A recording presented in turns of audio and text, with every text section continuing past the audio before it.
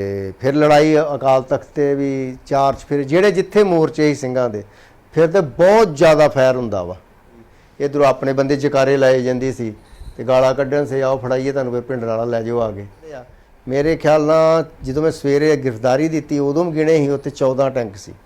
General ਸਵੇਗ Singh ਦੇ ਉੱਥੇ ਗੋਲੀ ਲੱਗ ਜਾਂਦੀ ਆ, 2 ਨਿਸ਼ਾਨ ਸਾਹਿਬਾਂ ਲਾਗੇ, ਅਕਾਲ ਤਖਤ ਸਾਹਿਬ ਲਾਗੇ। ਉਹਨਾਂ ਨੂੰ ਚੁੱਕ ਕੇ ਫਿਰ ਅੰਦਰ ਲੈ ਜਾਂਦੇ ਆ ਸਿੰਘ ਤੇ ਉੱਥੇ ਸੰਤਾਂ ਨਾਲ ਮਾੜੀ ਜੀ 1-2 ਗੱਲਬਾਤ ਹੁੰਦੀ ਆ ਉਹਦੀ, ਫਿਰ ਉਹ ਚੜਾਈ ਕਰ ਜਾਂਦੇ ਆ। ਸੰਤ ਕਹਿੰਦੇ ਤੁਸੀਂ ਚਲੋ ਤੁਹਾਡੇ ਮਗਰੇ ਅਸੀਂ ਆਏ। ਹਾਂ ਉਹ ਸਾਹਮਣੇ ਦਿਖਦਾ ਵਾ, ਉੱਥੋਂ ਜਾ ਕੇ ਵੇਖਿਓ ਆਪਣੇ ਰਾਮਗੜੀਏ ਬੁੰਗੇ ਤੋਂ। ਅੱਛਾ ਜੀ। ਉੱਥੋਂ ਉਹ ਦਿਖਦਾ ਵਾ। ਪਹਿਲੋਂ ਭਾਈ ਅਮਰੀਕ ਸਿੰਘ ਸ਼ਾਇਦ ਨਿਕਲਦੇ ਆ ਇੱਕ ਜਥੇ ਦੇ ਨਾਲ, 10-15 ਜਣ ਨਿਕਲਦੇ ਆ। ਥੋੜੇ ਚਿਰ ਬਾਅਦ ਹੀ ਸੰਤ ਆਉਂਦੇ ਆ ਤੇ ਉਹ ਵੀ ਪੌੜੀਆਂ ਉਤਰਦੇ, ਉਹ ਵੀ ਜਗਾਰੇ ਲੋਕ ਆਉਂਦੇ ਆ ਤੇ ਉਹ ਵੀ ਟੈਂਕ ਜਿਹੜਾ ਉੱਤੇ ਗੋਲ ਲੱਗੀਆਂ ਜਿਹੜੀਆਂ ਐਮਜੀਆਂ ਉਹਦੇ ਉਹਨਾਂ ਨਾਲ ਇਹ ਪ੍ਰਕਰਮਾ ਚਾਰਜ ਫਿਰ ਲੋਕ ਖਲੋਤੇ ਮਿਲਟਰੀ ਵਾਲੇ, ਉਹ ਫਿਰ ਸਾਰੇ ਸਿੰਘਾਂ ਨੂੰ ਉੱਥੇ ਸ਼ਹੀਦ ਕਰ। ਵਾਹਿਗੁਰੂ ਜੀ ਕਾ ਖਾਲਸਾ, ਵਾਹਿਗੁਰੂ ਜੀ ਕੀ ਫਤਿਹ। ਜੂਨ 84 ਘੱਲੂਘਾਰੇ ਨੂੰ ਅੱਜ 36 ਵਰ੍ਹੇ ਬੀਤ ਚੁੱਕੇ ਨੇ। ਅੱਜ ਸਮੁੱਚਾ ਸਿੱਖ ਜਗਤ 6 ਜੂਨ 2020 ਨੂੰ ਇਸ ਘੱਲੂਘਾਰੇ ਦੀ 36ਵੀਂ ਵਰ੍ਹੇਗੰਢ ਮਨਾ ਰਿਹਾ ਹੈ। ਅਕਾਲ ਤਖਤ ਸਾਹਿਬ ਵਿਖੇ ਸ਼ਹੀਦਾਂ ਦੀ ਯਾਦ ਵਿੱਚ ਅਰਦਾਸ ਹੋਈ ਹੈ। ਪੂਰੀ ਦੁਨੀਆ ਦੇ ਵਿੱਚ ਵਸਦੇ ਸਿੱਖਾਂ ਵੱਲੋਂ ਇਸ ਘੱਲੂਘਾਰੇ ਨੂੰ ਯਾਦ ਕੀਤਾ ਜਾ ਰਿਹਾ ਹੈ। ਸੋਸ਼ਲ ਮੀਡੀਆ ਦੇ ਉੱਤੇ ਸਿੱਖ ਸ਼ਹੀਦਾਂ ਦੀਆਂ ਤਸਵੀਰਾਂ ਸਾਂਝੀਆਂ ਕੀਤੀਆਂ ਜਾ ਰਹੀਆਂ ਨੇ ਤੇ ਜੋ ਇਸ ਘੱਲੂਘਾਰੇ ਤੋਂ ਬਾਅਦ ਸਿੱਖਾਂ ਦਾ ਰਾਜਸੀ ਨਿਸ਼ਾਨਾ ਜੋ ਪੂਰਨ ਆਜ਼ਾਦੀ ਦਾ, ਜਿਸ ਦਾ ਨਾਂ ਖਾਲਿਸਤਾਨ ਮਿਥਿਆ ਗਿਆ ਸੀ, ਉਹਦੇ ਲਈ ਜੋ ਸੰਘਰਸ਼ ਲੜਿਆ ਗਿਆ ਤੇ ਉਹਦੇ ਲਈ ਵੀ ਅੱਜ ਵੀ ਜਿਹੜਾ ਸਿੱਖ ਨੌਜਵਾਨ ਆ ਉਹਦੇ ਵਿੱਚ ਇਹ ਗੱਲਾਂ ਅਸੀਂ ਸੁਣਦੇ ਹਾਂ ਕਿ ਉਹ ਖਾਲਿਸਤਾਨ ਬਣਾਉਣ ਦੀ ਇੱਛਾ ਆਪਣੇ ਦਿਲਾਂ ਦੇ ਵਿੱਚ ਸਮੋਈ ਬੈਠਾ ਆ।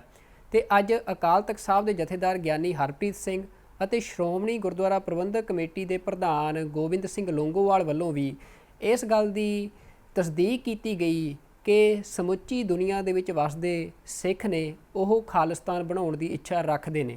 ਜਿਹੜੀ ਇਹ ਫੈਸਲਾਕੁਨ ਜੰਗ ਸੀ 1 ਜੂਨ ਤੋਂ ਲੈ ਕੇ 6 ਜੂਨ 1984 ਤੱਕ ਸਿੱਖਾਂ ਅਤੇ ਭਾਰਤ ਦਰਮਿਆਨ ਹੋਈ, ਉਸ ਜੰਗ ਦੇ ਵਿੱਚ ਸ਼ਾਮਲ ਰਹੇ ਇੱਕ ਚਸ਼ਮਦੀਦ ਜਿਹੜੇ ਕਿ ਉਹ ਸਾਰੀ ਜੰਗ ਨੂੰ ਜਿਨ੍ਹਾਂ ਨੇ ਕਿ ਆਪਣੇ ਹੰਢੀ ਹੰਢਾਇਆ ਤੇ ਉਸ ਹਮਲੇ ਦੇ ਦੌਰਾਨ ਜੋ ਭਾਰਤ ਵੱਲੋਂ ਦਰਬਾਰ ਸਾਹਿਬ ਤੇ ਕੀਤਾ ਗਿਆ, ਉੱਥੇ ਜਿਹੜੇ ਜੁਝਾਰੂ ਜੂਝ ਰਹੇ ਸਨ ਉਹਨਾਂ ਦੇ ਨਾਲ ਮੋਰਚਿਆਂ ਦੇ ਵਿੱਚ ਰਹੇ, ਬੜੀ ਨੇੜਿਓਂ ਇਸ ਜੰਗ ਨੂੰ ਦੇਖਣ ਵਾਲੇ ਸਰਦਾਰ ਭਗਵਾਨ ਸਿੰਘ ਉਹ ਅੱਜ ਸਾਡੇ ਨਾਲ ਅੰਮ੍ਰਿਤਸਰ ਟਾਈਮਸ ਦੇ ਉੱਤੇ ਸਾਡੇ ਨਾਲ ਗੱਲਬਾਤ ਕਰਨ ਲਈ ਹਾਜ਼ਰ ਹੋਏ ਨੇ ਤੇ ਅਸੀਂ ਉਹਨਾਂ ਨੂੰ ਆਪਣੇ ਦਰਸ਼ਕਾਂ ਦੇ ਸਾਹਮਣੇ ਪੇਸ਼ ਕਰਨ ਲੱਗੇ ਹਾਂ। ਜੀ ਆਇਆਂ ਨੂੰ ਕਹਿੰਦੇ ਆ ਤੇ ਉਹਨਾਂ ਨੂੰ ਫਤਿਹ ਬੁਲਾਉਂਦੇ ਆ।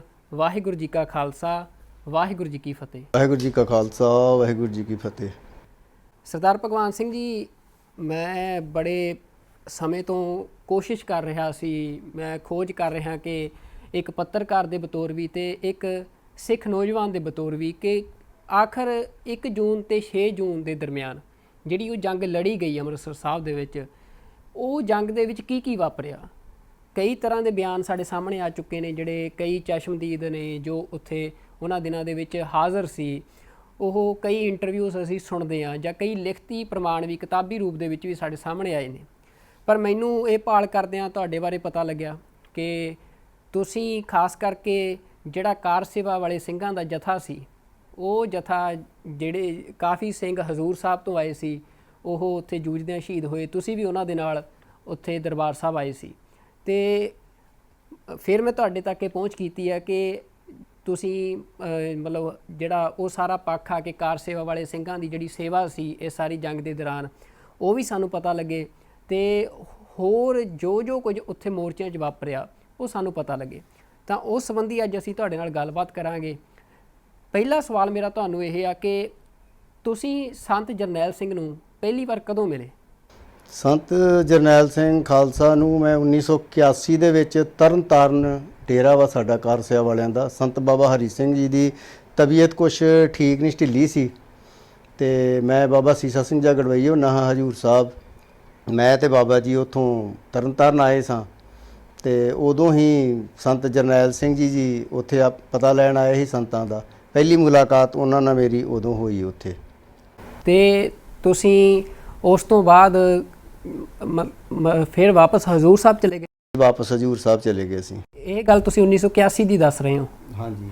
ਤੇ ਫਿਰ ਤੁਸੀਂ ਦੁਬਾਰਾ ਤੁਹਾਡਾ ਕਿਵੇਂ ਸਬੱਬ ਬਣਿਆ ਸੰਤ ਜਰਨੈਲ ਸਿੰਘ ਦੇ ਜਥੇ ਨਾਲ ਮਿਲ ਕੇ ਦਰਬਾਰ ਸਾਹਿਬ ਆਉਣ ਦਾ? ਅਸੀਂ ਸੱਚਖੰਡ ਹਜੂਰ ਸਾਹਿਬ ਜਿੰਨੇ ਵੀ ਗੁਰਦੁਆਰੇ ਉੱਥੇ ਆ ਸਾਡੇ ਜਥੇਬੰਦੀ ਨੇ ਬਣਾਏ ਨੇ, ਭਾਵੇਂ ਉੱਥੇ ਪੁਲ ਬਣਿਆ ਜਾਂ ਜਿੰਨੇ ਵੀ 8-10 ਗੁਰਦੁਆਰੇ ਨੇ, ਉਹ ਸੱਚਖੰਡ ਦੀ ਵੀ ਸੇਵਾ ਬਾਬਾ ਸੀਸਾ ਸਿੰਘ ਜੀ ਨੇ ਨਿਭਾਈ ਆ, ਤੇ ਉੱਥੇ ਸੇਵਾ ਕਰਦੇ ਹੁੰਦੇ ਆ ਸਾਰੇ ਸਿੰਘ ਅਸੀਂ। ਤੇ 1982 ਦੇ ਵਿੱਚ ਸੰਤ ਬਾਬਾ ਜਰਨੈਲ ਸਿੰਘ ਜੀ ਖਾਲਸਾ ਭਿੰਡਰਾਂ ਵਾਲੇ ਉੱਥੇ ਆਪਣੇ ਜਥੇ ਸਮੇਤ ਪਹੁੰਚਦੇ ਨੇ ਦਰਸ਼ਨ ਮੇਲੇ ਕਰਨ ਵਾਸਤੇ। ਉਦੋਂ ਉਹਨਾਂ ਨਾਲ ਅਚਨਚੇਤ ਜਿਸ ਤਰ੍ਹਾਂ ਕਿ ਮੁਲਾਕਾਤ ਹੁੰਦੀ ਆ ਉਹਨਾਂ ਨਾਲ, ਤੇ ਸੜਕ 'ਤੇ ਅਸੀਂ ਸੰਤ ਬਾਬਾ ਨਿਧਾਨ ਸਿੰਘ ਗੁਰਦੁਆਰੇ ਦੇ ਸਾਹਮਣੇ ਹੀ, ਤੇ ਭਾਈ ਰਾਮ ਸਿੰਘ ਜੀ ਸੁਲਤਾਨਪੁਰ ਲੋਧੀ ਵਾਲੇ, ਤੇ ਸੰਤ ਜੀ ਨਾਲ 2-4 ਸਿੰਘ ਹੋਰ ਹੀ ਉਹਨਾਂ ਦੇ, ਉਹ ਗੋਦਾਵਰੀ ਵੱਲੋਂ ਇਸ਼ਨਾਨ ਕਰਕੇ ਆ ਰਹੇ ਸਨ, ਤੇ ਮੈਂ ਇੱਧਰੋਂ ਜਾ ਰਿਹਾ ਸਾਂ, ਤੇ ਵੇਖ ਕੇ ਤੇ ਸੰਤਾਂ ਮਹਾਂਪੁਰਸ਼ਾਂ ਨੂੰ ਫਤਿਹ ਬੁਲਾਈ, ਉਹਨਾਂ ਵੀ ਫਤਿਹ ਬੁਲਾਤੀ ਅੱਗੋਂ। ਤੇ ਉਹਨਾਂ ਦਾ ਸਵਾਲ ਸੀ ਕਿ ਬਾਬਾ ਜੀ ਕਿੱਥੇ ਨੇ, ਬਾਬਾ ਸੀਸਾ ਸਿੰਘ ਜੀ, ਤੇ ਬਾਬਾ ਜੀ ਇੰਗਲੈਂਡ ਗਏ ਹੋਏ ਸਨ। ਤੇ ਮੈਂ ਦੱਸਤਾ ਉਹਨਾਂ ਨੂੰ ਕਿ ਉਹ ਤਾਂ ਇੰਗਲੈਂਡ ਗਏ ਹੋਏ ਨੇ, ਤੇ ਉਹਨਾਂ ਤੋਂ ਦੂਜੇ ਨੰਬਰ 'ਤੇ ਜਿਹੜੇ ਬਾਬਾ ਛਿੰਦਰ ਸਿੰਘ ਜੀ ਮਹੰਤ ਨੇ, ਉਹਨਾਂ ਨੂੰ ਤੁਸੀਂ ਮਿਲ ਸਕਦੇ ਜੇ, ਜਾਂ ਤੁਹਾਨੂੰ ਹੋਰ ਕੋਈ ਪ੍ਰੋਬਲਮ ਹੋਵੇ ਕਮਰੇ ਵਾਸਤੇ, ਰਹਿਣ ਵਾਸਤੇ, ਜਾਂ ਕੋਈ ਖਾਣ ਪੀਣ ਦੀ ਜਿੱਦਾਂ ਰਸਤ ਵਾਸਤੇ, ਤੇ ਉਹ ਦੱਸੋ, ਤੁਹਾਡੀ ਸੇਵਾ 'ਚ ਅਸੀਂ ਹਾਜ਼ਰ ਕਰ ਦਿਆਂਗੇ ਅਸੀਂ। ਤੇ ਨਹੀਂ, ਇਹ ਤਾਂ ਮੁਲਾਕਾਤ ਤੁਹਾਡੀ ਹੋਈ, ਤੁਸੀਂ ਸੰਤ ਜਰਨੈਲ ਸਿੰਘ ਦੇ ਜਥੇ ਵਿੱਚ ਸ਼ਾਮਲ ਕਿਵੇਂ ਹੋਏ? ਤੁਸੀਂ ਕਿਵੇਂ ਸੰਤ ਜਰਨੈਲ ਸਿੰਘ ਨਾਲ ਜਿਹੜਾ ਦਰਬਾਰ ਸਾਹਿਬ ਮੋਰਚਾ ਲੱਗਿਆ ਸੀ ਉਹਦੇ ਵਿੱਚ ਕਿਵੇਂ ਸ਼ਾਮਲ ਹੋਏ? ਉਹ ਸਬੱਬ ਕਿਵੇਂ ਬਣਿਆ? ਉਹ ਸਬੱਬ ਇਸ ਤਰ੍ਹਾਂ ਬਣਿਆ ਕਿ ਦੂਸਰੇ ਦਿਨ ਸਵੇਰੇ ਅਸੀਂ ਸੱਚਖੰਡ ਹਾਂ, ਉੱਥੇ ਸੇਵਾ ਚੱਲ ਰਹੀ ਕਾਰ ਸੇਵਾ, ਤੇ ਸੰਤ ਮਹਾਂਪੁਰਸ਼ ਆਪਣੇ ਜਥੇ ਸਮੇਤ ਕੁਝ ਸਿੰਘਾਂ ਨੂੰ ਨਾਲ ਲੈ ਕੇ ਤੇ ਤਖਤ ਸਾਹਿਬ ਤੇ ਦਰਸ਼ਨ ਕਰਨ ਜਾਂਦੇ ਆ। ਤੇ ਸਾਡੇ ਸਿੰਘ ਜਿਹੜੇ ਸੀ ਉਹ ਕਾਰ ਸੇਵਾ ਕਰ ਰਹੇ ਸਨ, ਬਿਲਡਿੰਗਾਂ ਬਣਾਉਣ ਦੀਆਂ, ਢਾਉਣ ਦੀਆਂ, ਜੋ ਵੀ ਸੇਵਾ ਹੁੰਦੀ ਹੈ ਕਾਰ ਸੇਵਾ।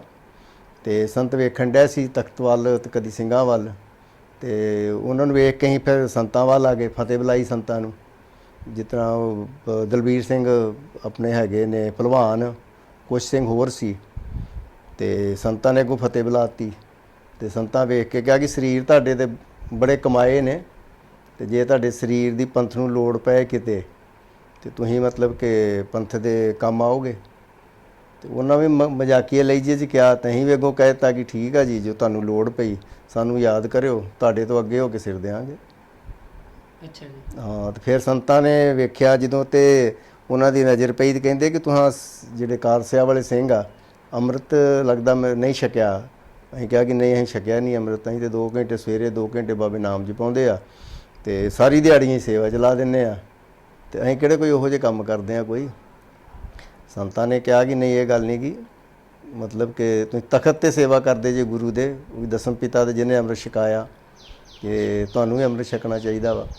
ਅਸੀਂ ਫਿਰ ਕਹਿਤਾ ਠੀਕ ਆ ਜੀ, ਅਸੀਂ ਤਿਆਰ ਹਾਂ, ਪਰ ਸਾਡੀ ਸ਼ਰਤ ਆ ਤੁਹਾਡੇ ਤੋਂ ਇੱਕ। ਉਹ ਆਂਦੇ ਹਾਂ ਦੱਸੋ ਕੀ ਸ਼ਰਤ? ਹੱਸ ਕੇ ਕਹਿਣ ਲੱਗ ਪਏ। ਅਸੀਂ ਕਿਹਾ ਕਿ ਜੀ 5 ਪਿਆਰਿਆਂ 'ਚ ਤੁਸੀਂ ਲੱਗੋਗੇ ਤਾਂ ਅਸੀਂ ਅੰਮ੍ਰਿਤ ਛਕ ਲਾਂਗੇ। ਉਹ ਆਂਦੇ ਕਿ ਠੀਕ ਆ, ਮੈਨੂੰ ਮਨਜ਼ੂਰ ਆ। ਫਿਰ ਲੰਗਰ ਸਾਹਿਬ ਦੇ ਉੱਪਰ ਹਾਲ ਆ, ਉੱਥੇ ਵੀ ਵਾਹਵਾ ਸਿੰਘ ਸਾਹੀਂ, ਤੇ ਸਾਰਿਆਂ ਨੂੰ ਉਹਨਾਂ ਨੇ ਅੰਮ੍ਰਿਤਪਾਨ ਕਰਵਾਇਆ। ਤੇ 1-2 ਦਿਨ ਰਹੇ ਉੱਥੇ, ਦਰਸ਼ਨ ਮੇਲੇ ਕੀਤੇ। ਬਾਕੀ ਹੋਰ ਗੁਰਦੁਆਰੇ ਵੀ ਕਾਫੀ ਆ ਉੱਥੇ, ਤੇ ਨਾਨਕ ਚੀਰਾ ਵੀ ਦੂਰ ਆ ਉੱਥੋਂ, ਸਾਰੇ ਸਿੰਘ ਨਾਲ ਜਾਂਦੇ ਹੁੰਦੇ, ਦਰਸ਼ਨ ਕਰਕੇ ਹੀ ਜਾਂਦੇ ਨੇ। ਉਹਨਾਂ ਸਾਰੇ ਗੁਰਦੁਆਰੇ ਦਰਸ਼ਨ ਕਰਕੇ ਮੁੜ ਕੇ ਬੰਬੇ ਚਲੇ ਗਏ। ਤੇ ਤੁਸੀਂ ਫਿਰ ਉਹ ਤੋਂ ਬਾਅਦ ਸੰਤ ਜਰਨੈਲ ਸਿੰਘ ਦੇ ਨਾਲ ਤੁਸੀਂ ਨਾਲ ਹੀ ਪੰਜਾਬ ਆ ਗਏ? ਨਹੀਂ, ਫਿਰ ਇਹ 1983 ਦੇ ਦਸੰਬਰ ਦੀ 30 ਦੀ ਗੱਲ ਹੋਣੀ ਆ। ਤੇ ਆਪਣੇ ਭਾਈ ਦਲਬੀਰ ਸੋਹਣੀ ਅਭਿਆਸੀ ਜਿਹੜੇ ਸੰਤਾਂ ਦੇ ਦੂਜੇ ਨੰਬਰ 'ਤੇ ਸਨ, ਕਾਫੀ ਸਤਿਕਾਰ ਸੀ ਉਹਨਾਂ ਦਾ ਜਥੇ ਦੇ ਵਿੱਚ। ਤੇ ਉਹਨਾਂ ਦਾ ਸਾਨੂੰ, ਉਹ ਆਉਂਦੇ ਜਾਂਦੇ ਰਹਿੰਦੇ ਹੁੰਦੇ ਸੀ, ਉਹਦੇ ਨਾਲ ਹੋਰ ਸਿੰਘ ਵੀ ਜਥੇ ਦੇ ਆਮ ਕਦੀ ਕੋਈ ਆਉਂਦੇ ਜਾਂਦੇ ਰਹਿੰਦੇ ਹੁੰਦੇ ਸੀ। ਉਹਨਾਂ ਦਾ ਫੋਨ ਆਉਂਦਾ ਵਾ, ਤੇ ਕਿ ਤੁਹਾਡੀ ਲੋੜ ਆ ਇੱਥੇ ਦਰਬਾਰ ਸਾਹਿਬ, ਤੇ ਤੁਸੀਂ ਵੇਖੋ ਆ ਸਕਦੇ ਜੇ, ਤੇ ਮਤਲਬ ਆ ਜਾਓ। ਅਸੀਂ ਕਿਹਾ ਠੀਕ, ਕੋਈ ਗੱਲ ਨਹੀਂ, ਆ ਜਾਂਦੇ ਹਾਂ। ਅੱਛਾ ਜੀ। ਫਿਰ ਅਸੀਂ ਸਾਰੇ ਸਿੰਘਾਂ ਨੇ ਮਤਾ ਕੀਤਾ, ਤੇ ਆਂਦੇ ਕਿ ਠੀਕ ਆ, ਅਸੀਂ ਚੱਲਦੇ ਹਾਂ। ਅਸੀਂ ਕਿਹਾ ਕਿ ਵੇਖੋ, ਗੁਰਮਤਿ ਬਹਿ ਕੇ ਕੀਤਾ ਨਾ ਸਾਰਿਆਂ ਨੇ ਕਿ ਜਾਣਾ ਵਾ, ਇਹ ਨਾ ਹੀ ਇੱਥੋਂ ਜਾਈਏ ਤੇ ਸਾਰੇ ਖਿੱਲਰ ਜੇ, ਕੋਈ ਆਪਣੇ ਪਿੰਡ ਚਲ ਜਾਏ, ਕੋਈ ਕਿਤੇ ਚਲਾ ਜਾਏ, ਕੋਈ ਕਿਤੇ ਚਲਾ ਜਾਏ। ਤੇ ਜਾਣਾ ਅਸੀਂ ਸਿੱਧਾ ਹੀ ਸੰਤਾਂ ਕੋਲ ਆ। ਉੱਥੋਂ ਜਾਣ ਦੇ ਬਾਅਦ ਜੋ ਫੈਸਲਾ ਹੋਊਗਾ ਉਹ ਫੇਰ ਵੇਖਿਆ ਜਾਊਗਾ। ਤੇ ਜਿਹਨੇ ਘਰ ਨਹੀਂ ਜਾਣਾ, ਮਤਲਬ ਮੋਰਚਾ ਜਿਹੜਾ ਉੱਥੇ ਲੱਗਾ ਵਾ ਉਹਦੇ ਵਾਸਤੇ ਆਪਾਂ ਜਾਣਾ ਸੀ, ਧਰਮ ਯੁੱਧ ਮੋਰਚਾ, ਤੇ ਆ ਜਾਓ ਫਿਰ ਜਿੰਨੇ ਜਾਣਾ ਵਾ। ਤੇ ਜਿਸ ਨਹੀਂ ਜਾਣਾ ਮਤਲਬ ਉੱਥੋਂ ਭੱਜਣਾ ਵਾ, ਉਹ ਫਿਰ ਨਾ ਜਥੇਦਾਰ ਗੁਰਮੇਲ ਸਿੰਘ ਹੀ ਨਾਲ ਭਲਵਾਨ ਸੀ, ਤੇ ਅਸੀਂ ਉਹ ਇੱਕ ਲੀਕ ਖਿੱਚਤੀ ਉੱਥੇ ਕਿ ਜਿੰਨੇ ਜਾਣਾ ਵਾ ਤੇ ਲੀਕ ਲੰਘ ਜਾਓ, ਜਿਹਨੇ ਨਹੀਂ ਜਾਣਾ ਉਹ ਵਾਪਸ ਹੋ ਜਾਓ। ਲੀਕ ਖਿੱਚੀ ਮਤਲਬ ਤੁਹਾਨੂੰ ਇਹ ਪਤਾ ਸੀ ਕਿ ਜਿਹੜੀ ਗੱਲ ਆ ਹੁਣ ਸਿਰਾਂ ਦੀ ਗੱਲ ਹੋਣੀ ਆ? ਨਹੀਂ, ਉਦੋਂ ਕੋਈ ਇਹੋ ਜਿਹੀ ਗੱਲਬਾਤ ਨਹੀਂ ਸੀ। ਪਰ ਇਹ ਸੀ ਕਿ ਉੱਥੇ ਮੋਰਚਾ ਲੱਗਿਆ ਹੋਇਆ, ਕੁਝ ਵੀ ਹੋ ਧਰਮ ਯੁੱਧ ਸਕਦਾ। ਮੋਰਚਾ ਲੱਗਾ ਸੀ। ਇਹ ਸਿਰ ਵਾਲੀ ਦੂਜੀ ਕੋਈ ਗੱਲ ਅਜੇ ਇੱਥੇ ਨਾ ਹੋਈ ਸੀ ਅਜੇ, ਅੱਛਾ ਜੀ। ਤੇ ਉਹ ਤੇ ਚਲੋ ਅੰਦਰ ਖਾਤੇ ਪਤਾ ਹੀ ਸੀ, ਪਰ ਅਸੀਂ ਤਿਆਰ ਹੋ ਗਏ। ਅੱਛਾ ਜੀ। ਤੇ ਕਿੰਨੇ ਸਿੰਘ ਤੁਸੀਂ? 30 ਸਿੰਘ ਸਾਂ ਅਸੀਂ ਉਦੋਂ। ਤੁਸੀਂ 30 ਦਸੰਬਰ 1983 ਨੂੰ ਹਜੂਰ ਸਾਹਿਬ ਤੋਂ ਚੱਲੇ? ਹਾਂਜੀ। ਤੇ ਦਰਬਾਰ ਸਾਹਿਬ ਕਦੋਂ ਪਹੁੰਚੇ? ਦਰਬਾਰ ਸਾਹਿਬ ਪਹਿਲੋਂ ਅਸੀਂ ਮਨਵਾੜ ਪਹੁੰਚਦੇ ਆ। ਉਹ ਛੋਟੀ ਲਹਿਣ ਆ ਤਾਂ ਉੱਥੋਂ ਗੱਡੀ ਚੇਂਜ ਹੁੰਦੀ ਆ ਮਨਵਾੜ ਤੋਂ, ਤੇ ਅਸੀਂ ਉੱਥੇ ਪਹੁੰਚ ਗਏ। ਪਹਿਲਾਂ ਹੀ ਫੋਨ ਤੇ ਬਾਬਿਆਂ ਨੂੰ ਕਿਹਾ, ਬਾਬੇ ਜਿਹੜੇ ਸੀ ਵੱਡੇ ਬਾਬੇ ਬਾਬਾ ਸੀਸਾ ਸਿੰਘ ਹੋਣੀ, ਉਹ ਬੰਬੇ ਗਏ ਸੀ। ਅਸੀਂ ਕਿਹਾ ਕਿ ਨਹੀਂ ਉਤਰਾ ਆਪਾਂ ਕਿਉਂ ਜਾਣਾ, ਉਹਨੂੰ ਦੱਸ ਕੇ ਜਾਈਏ। ਆਪਾਂ ਕਿਹੜਾ ਭੱਜਣ ਲੱਗੇ ਆ ਕਿ ਚੋਰੀ ਕਰਨ ਲੱਗੇ ਆ, ਤੇ ਆਪਾਂ ਉਹਨਾਂ ਨੂੰ ਕਹਿ ਦਈਏ। ਅਸੀਂ ਫੋਨ ਕਰਤਾ ਤੇ ਬਾਬੇ ਕਹਿੰਦੇ ਕਿ ਨਹੀਂ ਤੁਸੀਂ ਇੱਥੇ ਰੁਕੋ ਤੇ ਮੈਂ ਆ ਜਾਣਾ ਤੇ ਫੈਸਲਾ ਫੇਰ ਲਿਓ ਤੁਸੀਂ। ਅਸੀਂ ਕਿਹਾ ਨਹੀਂ, ਅਸੀਂ ਅਰਦਾਸ ਕਰਤੀ ਆ ਤੇ ਅਸੀਂ ਜਾਣਾ ਹੀ ਜਾਣਾ ਵਾ, ਤੇ ਤੁਸੀਂ ਜੇ ਮਿਲਣਾ ਵਾ ਤੇ ਮਨਵਾੜ ਆ ਜਾਓ। ਅੱਛਾ ਜੀ। ਇੱਧਰੋਂ ਅਸੀਂ ਪਹੁੰਚ ਗਏ ਮਨਵਾੜ, ਉੱਧਰ ਬਾਬਾ ਜੀ ਪਹੁੰਚ ਗਏ ਮਨਵਾੜ। 200-250 ਕਿਲੋਮੀਟਰ ਦਾ ਸਾਡਾ ਸਫ਼ਰ ਹੀ, ਤੇ ਉਹਨਾਂ ਦਾ ਹੀ ਬੰਬੇ ਤੋਂ, ਤੇ ਉਹ ਵੀ ਆ ਗਏ ਉੱਥੇ। ਉਹਨਾਂ ਕਾਫੀ ਮਨਾਉਣ ਦੀ ਕੋਸ਼ਿਸ਼ ਕੀਤੀ, ਪਰ ਅਸੀਂ ਕਿਹਾ ਕਿ ਨਹੀਂ, ਅਰਦਾਸ ਕਰ ਚੁੱਕੇ ਹਾਂ, ਅਸੀਂ ਜਾਂਦੇ ਹਾਂ ਉੱਥੇ ਇੱਕ ਵਾਰੀ, ਉੱਥੇ ਜਾ ਕੇ ਵੇਖਾਂਗੇ ਕਿ ਸੰਤ ਕੀ ਕਹਿੰਦੇ ਆ। ਜੇ ਮਾਹੌਲ ਠੀਕ ਆ, ਸ਼ਾਂਤਮਈ ਹੋਇਆ, ਕੋਈ ਗੱਲਬਾਤ ਨਹੀਂ ਹੋਈ, ਤੇ ਅਸੀਂ ਫਿਰ ਵਾਪਸ ਆ ਜਾਾਂਗੇ। ਫਿਰ ਬਾਬਿਆਂ ਨੂੰ ਅਸੀਂ ਮਨਾ ਲਿਆ। ਬਾਬੇ ਕਹਿੰਦੇ ਆ ਕਿ ਠੀਕ ਆ, ਕੋਈ ਗੱਲ ਨਹੀਂ, ਤੇ ਜਾਓ, ਮੈਂ ਤੁਹਾਡੇ ਮਗਰੇ ਆਉਣਾ ਵਾ। ਅੱਛਾ ਜੀ। ਅਸੀਂ ਤੇ ਫਿਰ ਆ ਗਏ ਇੱਥੇ। ਸੰਤ ਜਰਨੈਲ ਸਿੰਘ ਜਦੋਂ ਆ ਕੇ ਮਿਲੇ ਹਾਂਜੀ। ਦਰਬਾਰ ਸਾਹਿਬ, ਉਹ ਕੀ ਫਿਰ ਸੰਤ ਜਰਨੈਲ ਸਿੰਘ ਨੇ ਕੀ ਕਿਹਾ ਤੁਹਾਨੂੰ? ਨਹੀਂ, ਪਹਿਲੋਂ ਸਭ ਤੋਂ ਜਾ ਕੇ ਤੇ ਅਸੀਂ ਭਾਈ ਦਲਬੀਰ ਸਿੰਘ ਬਾਰੇ ਪੁੱਛਿਆ। ਉਹ 40 ਨੰਬਰ ਕਮਰਾ ਸੀ ਦੁੱਖ ਭੰਜਨੀ ਬੇਰੀ ਦੇ ਲਾਗੇ, ਤੋਂ ਸਿੰਘ ਕੁਛ ਉੱਥੇ ਰਹਿੰਦੇ ਹੁੰਦੇ ਸੀ, ਤੇ ਅਸੀਂ ਕਿਸੇ ਪੁੱਛਿਆ ਉਹਨਾਂ ਸਿੰਘਾਂ ਕੋਲ ਕਿ ਭਾਈ ਦਲਬੀਰ ਸਿੰਘ ਨੂੰ ਮਿਲਣਾ। ਉਹਨਾਂ ਸਾਨੂੰ ਉਹ ਕਮਰੇ 'ਚ ਭੇਜਤਾ ਕਿ ਭਾਈ ਦਲਬੀਰ ਸਿੰਘ ਤੁਹਾਨੂੰ ਉੱਥੇ ਮਿਲਣਗੇ। ਉੱਥੇ ਜਾ ਕੇ ਅਸੀਂ ਫਤਿਹ ਬੁਲਾਈ, ਉਹਨਾਂ ਸਾਨੂੰ ਬਿਠਾ ਕੇ ਜਲ ਪਾਣੀ ਛਕਾਇਆ ਪਹਿਲੋਂ, ਤੇ ਫਿਰ ਕਹਿੰਦੇ ਕਿ ਚਲੋ ਥੋੜ੍ਹਾ ਚਿਰ ਅਸੀਂ ਬੈਠੇ ਰਹੇ ਉੱਥੇ। ਫਿਰ ਅਸੀਂ ਲੰਗਰ ਦੇ ਉੱਤੇ ਸੰਤ ਆ ਚੁੱਕੇ ਸੀ, ਸੰਤਾਂ ਕੋਲ ਲੈ ਗਏ, ਸੰਤਾਂ ਨੂੰ ਜਾ ਕੇ ਮਿਲੇ, ਤੇ ਭਾਈ ਦਲਬੀਰ ਸਿੰਘ ਨੇ ਇੰਟਰੋਡਕਸ਼ਨ ਕਰਾਈ ਸਾਡੀ, ਜਾਂ ਸਿੰਘ ਨੇ ਜਿਨ੍ਹਾਂ ਨਾਲ ਤੁਸੀਂ ਵਾਅਦਾ ਕੀਤਾ ਸੀ ਤਖਤ ਤੇ ਮੈਂ ਮੈਸੇਜ ਭੇਜਿਆ ਸੀ ਤੇ ਉਹ ਆ ਗਏ ਨੇ, ਹੁਣ ਤੁਸੀਂ ਦੱਸੋ ਇਹਨਾਂ ਦਾ ਕੀ ਕਰਨਾ। ਉਹਨਾਂ ਕਿਹਾ ਕਿ ਠੀਕ ਹੈ, ਇਹਨਾਂ ਨੂੰ ਕਹੋ ਥੱਕੇ ਹੋਣੇ ਆ, ਉਹਦੇ ਇੰਨੀ ਦੂਰੋਂ ਆਏ ਆ, ਤੇ ਆਰਾਮ ਕਰਨ, ਤੇ ਫਿਰ ਦੱਸਦੇ ਇਹਨਾਂ ਨੂੰ। ਅਸੀਂ ਫਿਰ ਗੁਰੂ ਰਾਮਦਾਸ ਸਰਾਂ ਦੇ ਵਿੱਚ ਇੱਕ ਕਮਰਾ ਲਿਆ ਥੱਲੇ, ਤੇ ਉੱਥੇ ਬਿਸਤਰੇ, ਠੰਡ ਕਾਫੀ ਸੀ ਜਨਵਰੀ 'ਚ, ਅਸੀਂ ਗਰਮ ਇਲਾਕੇ 'ਚੋਂ ਆਏ ਹਾਂ, ਤੇ ਉਤਰਾ ਵੀ ਜ਼ਿਆਦਾ ਲੱਗਦੀ ਠੰਡ ਉੱਥੇ। ਤੇ ਅਸੀਂ ਫਿਰ ਬਾਬਾ ਜਗਤਾਰ ਸਿੰਘ ਹੋਣਾ ਨੂੰ ਫੋਨ ਕੀਤਾ, ਕਾਰ ਸੇਵਾ ਵਾਲਿਆਂ ਨੂੰ। ਉਹਨਾਂ ਨੇ ਮਤਲਬ ਕਿ ਸਾਨੂੰ ਉੱਥੋਂ ਰਜਾਈਆਂ ਤਲਾਈਆਂ ਜੋ ਵੀ ਭੇਜਤੀਆਂ ਉਹਨਾਂ ਨੇ। ਤੇ ਦੂਸਰੇ ਦਿਨ ਫਿਰ ਸੰਤਾਂ ਨੇ ਕੀਤਾ ਕਿ ਦਰਜੀ ਸੱਦ ਕੇ ਅਸੀਂ ਕੁੜਤੀਆਂ ਪਾਈਆਂ ਸੀ, ਉਹਨੇ ਬਲੂ ਕਲਰ ਦੇ ਤੇ ਚੋਲੇ ਸਵਾਤੇ ਸਾਰਿਆਂ ਨੂੰ, 2-2 ਕਛਹਿਰੇ ਸਵਾਤੇ, 2-2 ਦਸਤਾਰਾਂ ਤੇ ਕਮਰ ਕੱਸੇ ਲੈ, ਥਾਂ ਨਹੀਂ ਮੰਗਾ ਕੇ ਸਾਰੇ ਕੱਟ ਕੇ ਤੇ ਦੇ ਦਿੱਤੇ ਸਾਰਿਆਂ ਨੂੰ ਇੱਕੋ ਜਿਹੀ। 1-2 ਦਿਨਾਂ ਬਾਅਦ ਫਿਰ ਇੱਕ ਹੋਰ ਚੋਲਾ ਮੈਂ ਦੂਜਾ ਦੇ ਦਿੱਤਾ ਉਹਨਾਂ ਸਾਨੂੰ ਉੱਥੇ। ਫਿਰ ਕਹਿੰਦੇ ਨਹੀਂ ਤੁਸੀਂ ਉੱਥੇ ਨਹੀਂ ਰਹਿਣਾ, ਗੁਰੂ ਰਾਮਦਾਸ ਸਰਾਂ ਦੇ ਵਿੱਚ ਲੰਗਰ ਦੇ ਉੱਤੇ ਪਹਿਲੀ ਮੰਜ਼ਿਲ ਦੇ ਉੱਤੇ ਅੰਦਰ ਪੌੜੀਆਂ ਤੋਂ ਮੁੜਦਿਆਂ ਹੀ ਨੁੱਕਰ ਤੇ ਉਹਨਾਂ ਫਿਰ ਕੈਬਨ ਬਣਾਇਆ ਸੀ ਸਾਡਾ। 4 ਫਿਰ ਪਲਾਈ ਲੱਗੀ ਸੀ, ਦਰਵਾਜ਼ਾ ਨਹੀਂ ਲਾਇਆ, ਉਸ ਤਰ੍ਹਾਂ ਖੁੱਲ੍ਹਾ ਸੀ। ਅਸੀਂ ਉਹ ਤਲਾਈਆਂ ਲਿਆ ਕੇ ਥੱਲੇ ਸੁੱਟਤੀਆਂ, ਤੇ ਉੱਥੇ ਆ ਗਏ ਅਸੀਂ ਸੰਤਾਂ ਕੋਲ। ਅੱਛਾ, ਤੇ ਮਤਲਬ ਤੁਸੀਂ ਲੰਗਰ ਦੇ ਵਿੱਚ ਫਿਰ ਉੱਥੇ ਹੀ ਰਹੇ ਹੋ ਫਿਰ? ਹਾਂ, ਉੱਥੇ ਹੀ ਰਹਿੰਦੇ ਹਾਂ। ਤੇ ਸੰਤ ਜਦੋਂ ਆਉਂਦੇ ਸਨ ਅਕਾਲ ਤਖਤ ਤੋਂ, ਨਾਲ ਲੈਣ ਚਲ ਜੀਦਾ ਸੀ, ਜਦੋਂ ਜਾਂਦੇ ਸੀ ਛੱਡਣ ਚਲ ਜੀਦਾ ਸੀ ਉਹਨਾਂ ਨੂੰ। ਮਤਲਬ ਤੁਸੀਂ ਇੱਕ ਸੰਤਾਂ ਦੇ ਅੰਗ ਰੱਖਿਅਕ ਦੇ ਵਾਂਗ ਤੁਸੀਂ ਸੇਵਾ ਨਿਭਾ ਰਹੇ ਸੀ ਉੱਥੇ? ਹਾਂਜੀ। ਇਹ ਮਤਲਬ ਕਿ ਤੁਹਾਡਾ ਪਹਿਲੋਂ ਕੀ ਹੁੰਦਾ ਸੀ ਨਾ ਉੱਥੇ, ਕਿ ਪਿੰਡਾਂ 'ਚੋਂ ਸੰਗਤ ਆਉਂਦੀ ਹੁੰਦੀ ਸੀ, ਤੇ ਉਹਨਾਂ ਦੀ ਡਿਊਟੀ ਲੱਗਦੀ ਸੀ, ਉਹ 5-7 ਦਿਨ ਰਹਿੰਦੇ ਸੀ, ਕਿਉਂਕਿ ਉਹਨਾਂ ਦੇ ਘਰਾਂ ਦੇ ਕੰਮ ਵੀ ਵਿਚਾਰੇ ਗ੍ਰਸਤੀ ਹੀ ਬੰਦੇ, ਉਹਨਾਂ ਜਾਣਾ ਹੁੰਦਾ ਸੀ। ਫਿਰ ਦੂਜੇ ਬੰਦੇ ਆ ਜਾਂਦੇ ਸੀ, ਉਹ ਚਲੇ ਜਾਂਦੇ ਸੀ। ਸਾਡੇ ਆਉਣ ਨਾਲ ਸੰਤਾਂ ਨੂੰ ਇਹ ਆਰਾਮ ਹੋ ਗਿਆ ਕਿ ਪੱਕੇ ਬੰਦੇ ਸੀ, ਇਹਨਾਂ ਆਉਣਾ ਜਾਣਾ ਨਹੀਂ ਗਾ, ਹੁਣ ਆ ਗਏ ਆ ਤੇ ਨਾਲ ਹੀ ਜਾਣਗੇ ਮੇਰੇ, ਹੁਣ ਜਿੱਥੇ ਜਾਣਾ ਇਹਨਾਂ। ਅੱਛਾ ਜੀ। ਹਾਂ। ਤੇ ਫਿਰ ਉੱਥੇ ਇਹ ਸਾਰਾ ਸਮਾਂ ਤੁਹਾਡਾ ਉੱਥੇ ਬਤੀਤ ਹੋਇਆ, ਤੇ ਜੇ ਹੁਣ ਅਸੀਂ ਗੱਲ ਨੂੰ 1 ਜੂਨ ਤੇ ਲੈ ਕੇ ਆਈਏ ਤਾਂ ਪਹਿਲਾ ਸਵਾਲ ਇਹ ਆ ਕਿ ਤੁਹਾਨੂੰ ਕਦੋਂ ਕਿ ਇਹ ਅਹਿਸਾਸ ਹੋਇਆ ਕਿ ਹੁਣ ਜਿਹੜੀ ਲੜਾਈ ਆ ਉਹ ਭਾਰਤੀ ਫੌਜ ਨਾਲ ਸਿੱਧੀ ਹੋ ਸਕਦੀ ਆ ਤੇ ਜਿਹੜੀ ਫੌਜ ਆ ਉਹ ਦਰਬਾਰ ਸਾਹਿਬ ਤੇ ਹਮਲਾ ਕਰ ਸਕਦੀ ਆ, ਕਿਉਂਕਿ ਗੱਲਾਂ ਤਾਂ ਹੁੰਦੀਆਂ ਹੀ ਹੋਣਗੀਆਂ। ਨਹੀਂ, ਇਹੋ ਜੀ ਕੋਈ ਗੱਲ ਹੋਈ ਨਹੀਂ ਪਹਿਲੋਂ ਕਦੀ ਵੀ ਕਿ ਫੌਜ ਇਸ ਤਰ੍ਹਾਂ ਆ ਕੇ ਤੇ ਹਮਲਾ। ਜ਼ਿਆਦਾਤਰ ਉਹ ਹੁੰਦਾ ਹੈ ਕਿ ਮੰਗਾਂ ਉਹ ਮੰਗਣਗੇ ਜਿਹੜੀਆਂ ਰੱਖੀਆਂ ਸੀ, ਤੇ ਉਹ ਜ਼ਿਆਦਾਤਰ ਅਕਾਲੀ ਮਤਲਬ ਕਿ ਜਿਹੜੇ ਸੀ, ਮਤਲਬ ਕਿ ਉਹਨਾਂ ਦੇ ਲੌਂਗੋਵਾਲ, ਟੌਹਰਾ, ਬਾਦਲ ਸਾਹਿਬ, ਇਹੋ ਮਤਲਬ ਕਿ ਗੱਲਬਾਤ ਕਰਦੇ ਸੀ ਸਰਕਾਰ ਨਾਲ। ਸੰਤ ਤੇ ਬਿਲਕੁਲ ਕਰਦੇ ਨਹੀਂ ਹੁੰਦੇ ਸੀ। ਤੇ ਸਾਡੇ ਆਉਣ ਤੋਂ ਪਹਿਲੋਂ ਹੀ ਕਿ ਸੰਤ ਪਹਿਲੋਂ ਗੁਰੂ ਨਾਨਕ ਨਿਵਾਸ ਤੇ ਰਹਿੰਦੇ ਸੀ ਤੇ ਮੰਜੀ ਹਾਲ 'ਚ ਪ੍ਰਚਾਰ ਕਰਦੇ ਹੁੰਦੇ ਸੀ। ਕੁਝ ਗੱਲਾਂ ਤੋਂ ਉਹਨਾਂ ਦੀ ਅਣਬਣ ਹੋਈ, ਕਿਉਂਕਿ ਸੰਤ ਜਿਹੜੇ ਸੀ ਨਾ ਉਹ ਬਹੁਤ ਇਮਾਨਦਾਰ ਸੀ, ਲਾਲਚੀ ਨਹੀਂ ਸੀ ਬਿਲਕੁਲ। ਉਹ ਕਿਸੇ ਪੱਖ ਦਾ ਕੋਈ ਲਾਲਚ ਨਹੀਂ ਸੀ। ਤੇ ਉਹ ਸੰਤਾਂ ਨੂੰ ਹੁੰਦਾ ਹੈ ਕਿ ਮੈਂ ਜੋ ਗੱਲ ਕਹਿ ਦਿੱਤੀ ਉਹ ਤੇ ਅੜ ਜਾਂਦੇ ਸੀ। ਉਹ ਝੂਠ ਉਹ ਸੁਣਦੇ ਸੀ ਨਾ, ਝੂਠ ਉਹ ਬੋਲਦੇ ਸੀ। ਉਹਨਾਂ ਦਾ ਕੁਝ ਹੁੰਦਾ ਹੈ ਕਈ ਵਾਰੀ ਗੱਲਾਂ ਇੱਧਰ ਉੱਧਰ ਦੀਆਂ ਬੋਲ ਕੇ ਤੇ ਫਿਰ ਪਛਾਣ ਲੈ ਲੈਣੇ, ਪੈਰ ਉਹਨਾਂ ਨੇ ਖਿੱਚ ਲੈਣੇ। ਇਸ ਕਰਕੇ ਕੋਈ ਮਨਮੁਟਾਵ ਹੋਇਆ ਉਹਨਾਂ ਦਾ, ਤੇ ਉਹਨਾਂ ਨੇ ਫਿਰ ਉੱਥੋਂ ਛੱਡ ਕੇ ਸੰਤ ਜੀ ਤੇ ਅਕਾਲ ਤਖਤ, ਸਾਡੇ ਆਉਣ ਤੋਂ ਪਹਿਲਾਂ ਹੀ ਅਕਾਲ ਤਖਤ ਤੇ ਚਲ ਗਏ ਸੀ। ਤੇ ਸੰਤ ਜੀ ਮੁੜ ਕੇ ਰੋਜ਼ ਪਹਿਲੋਂ ਮੰਜੀ ਹਾਲ ਜਾਂਦੇ ਸੀ, ਹੁਣ ਇਹ ਲੰਗਰ ਤੇ ਆਉਣ ਲੱਗ ਪਿਆ ਸੀ।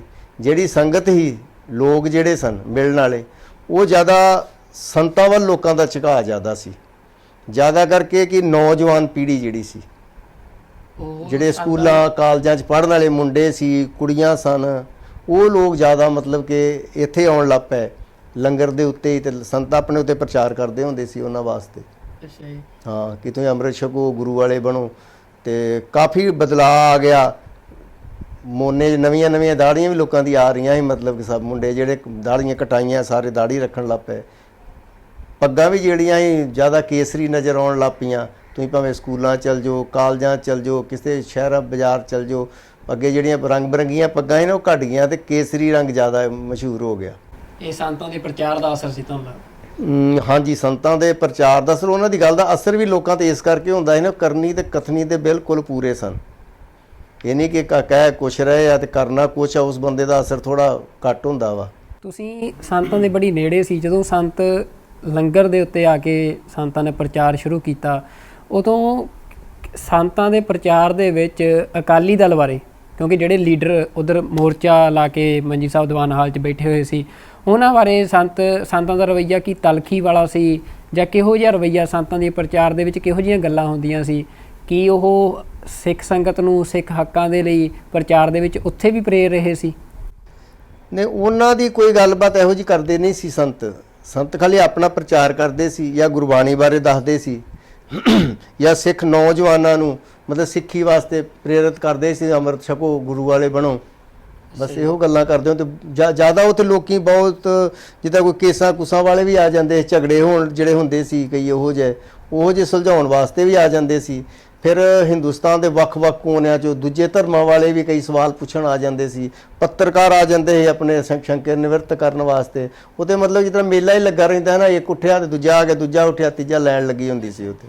ਤੇ ਫਿਰ 1 ਜੂਨ ਦਾ ਜਦੋਂ ਮਤਲਬ ਸਮਾਂ ਆਇਆ, ਜਦੋਂ ਪਹਿਲੀ ਵਾਰ ਜਿਹੜਾ ਗੋਲੀ ਆ ਉਹ ਦਰਬਾਰ ਸਾਹਿਬ ਤੇ ਚੱਲੀ ਜਾਂ ਕੰਪਲੈਕਸ ਤੇ ਚੱਲੀ, ਉਦੋਂ ਤੁਸੀਂ ਕਿੱਥੇ ਸੀ? 1 ਤਰੀਕ ਨੂੰ ਅਸੀਂ 9 ਵਜੇ ਸੰਤਾਂ ਕੋਲ ਛੁੱਟੀ ਲੈ ਕੇ, ਕੋਈ ਸਾਨੂੰ ਬਹੁਤ ਜ਼ਰੂਰੀ ਕੰਮ ਸੀ ਤੇ ਅਸੀਂ ਲੁਧਿਆਣੇ ਆ ਗਏ। ਇਹ ਆਪਣੇ ਜਲੰਧਰ ਆਏ ਤੇ ਜਲੰਧਰੋਂ ਅਸੀਂ ਲਿਬੜੇ ਜਾਣਾ ਸੀ। ਤੁਸੀਂ ਤੇ ਤੁਹਾਡੇ ਨਾਲ ਦੇ ਸਿੰਘ? ਹਾਂਜੀ, ਅਸੀਂ 5 ਜਣੇ ਆਏ, ਉਹ ਤੋਂ 2 ਜਣੇ ਹਜੂਰ ਸਾਹਿਬੋਂ ਆਏ ਸੀ। ਸਤ ਕੋਲ ਟਰੱਕ ਸੀ ਛੋਟਾ ਇੱਕ, ਉਹਦੇ ਤੇ ਅਸੀਂ ਜਲੰਧਰ ਆ ਗਏ ਤੇ ਜਲੰਧਰ ਮੁੜ ਕੇ ਲਿਬੜੇ ਚਲੇ ਗਏ। ਜਦੋਂ ਵਾਪਸ ਮੁੜਦੇ ਆ ਉਦੋਂ ਸ਼ਾਮਾਂ ਪੈ ਗਈਆਂ ਸੀ, 7 7:30 ਹੋ ਗਏ ਸੀ। ਤੇ ਆਉਂਦਿਆਂ ਸਾਨੂੰ ਉੱਥੇ ਪਤਾ ਲੱਗ ਗਿਆ ਘਰ ਪਰਮਜੀਤ ਖਾਲਸਾ, ਹੁਣ ਮੇਰੇ ਖਿਆਲ ਅਮਰੀਕਾ ਵਾ, ਉਹਨਾਂ ਦੇ ਪਿਤਾ ਜੀ ਹੁੰਦੇ ਸੀ ਮਹਿੰਦਰ ਸਿੰਘ ਖਾਲਸਾ, ਤੇ ਉਹਨਾਂ ਦੀ ਘਰ ਅਸੀਂ ਰੁਕਦੇ ਹੁੰਦੇ ਹਾਂ। ਤੇ ਉਹਨਾਂ ਨੇ ਦੱਸਿਆ ਕਿ ਟੈਲੀਵਿਜ਼ਨ ਤੇ ਖਬਰ ਆਈ ਆ ਕਿ 12:30 12:40 ਤੇ ਦਰਬਾਰ ਸਾਹਿਬ CRP ਨੇ ਗੋਲੀ ਚਲਾਤੀ ਆ। ਅੱਛਾ ਜੀ। ਅਸੀਂ ਉਹ ਅਜੇ ਪ੍ਰਸ਼ਾਦਾ ਬਣਾਉਣ ਨਹੀਂ ਲੱਗਿਆ ਤੇ ਪ੍ਰਸ਼ਾਦਾ ਛਕ ਜਾਏ ਕਿ ਨਹੀਂ, ਉੱਥੇ ਛਕਾਂਗੇ ਹੁਣ ਜਾ ਕੇ ਅਸੀਂ। ਤੇ ਸੜਕ ਤੇ ਵੇਖਿਆ ਕਾਫੀ ਮਿਲਟਰੀ ਦੀ ਅੱਗੇ ਨੂੰ ਜ਼ਿਆਦਾ ਗੱਡੀਆਂ ਆ ਜਾ ਰਹੀਆਂ ਸੀ, ਮਤਲਬ ਅੰਮ੍ਰਿਤਸਰ ਵੱਲ ਨੂੰ ਜਾ ਰਹੀਆਂ ਸੀ ਜ਼ਿਆਦਾ। ਤੇ ਅਸੀਂ ਗੱਡੀ ਤੇ ਬੈਠੇ ਸਾਰੇ ਜਾਣੇ ਤੇ ਅਸੀਂ ਅੰਮ੍ਰਿਤਸਰ ਆ ਗਏ। ਜਦੋਂ ਅੰਮ੍ਰਿਤਸਰ ਪਹੁੰਚਦੇ ਆ ਉਦੋਂ ਰਾਤ ਦੇ 11:30 ਵੱਜ ਚੁੱਕੇ ਸੀ। ਤੇ ਭਗਤਾਂ ਵਾਲੇ ਗੇਟ ਉੱਥੇ ਅਕਾਲੀ ਨਿਰੰਜਨ ਸਿੰਘ ਜੀ ਸੀ, ਉਹਨਾਂ ਦੇ ਗ੍ਰਹਿ ਵਿਖੇ ਗਏ ਅਸੀਂ, ਗੱਡੀ ਉੱਥੇ ਲਾਈ ਤੇ ਉਹ ਆਂਦੇਗਾ ਜੀ ਤੁਸੀਂ ਨਾ ਜਾਓ ਕਿਉਂਕਿ ਗੋਲੀ ਚੱਲੀ ਆ ਤੇ ਸ਼ਾਮਾਂ ਤੱਕ ਗੋਲੀ ਚੱਲਦੀ ਰਹੀ ਆ। ਤੇ ਮਿਲਟਰੀ ਵੀ ਵੇਖੋ ਤੂੰ ਕਿੰਨੀਆਂ ਗੱਡੀਆਂ 4 ਚਫੇਰੇ ਲੱਗਣ ਡੀਆਂ ਨੇ, CRP ਆ। ਤੂੰ ਤਾਂ ਰਾਤ ਤੈਨੂੰ ਪੁੱਛਣਗੇ ਨਾ ਤੁਸੀਂ ਕਿੱਥੇ ਚੱਲੇ ਜੇ, ਤੇ ਤੁਸੀਂ ਸਵੇਰੇ ਚਲੇ ਜਾਏ, ਹੁਣ ਤਾਂ ਗੋਲੀ ਚੱਲਣ ਨਹੀਂ, ਬੰਦ ਆ ਗੋਲੀ ਹੁਣ ਆਂਦੇ। ਤੇ ਅਸੀਂ ਫਿਰ ਰਾਤ ਉੱਥੇ ਹੀ ਕੱਟੀ। ਸਵੇਰੇ ਉੱਠ ਕੇ 4 ਵਜੇ ਅਸੀਂ ਨਿਤਨੇਮ ਕੀਤਾ ਤੇ ਫਿਰ ਚਲੇ ਗਏ ਗਲੀਆਂ ਗੁਲੀਆਂ ਥਾਂ। ਉਹ ਕਰਫਿਊ ਲਾਤਾ ਮਿਲਟਰੀ ਨੇ, ਪਹਿਲੋਂ ਹੀ ਰਾਤ ਹੀ ਦੱਸਤਾ ਉਹਨਾਂ ਨੇ ਕਿ ਕਰਫਿਊ ਲਾਤਾ। ਅਸੀਂ ਬੜੀ ਗਲੀਆਂ ਥਾਂ ਕੋਸ਼ਿਸ਼ ਕੀਤੀ ਜਾਣ ਦੀ, ਪਰ ਹਰ ਥਾਂ ਜਿੱਧਰ ਜਾਈਏ ਉਧਰ ਮਿਲਟਰੀ, ਜਿੱਧਰ ਜਾਈਏ ਉਧਰ ਮਿਲਟਰੀ ਰੋਕਦੇ। ਤੇ ਅਸੀਂ ਚੋਲੇ ਵੀ ਲਾਤੇ। ਅਸੀਂ ਉਹਨਾਂ ਦੇ ਜਿਹੜੇ ਸਿੰਘ ਸੀ, ਵੀਰ ਸਿੰਘ ਆ, ਉਹਨਾਂ ਦਾ ਮੈਂ ਕੁੜਤਾ ਪਜਾਮਾ ਪਾ ਲਿਆ, ਕਹੂੰਗਾ ਲੋਕਲ ਆ ਮੈਂ। ਤੇ ਕੁੜਤਾ ਪਜਾਮਾ ਪਾ ਕੇ ਜਦੋਂ ਨਹੀਂ ਜਾਇਆ ਗਿਆ ਸਾਡੇ ਕੋਲ ਅੰਦਰ, ਇਹ ਕਿਹਾ ਚੱਲ ਕੋਈ ਗੱਲ ਨਹੀਂ, ਉਦੋਂ ਗੋਲੀ ਨਹੀਂ ਚੱਲ ਰਹੀ ਕਿਤੇ ਵੀ। ਫਿਰ ਸ਼ਾਮੀ ਅਨਾਉਂਸਮੈਂਟ ਹੋ ਜਾਂਦੀ ਹੈ ਕਿ ਕੱਲ ਜਿਹੜਾ ਵਾ ਕਰਫਿਊ ਖੁੱਲੂਗਾ। ਮਤਲਬ 2 ਜੂਨ ਨੂੰ ਗੋਲੀ ਨਹੀਂ ਚੱਲੀ? ਨਹੀਂ, 2 ਜੂਨ ਨੂੰ ਕੋਈ ਉਹੋ ਜਿਹੀ ਗੱਲਬਾਤ ਨਹੀਂ ਹੋਈ। ਤੇ ਉਹਨਾਂ ਕਿਹਾ ਕਿ 3 ਤਰੀਕ ਨੂੰ ਕਰਫਿਊ ਖੁੱਲੂਗਾ ਤੇ 5ਵੇਂ ਪਾਤਸ਼ਾਹ ਦਾ ਸ਼ਹੀਦੀ ਗੁਰਪੁਰਬ ਆ। ਤੇ ਸਾਨੂੰ ਇਹ ਕਿ ਉਦੋਂ ਸਾਨੂੰ ਇੰਨਾ ਸੀ ਕਿ ਚਲੋ ਗੋਲੀ ਉਸ ਤਰ੍ਹਾਂ ਚੱਲ ਗਈ ਹੋਣੀ ਕਿਤੇ, ਤੇ ਜਿਸ ਤਰ੍ਹਾਂ ਅੱਗੇ ਸੀ ਉਸ ਤਰ੍ਹਾਂ ਫਿਰ ਨਾਰਮਲ ਹੋ ਜੂ। ਪਰ ਜਦੋਂ ਮਿਲਟਰੀ ਇੰਨੀ ਲੱਗੀ ਸੀ, ਮੈਂ ਕਿਹਾ ਗੜਬੜ ਤੇ ਹੈਗੀ ਕੋਈ ਨਾ ਕੋਈ। ਅਸੀਂ ਫਿਰ 3 ਜਾਣੇ ਜਿਹੜੇ ਹਨ 3 ਤਰੀਕ ਨੂੰ ਸਵੇਰੇ 6:30 7 ਵਜੇ ਹੀ ਅੰਦਰ ਚਲੇ ਗਏ। ਮਤਲਬ 1 ਜੂਨ ਨੂੰ ਗੋਲੀ ਚੱਲਦੀ ਆ, 2 ਜੂਨ ਨੂੰ ਕਰਫਿਊ ਰਹਿੰਦਾ ਆ, ਤੇ 3 ਜੂਨ ਨੂੰ ਜਦੋਂ ਪ੍ਰਕਾਸ਼ ਦਿਹਾੜਾ ਆ ਗੁਰੂ ਅਰਜਨ ਦੇਵ ਪਾਤਸ਼ਾਹ ਦਾ, ਉਦੋਂ ਕਰਫਿਊ ਖੋਲ ਦਿੱਤਾ ਜਾਂਦਾ ਤਾਂ ਕਿ ਸੰਗਤ ਜਾ ਸਕੇ ਦਰਬਾਰ ਸਾਹਿਬ। ਹਾਂਜੀ ਹਾਂਜੀ। ਤੇ ਫਿਰ 3 ਜੂਨ ਨੂੰ ਤੁਸੀਂ ਵੀ ਪਹੁੰਚ ਗਏ? ਹਾਂ, 3 ਜੂਨ ਨੂੰ ਪਹਿਲੋਂ ਆਪਣੇ ਆਸਣ ਤੇ ਪਹੁੰਚੇ ਅਸੀਂ। ਅੱਛਾ ਜੀ। ਲੰਗਰ ਤੇ ਉੱਥੇ ਹੀ ਆਪਣੇ ਸਿੰਘਾਂ ਨਾਲ ਗੱਲਬਾਤ ਕੀਤੀ ਕਿ ਕੀ ਹੋਇਆ, ਸਾਰਾ ਕੁਝ ਪੁੱਛਿਆ ਉਹਨਾਂ ਨੂੰ, ਜੋ ਵਾਪਰਿਆ ਸੀ ਸਾਰਾ ਕੁਝ ਉੱਥੇ। ਕਿ ਤੇ 12:40 ਤੇ ਗੋਲੀ CRP ਨੇ ਚਲਾਈ ਸੀ ਤੇ ਕੁਝ ਸਿੰਘ ਆਪਣੇ ਇੱਥੇ ਸ਼ਹੀਦ ਹੋ ਗਏ ਸੀ। ਇੱਕ ਬੱਬਰਾਂ ਦਾ ਸਿੰਘ ਹੀ, ਮਹਿੰਗਾ ਸਿੰਘ, ਤੇ ਬਾਕੀ ਕੁਝ 5-7 ਸਿੰਘ ਹੋਰ ਸ਼ਹੀਦ ਹੋਏ ਸੀ। ਇੱਕ ਆਪਣੇ ਹੈਗਾ ਸੀ ਸਰਬਜੀਤ ਸਿੰਘ ਖਾਲੜੇ ਦਾ, ਸ਼ਾਇਦ ਉਹਦੇ ਬਾਂਹ ਤੇ ਵੱਜੀ ਸੀ ਗੋਲੀ। ਉਹਦੀ ਆਮ ਫੋਟੋਆਂ ਫਿਰਦੀਆਂ ਹੁੰਦੀਆਂ ਨੇ ਸਾਰੀਆਂ ਸੋਸ਼ਲ ਮੀਡੀਆ ਦੇ ਉੱਤੇ। ਲੋਕੀ ਉਹਨੂੰ ਸ਼ਹੀਦ ਹੀ ਸਮਝਦੇ ਆ ਕਿ ਸ਼ਹੀਦ ਹੋ ਗਿਆ, ਪਰ ਨਹੀਂ, ਉਹ ਫੱਟਰ ਹੋ ਗਿਆ ਸੀ। ਤੇ ਉਹਦਾ ਭਰਾ ਹੀ ਹੈ ਖਾਲੜੇ ਤੇ, ਜਸਵੰਤ ਸਿੰਘ ਖਾਲੜਾ, ਸਾਡੇ ਨਾਲ ਜੋਧਪੁਰ ਜੇਲ੍ਹ ਰਿਹਾ, ਕਮਰੇ 'ਚ ਵੀ ਸਾਡੇ ਨਾਲ ਹੀ ਰਿਹਾ। ਉਹ ਉਹਦਾ ਪਤਾ ਲੈਣ ਆਇਆ ਸੀ ਉੱਥੇ। ਉਹ ਫਿਰ ਹਸਪਤਾਲ ਚਲਾ ਗਿਆ ਤੇ ਰਾਤ ਕਰਕੇ ਉਹ ਇੱਥੇ ਰਹਿ ਗਿਆ। ਜਿਹੜਾ ਪਹਿਲੋਂ ਤੋਂ ਉੱਥੇ ਸੀ ਉਹ ਗੋਲੀ ਲੱਗਣ ਕਰਕੇ ਬਾਹਰ ਚਲਾ ਗਿਆ, ਤੇ ਜਿਹੜਾ ਉਹਦਾ ਪਤਾ ਲੈਣ ਆਇਆ ਉਹ ਅੰਦਰ ਫਸ ਗਿਆ। ਤੇ ਫਿਰ 3 ਜੂਨ ਨੂੰ ਤੁਸੀਂ ਇਹ ਸਾਰੀ ਗੱਲਬਾਤ ਤੁਹਾਨੂੰ ਪਤਾ ਲੱਗੀ, ਫਿਰ ਉੱਥੇ ਕੀ ਮਾਹੌਲ ਸੀ ਤੁਹਾਡੇ ਪਹੁੰਚਣ ਤੋਂ ਬਾਅਦ? ਕਾਫੀ ਸਰਗਰਮੀ ਸੀ ਅੱਗੇ ਨੂੰ। ਤੇ ਅਸੀਂ ਸੰਤਾਂ ਕੋਲ ਚਲੇ ਗਏ, ਸੰਤਾਂ ਨੂੰ ਫਤਿਹ ਬੁਲਾਈ ਤੇ ਸੰਤ ਕਾਫੀ ਖੁਸ਼ ਹੋਏ, ਆਂਦੇ ਜੀ ਬਾਬੇ ਆ ਗਏ ਜੇ, ਕਿ ਹਾਂ ਜੀ ਆ ਗਏ ਆ। ਫਿਰ ਸੰਤਾਂ ਨੇ ਥੋੜੀ ਦੇਰ ਦੇ ਬਾਅਦ ਜਿਹੜਾ ਸਾਰੀ ਜਥੇ ਦੀ ਮਤਲਬ ਕਿ ਜਥੇਬੰਦੀ ਸੀ, ਇਹਨਾਂ ਨੂੰ ਸੁਨਾਹ ਭੇਜ ਕੇ ਤੇ ਅਕਾਲ ਤਖਤ ਤੇ ਉੱਤੇ ਬੁਲਾਇਆ, ਇਕੱਠ ਸੱਦ ਲਿਆ ਸਾਰੇ। ਹਾਂਜੀ। ਕਿੰਨੇ ਕੁ ਵਜੇ ਦਾ ਸਮਾਂ ਹੋਊਗਾ 3 ਤਰੀਕ ਨੂੰ? ਉਹਦਾ ਹੋਊਗਾ 10-11 ਵਜੇ ਦਾ ਹੋਊਗਾ, ਅੱਛਾ ਜੀ। ਪੱਕਾ ਨਹੀਂਗਾ। ਮਤਲਬ ਉਹਨਾਂ ਸਮੇਂ ਉਦੋਂ ਫਿਰ ਧਿਆਨ ਹੀ ਦੂਜੇ ਪਾਸੇ ਹੀ ਤੇ ਨਾ ਪਹੁੰਚੇਤਾ ਰਹਿੰਦਾ, ਇੰਨਾ ਸਮਾਂ ਹੋ ਗਿਆ ਭੁੱਲ ਜੀ ਦਾ ਕਈ ਵਾਰੀ। ਉੱਥੇ ਸੰਤਾਂ ਨੇ ਫਿਰ ਸਾਰੇ ਸਿੰਘਾਂ ਨੂੰ ਵੇਖਿਆ, ਆਂਦੇ ਕਿ ਵੇਖੋ ਹੁਣ ਜਿਹੜਾ ਵਾ ਉਹ ਕੰਮ, ਜਿਸ ਕੰਮ ਵਾਸਤੇ ਅਸੀਂ ਮੋਰਚਾ ਲਾਇਆ ਸੀ, ਲੱਗਦਾ ਵਾ ਕਿ ਉਹ ਹੋਊਗਾ, ਕਿ ਮਿਲਟਰੀ ਜਿਹੜੀ ਆ ਉਹ ਅੰਦਰ ਵੜੂਗੀ। ਆਉਣਾ ਤਾਂ ਨਾ ਸਾਨੂੰ ਤੇ ਇਹੋ ਹੀ ਨਾ ਕਿ ਸੰਤਾਂ ਨੂੰ ਇਹ ਕਿ ਸਮੇਂ ਨੂੰ ਫੜੂਗੀ। ਹੋਰ ਉਹਨਾਂ ਇਹ ਸਾਨੂੰ ਇਹ ਥੋੜੀ ਪਤਾ ਕਿ ਉਹ ਅਕਾਲ ਤਖਤ ਢਾਊਗੀ ਜਾਂ ਇੰਨੇ ਵੱਡੇ ਵੈਪਨਸ ਅੰਦਰ ਆਉਣਗੇ।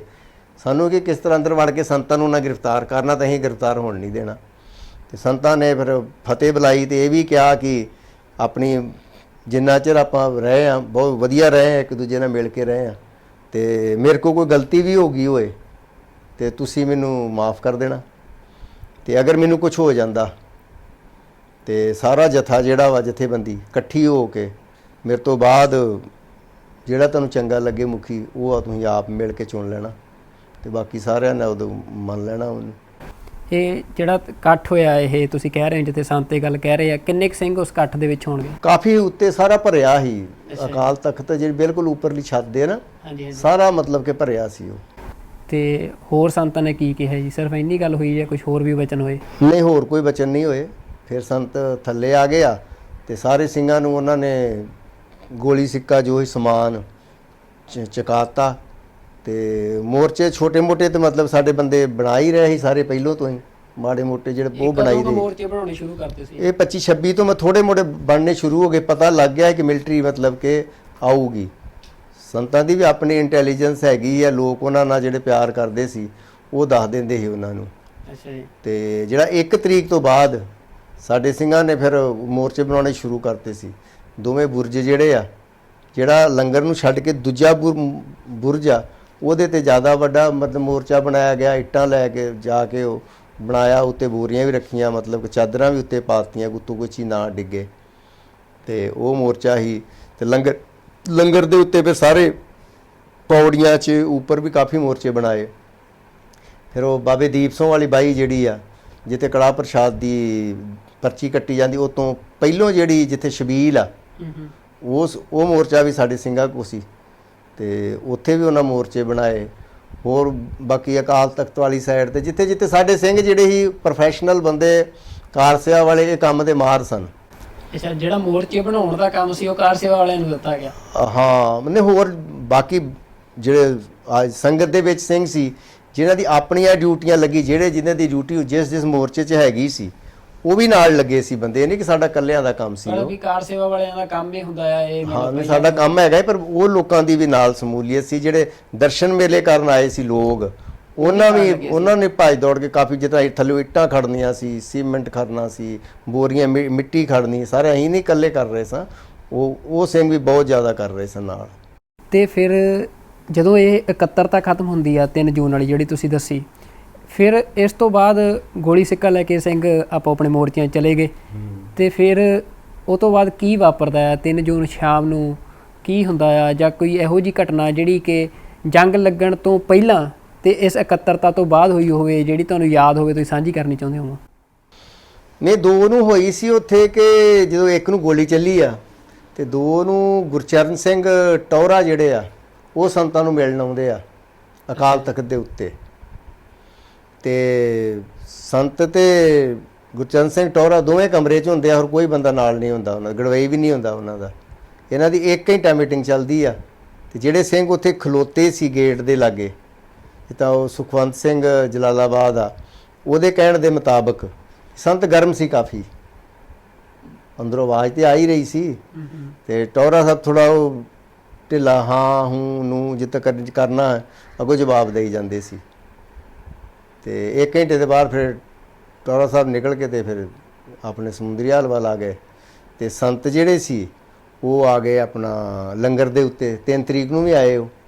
ਅੱਛਾ ਜੀ। ਜਿੱਦਾਂ ਲੋਕੀ ਕਹਿ ਦਿੰਦੇ ਆ ਕਿ ਜਦੋਂ ਪਤਾ ਹੀ ਕਿ ਅੰਦਰ ਮਤਲਬ ਅਟੈਕ ਹੋਣ ਵਾਲਾ, ਕਈ ਪੱਤਰਕਾਰ ਵੀ ਆਏ, ਸਾਰਿਆਂ ਨੂੰ ਖੋਲੀ 3 ਤਰੀਕ ਨੂੰ ਆਉਣ ਦੀ। ਕੁਝ ਪੱਤਰਕਾਰ ਵੀ ਉੱਥੇ ਆਏ ਮਿਲਣ ਵਾਲੇ। ਤੇ ਸੰਤ ਫਿਰ ਪਹਿਲੋਂ ਚਲੇ ਗਏ ਸੀ ਆਪਣੇ ਲੰਗਰ ਦੇ ਉੱਤੇ ਵੇਖਣ ਵਾਸਤੇ। ਕੋਈ ਗੱਲਬਾਤ ਇਹੋ ਜਿਹੀ ਨਹੀਂ ਕਿ ਸੰਤਾਂ ਨੂੰ ਡਰ ਸੀ ਕੋਈ, ਜਾਂ ਕੋਈ ਉਹੋ ਜਿਹੀ, ਨਾ ਸਿੰਘਾਂ ਨੂੰ ਕਿਸੇ ਨੂੰ ਹੀ। ਸਿੰਘਾਂ ਤੋਂ ਚਾਹ ਹੀ ਬੜਾ ਚੜਿਆ, ਜਿਤਨਾ ਵਿਆਹ ਹੁੰਦਾ ਉਸ ਤਰ੍ਹਾਂ ਭੱਜੇ ਫਿਰਨ ਡਏ ਸੀ ਸਾਰੇ। ਨਾਲੇ ਮੋਰਚੇ ਬਣਾਈ ਜਾਂਦੇ ਸੀ, ਨਾਲੇ ਤੁਰ ਵੇਖੀ ਜਾਂਦੇ ਸੀ। ਉਦੋਂ ਵੀ ਕੋਈ ਫਾਇਰਿੰਗ ਫੂਰਿੰਗ ਕੋਈ ਬਾਹਰੋਂ ਨਹੀਂ ਹੋਈ ਕਿ ਕਿਸੇ ਪਾਸਿਓਂ ਵੀ। ਸੰਤ ਜੀ ਘੰਟਾ ਘਰ ਵਾਲੇ ਪਾਸੋਂ ਜਾਂਦੇ ਹੁੰਦੇ ਸੀ, ਤੇ ਪਰਲੀ ਜੋੜੀ ਜਿਹੜੀ ਆ ਬਾਬਾ ਦੀਪ ਸਿੰਘ ਵਾਲੀ ਜਿੱਧਰ ਹੈਗੀ ਆ ਜਗ੍ਹਾ ਉਹਨਾਂ ਦੀ ਸ਼ਹੀਦੀ ਵਾਲੀ, ਉਧਰੋਂ ਦੀ ਹੋ ਕੇ ਤੇ ਅਕਾਲ ਤਖਤ ਤੇ ਆ ਜਾਂਦੇ ਸੀ ਉਹ। ਤੇ 3 ਜੂਨ ਨੂੰ ਜਿਹੜਾ ਉਹ ਸਾਰਾ ਮਾਹੌਲ ਸੀ, ਤੇ 4 ਜੂਨ ਨੂੰ ਜਦੋਂ ਸਵੇਰੇ ਫਿਰ ਇਹ ਖੁੱਲੀ ਜੰਗ ਸ਼ੁਰੂ ਹੁੰਦੀ ਆ, ਵੀ ਉਹਦੇ ਵੱਲ ਵਧਣ ਤੋਂ ਪਹਿਲਾਂ ਮੈਂ ਚਾਹੁੰਦਾ ਵੀ ਕੋਈ ਇਹੋ ਜਿਹੀ ਗੱਲ ਜਿਹੜੀ ਤੁਹਾਡੀ ਅੱਜ ਵੀ ਯਾਦ ਦਾ ਹਿੱਸਾ ਹੋਵੇ ਸੰਤ ਜਰਨੈਲ ਸਿੰਘ ਬਾਰੇ, ਤੁਸੀਂ ਉਹਨਾਂ ਨਾਲ ਸਮਾਂ ਬਿਤਾਇਆ, ਵੀ ਉਹ ਤੁਸੀਂ ਜ਼ਰੂਰ ਸਾਡੇ ਨਾਲ ਸਾਂਝੀ ਕਰੋ, ਵੀ ਜਿਹੜੀ 4 ਜੂਨ ਤੋਂ ਪਹਿਲਾਂ ਕੋਈ ਗੱਲ ਰਹਿ ਗਈ ਹੋਵੇ, ਤਾਂ ਕਿ ਅਸੀਂ 4 ਜੂਨ ਵੱਲ ਅੱਗੇ ਵਧੀਏ। ਬਥੇਰੀਆਂ ਗੱਲਾਂ ਜਿਸ ਤਰ੍ਹਾਂ ਲੋਕੀ ਸੋਚਦੇ ਕਿ ਸੰਤ ਹਮੇਸ਼ਾ ਹੀ ਜਿਸ ਤਰ੍ਹਾਂ ਕਿ ਮਤਲਬ ਕਿ ਸੀਰੀਅਸ ਰਹਿੰਦੇ ਸੀ, ਉੱਥੇ ਤੇ ਆਮ ਲੋਕੀ ਹਾਸਾ ਮਖੌਲ ਵੀ ਕਰ ਲੈਂਦੇ ਸੀ। ਇਹੋ ਜਿਹੀ ਕੋਈ ਗੱਲ ਨਹੀਂ ਸੀ। ਸੰਤਾਂ ਅਸੀਂ ਵੀ ਸੰਤਾਂ ਨਾਲ ਮਖੌਲ ਕਰ ਲੈਂਦੇ ਹਾਂ, ਸੰਤ ਵੀ ਕਰ ਲੈ। ਕੁਝ 1-2 ਬੰਦੇ ਉਹੋ ਜਿਹੇ ਉਹ ਜਾਣ ਕੇ ਜ਼ਿਆਦਾ, ਜਿੱਦਾਂ ਕੁਲਵੰਤ ਭੰਡ ਹੀ, ਇੱਕ ਕੁਲਵੰਤ ਸਿੰਘ ਨਾਂ ਹੀ ਉਹਦਾ, ਉਹਨੂੰ ਭੰਡ ਕਹਿੰਦੇ ਸੀ। ਇੱਕ ਸੁਰਜੀਤ ਸਿੰਘ ਹੀ ਰਾਗੀ ਤੇ ਹਰਿਆਣੇ ਦੇ, ਤੇ ਉਹਨੂੰ ਵੀ ਲੋਕੀ ਭੰਡ ਕਹਿੰਦੇ ਸੀ। ਉਹ ਕਈ ਇਹੋ ਜਿਹੇ ਮਖੌਲ ਵਾਲੀਆਂ ਗੱਲਾਂ ਕਰ ਦਿੰਦਾ ਸੀ ਬੈਠਿਆਂ, ਉਹ ਜਿੱਥੇ ਜੋ ਸੰਗਤ ਬੈਠੀ ਹੁੰਦੀ ਸੀ ਵਿੱਚ, ਜਿਸ ਤਰ੍ਹਾਂ ਕਿ ਕੋਈ ਬੰਦਾ ਕੋਈ ਗਲਤੀ ਕਰ ਬੈਠਾ ਕੋਈ, ਤੇ ਉਹਨੂੰ ਉੱਥੇ ਸਜ਼ਾ ਲਾਉਣੀ ਹੁੰਦੀ ਸੀ। ਤੇ ਸਜ਼ਾ ਇਹੋ ਹੁੰਦੀ ਕਿ ਤੂੰ ਬੈਠਕਾਂ ਮਾਰ ਸੰਗਤ ਦੇ ਵਿੱਚ ਹੀ, 25 ਜਿਹੋ ਜਿਹਾ ਬੰਦਾ ਉਹ ਮਾਰ ਸਕਦਾ ਹੋਵੇ, ਕਿਸੇ ਨੂੰ 25, ਕਿਸੇ ਨੂੰ 100, ਕਿਸੇ ਨੂੰ 50।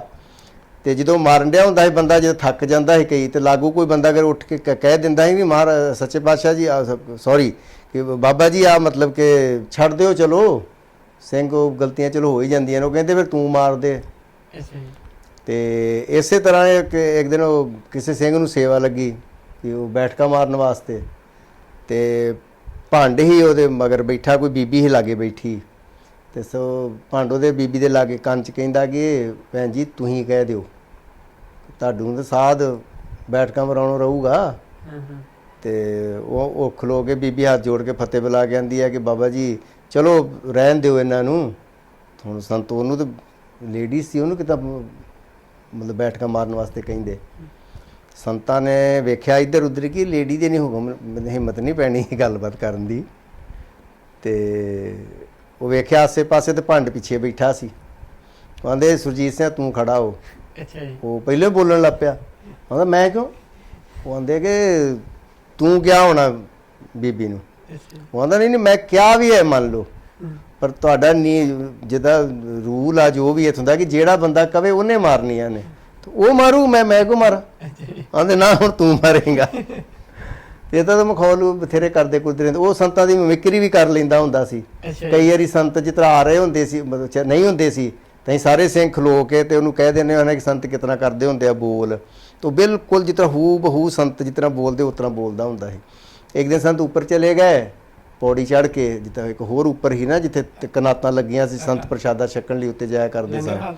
ਹਾਂ, ਲੰਗਰ ਹਾਲ ਦੇ ਉੱਤੇ। ਫੇਰ ਤੇ ਉੱਥੇ ਵਾਪਸ ਆਉਣ ਡਿਆ ਸੀ ਸੰਤ ਜੀ ਤੋਂ, ਤਾਂ ਅਸੀਂ ਉਹ ਮੂੰਹ ਭੰਡ ਦਾ ਸਾਡੇ ਵੱਲ ਸੀ, ਅਸੀਂ ਉਹਨੂੰ ਕਹਿਣ ਡਿਆ ਕਿ ਬੋਲ ਸੰਤ ਕਿਸ ਤਰ੍ਹਾਂ ਬੋਲਦੇ ਹੈ, ਨਹੀਂ ਐਕਸ਼ਨ ਕਿਸ ਤਰ੍ਹਾਂ ਕਰਦੇ ਨੇ, ਕੀ ਆ ਉਹ ਬੋਲੀ ਜਾਏ ਪੂਰਾ। ਤੇ ਵਿੱਚੋਂ ਵਿੱਚ ਬੰਦੇ ਹੱਸੀ ਜਾਂਦੇ, ਸੰਤਾਂ ਕੇ ਮਗਰ ਖਲੋ ਗਏ ਉਹਦੇ। ਤੇ ਉਹਨੂੰ ਸ਼ੱਕ ਹੋ ਗਿਆ ਮੁੜ ਕੇ, ਜਦੋਂ ਮੁੜ ਕੇ ਵੇਖਿਆ ਤੇ ਸੰਤ ਤੀਰ ਹੀ ਜਾਂਦੇ, ਹਾਂ ਦੱਸ। ਆਂਦੇ ਕਿ ਨਹੀਂ ਮੈਂ ਇਹ ਮੇਰੇ ਕੋਲ ਬੁਲਾਉਣ ਡਿਆ ਸੀ ਕਿ ਮੈਨੂੰ ਫੋਰਸ ਕਰਨ ਡੇ ਬੋਲਣ ਵਾਸਤੇ, ਮੈਂ ਫੇਰ ਬੋਲਣ ਡਿਆ ਹਾਂ। ਸੰਤਾਂ ਦੀ ਬਹੁਤ ਗੱਲਾਂ ਨੇ, ਜਿਹੜੇ ਪ੍ਰਸ਼ਾਦਾ ਪਾਣੀ ਵੀ ਆਮ ਨੋਰਮਲ ਸਿੱਧਾ ਜਿਹਾ, ਕਿ ਜਿਹੜੇ ਨਾਲ ਗੜਵਈ ਸੀ ਆ ਅਸੀਂ ਵੀ ਲਾ ਲਓ ਕਿ ਅਸੀਂ ਕੋਈ ਓਡਾ ਖਿਆਲ ਨਹੀਂ ਕਿ ਬਹੁਤ ਵਧੀਆ ਉਹਨਾਂ ਨੂੰ ਲਿਆ ਕੇ ਸਪੈਸ਼ਲ ਕੋਈ ਚੀਜ਼ ਦਿੰਦੇ ਹੁੰਦੇ ਹਾਂ। ਸਰੀਰ ਤੁਸੀਂ ਵੇਖਿਆ ਹੋਣਾ ਬਿਲਕੁਲ ਨੋਰਮਲ ਸੀ, ਇੱਕਦਮ ਵਧੀਆ ਉਹਨਾਂ ਦਾ, ਲੰਮੇ ਕਾਫੀ ਸਨ ਉਹ।